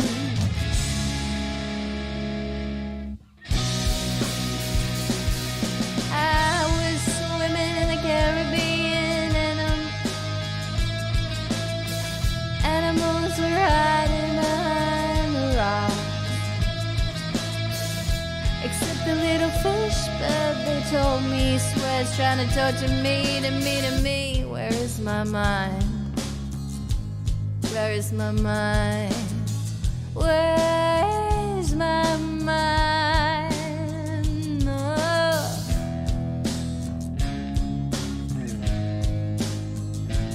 Way out in the water, see it swimming.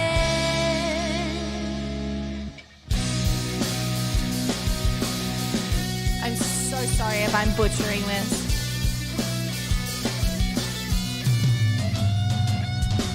With your feet on the air and your head on the ground.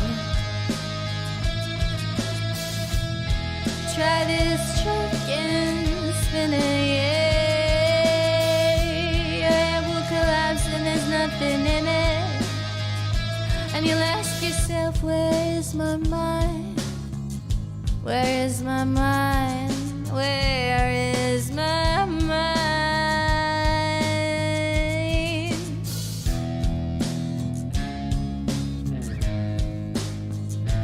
Way out in water, see it swimming.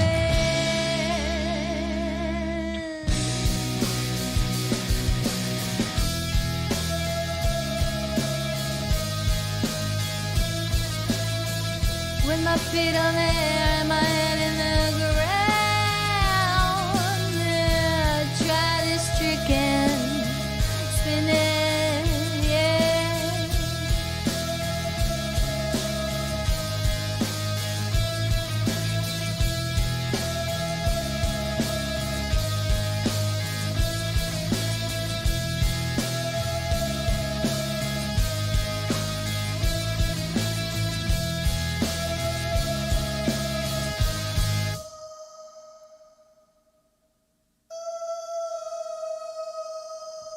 so creepy. I liked it a lot though. I'm sorry if I butchered it. I'm ending with this, you guys. Step one, you say we need to talk. He walks, you say sit down. He starts to talk. He smiles politely back at you. You step politely right on through some sort of window to your right. As he goes left and you stay right between the lines of fear and blame.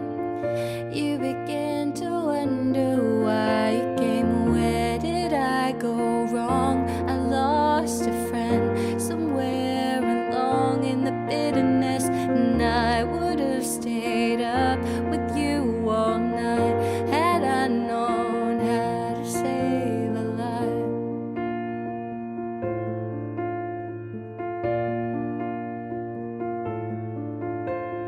Let him know that you know best, 'cause after all you do know best.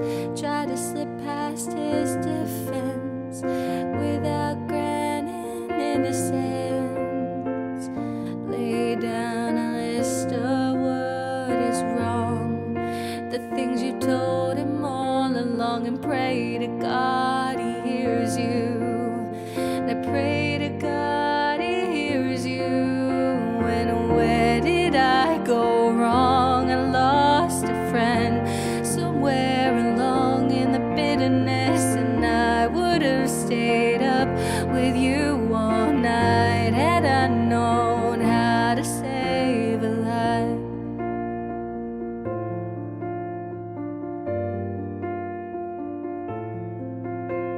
As he begins to raise his voice, you lower yours and grant him one last choice. Drive until you lose the road, or break with the ones you followed. He will do one of two things. He will admit to everything, or he'll say he's just not the same. And you'll begin to wonder why you came.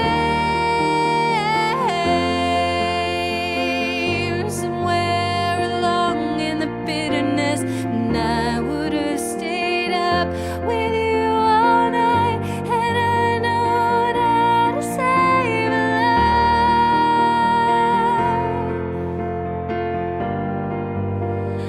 How to save a life.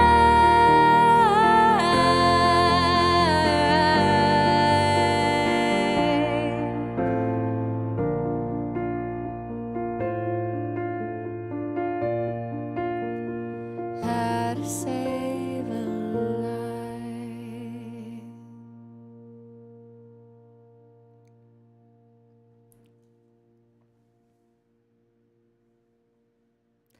Last one. Yeah, just ask for it though, my poggies.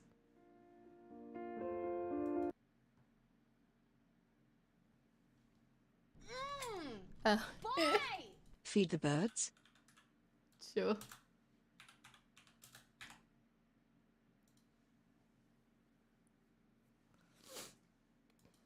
Now, chat, remember I'm taking tomorrow off, by the way.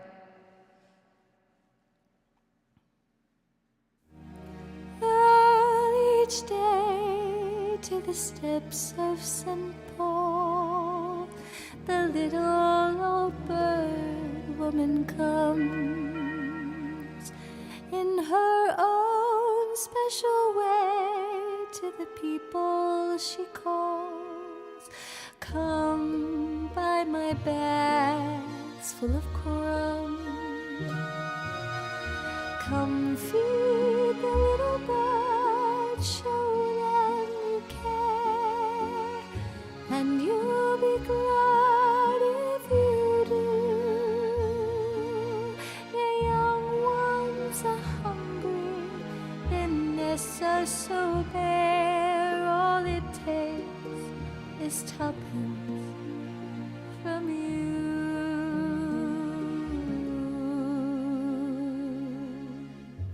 Feed the birds.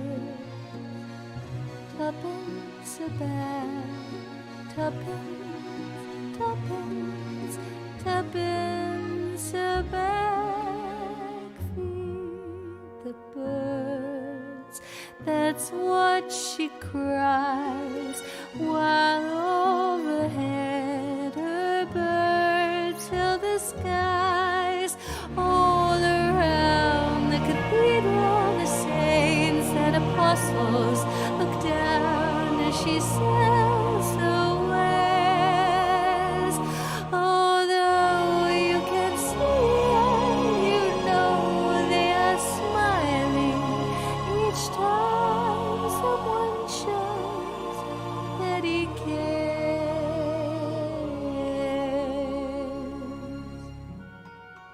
Though her words are simple and few, listen, listen, she's calling to you.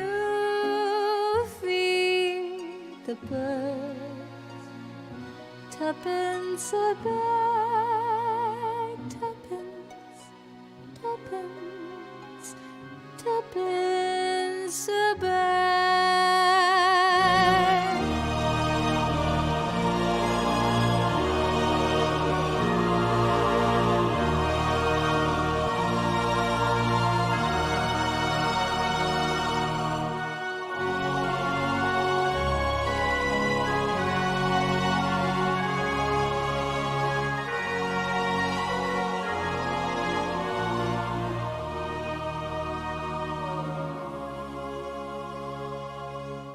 Though her words are simple and few, listen, listen, she's calling to you.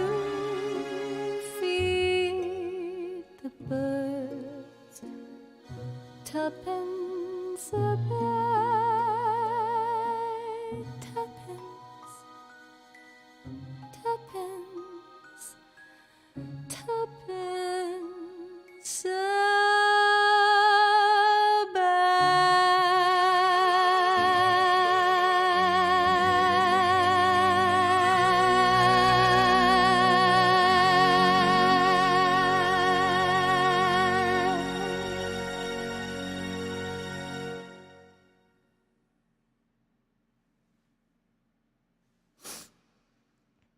Well, thank you, my poggies. Thanks, everyone.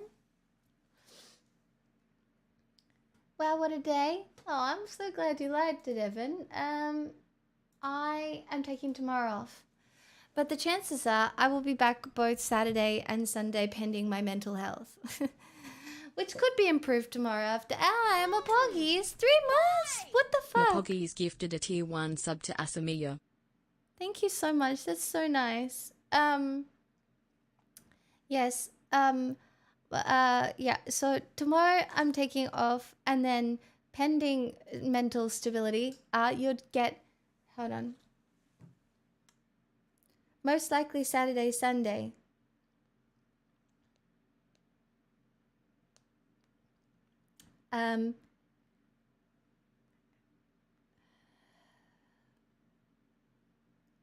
Yeah. So Saturday, Sunday,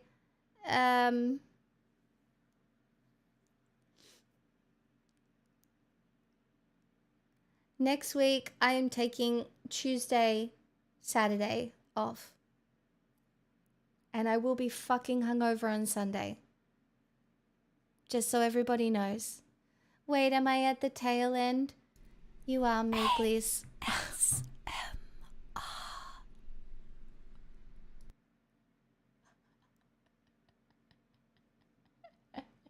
Meme guy. The fuck? That's very funny. You are at the tail end, Mooglies. Who was it? Couldn't tell you. Don't know. Who knows? Who knows?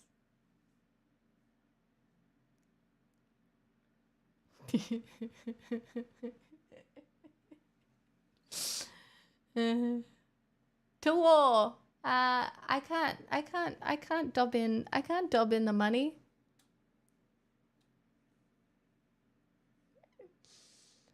But I might try and do day streams, you guys. The pill bug, potato bug, or roly-poly, is not actually an insect. It is a terrestrial crustacean, an isopod specifically. They are detritivores, and unlike some pests, pill bugs do not carry diseases harmful to humans or pets, making them harmless. Thank you, crustacean subject. I'm really loving these last minute donations, guys. Thank you. Really making me feel better about my day off tomorrow. Slay. Thanks. But yes, you will get Saturday, Sunday, and then most likely Monday, but not Tuesday. Then Wednesday, Thursday, Friday, but not Saturday. And then Sunday, I will be bloop, bloop, bloop, bloop, bloop, bloop, bloop, bloop, because I'm going to a party. And it'll be a nice party where I might do one of those things where I'm like, you know what? A little bit of self-destruction as a treat, you know, but not too bad, but like just enough. It's like a little bit of fun self-destruction. Do you know what I mean? That's next week though. It is true. It is too early to care about that. Anyway, I'm taking tomorrow off because I'm going to go sit in a warm body of water with my friends who are very kind and looking after me very kindly. So that's pretty nice. Warm body of water. Can't wait to go sit in a stew with my friends. But yes, that's what I'm doing tomorrow. So ASMR.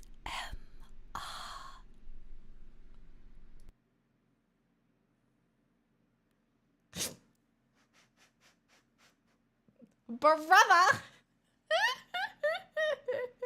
I have no idea who did that one. I really don't. I have no idea. I can't help you. I don't know what it is. And I like ASMR.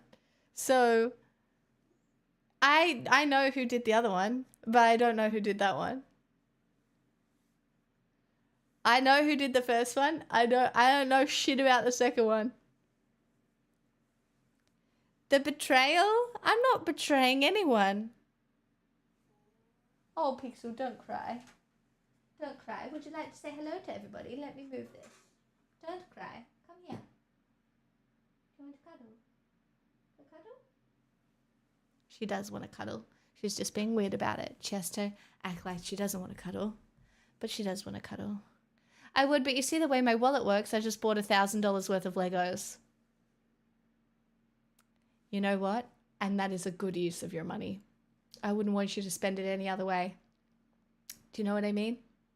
Some people buy memes off me to torture you, and you buy Lego. You know? See? People are different and unique and special. Please, no, please do not buy pony. Okay, I'm going before anybody is stupid. Because no, I gotta go. I gotta go like right now.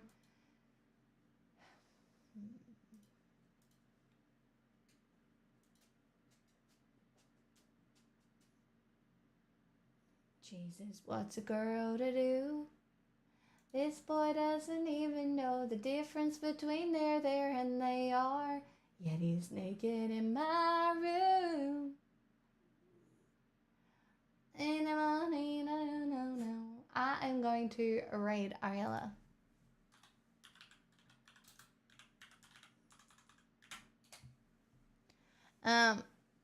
Okay.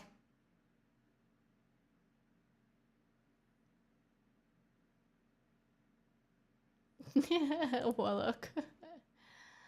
All right, nerds. Be kind to yourselves. Remember, if you're going through a hard time, hard times end. They might fundamentally change you forever, but they will end, and stuff will get better and worse. But it will get better, and then worse. Sometimes worse, but mostly better. This isn't really the inspirational speech that I was going for. But also, there's really good TV that I'm about to go watch. Hooray! TV! I love TV. So I'm going to go watch TV and fall asleep. And then I'm going to wake up really early and sit in a warm bath with my friends. Really normal stuff, which is just so normal and cool and fun. So I'm going to see you Saturday. Okay? Take care. My dog's headed up to here with me. I'm coming to cuddle you. Let's go. Let's leave these nerds behind to their Lego and boats and shit. Bye.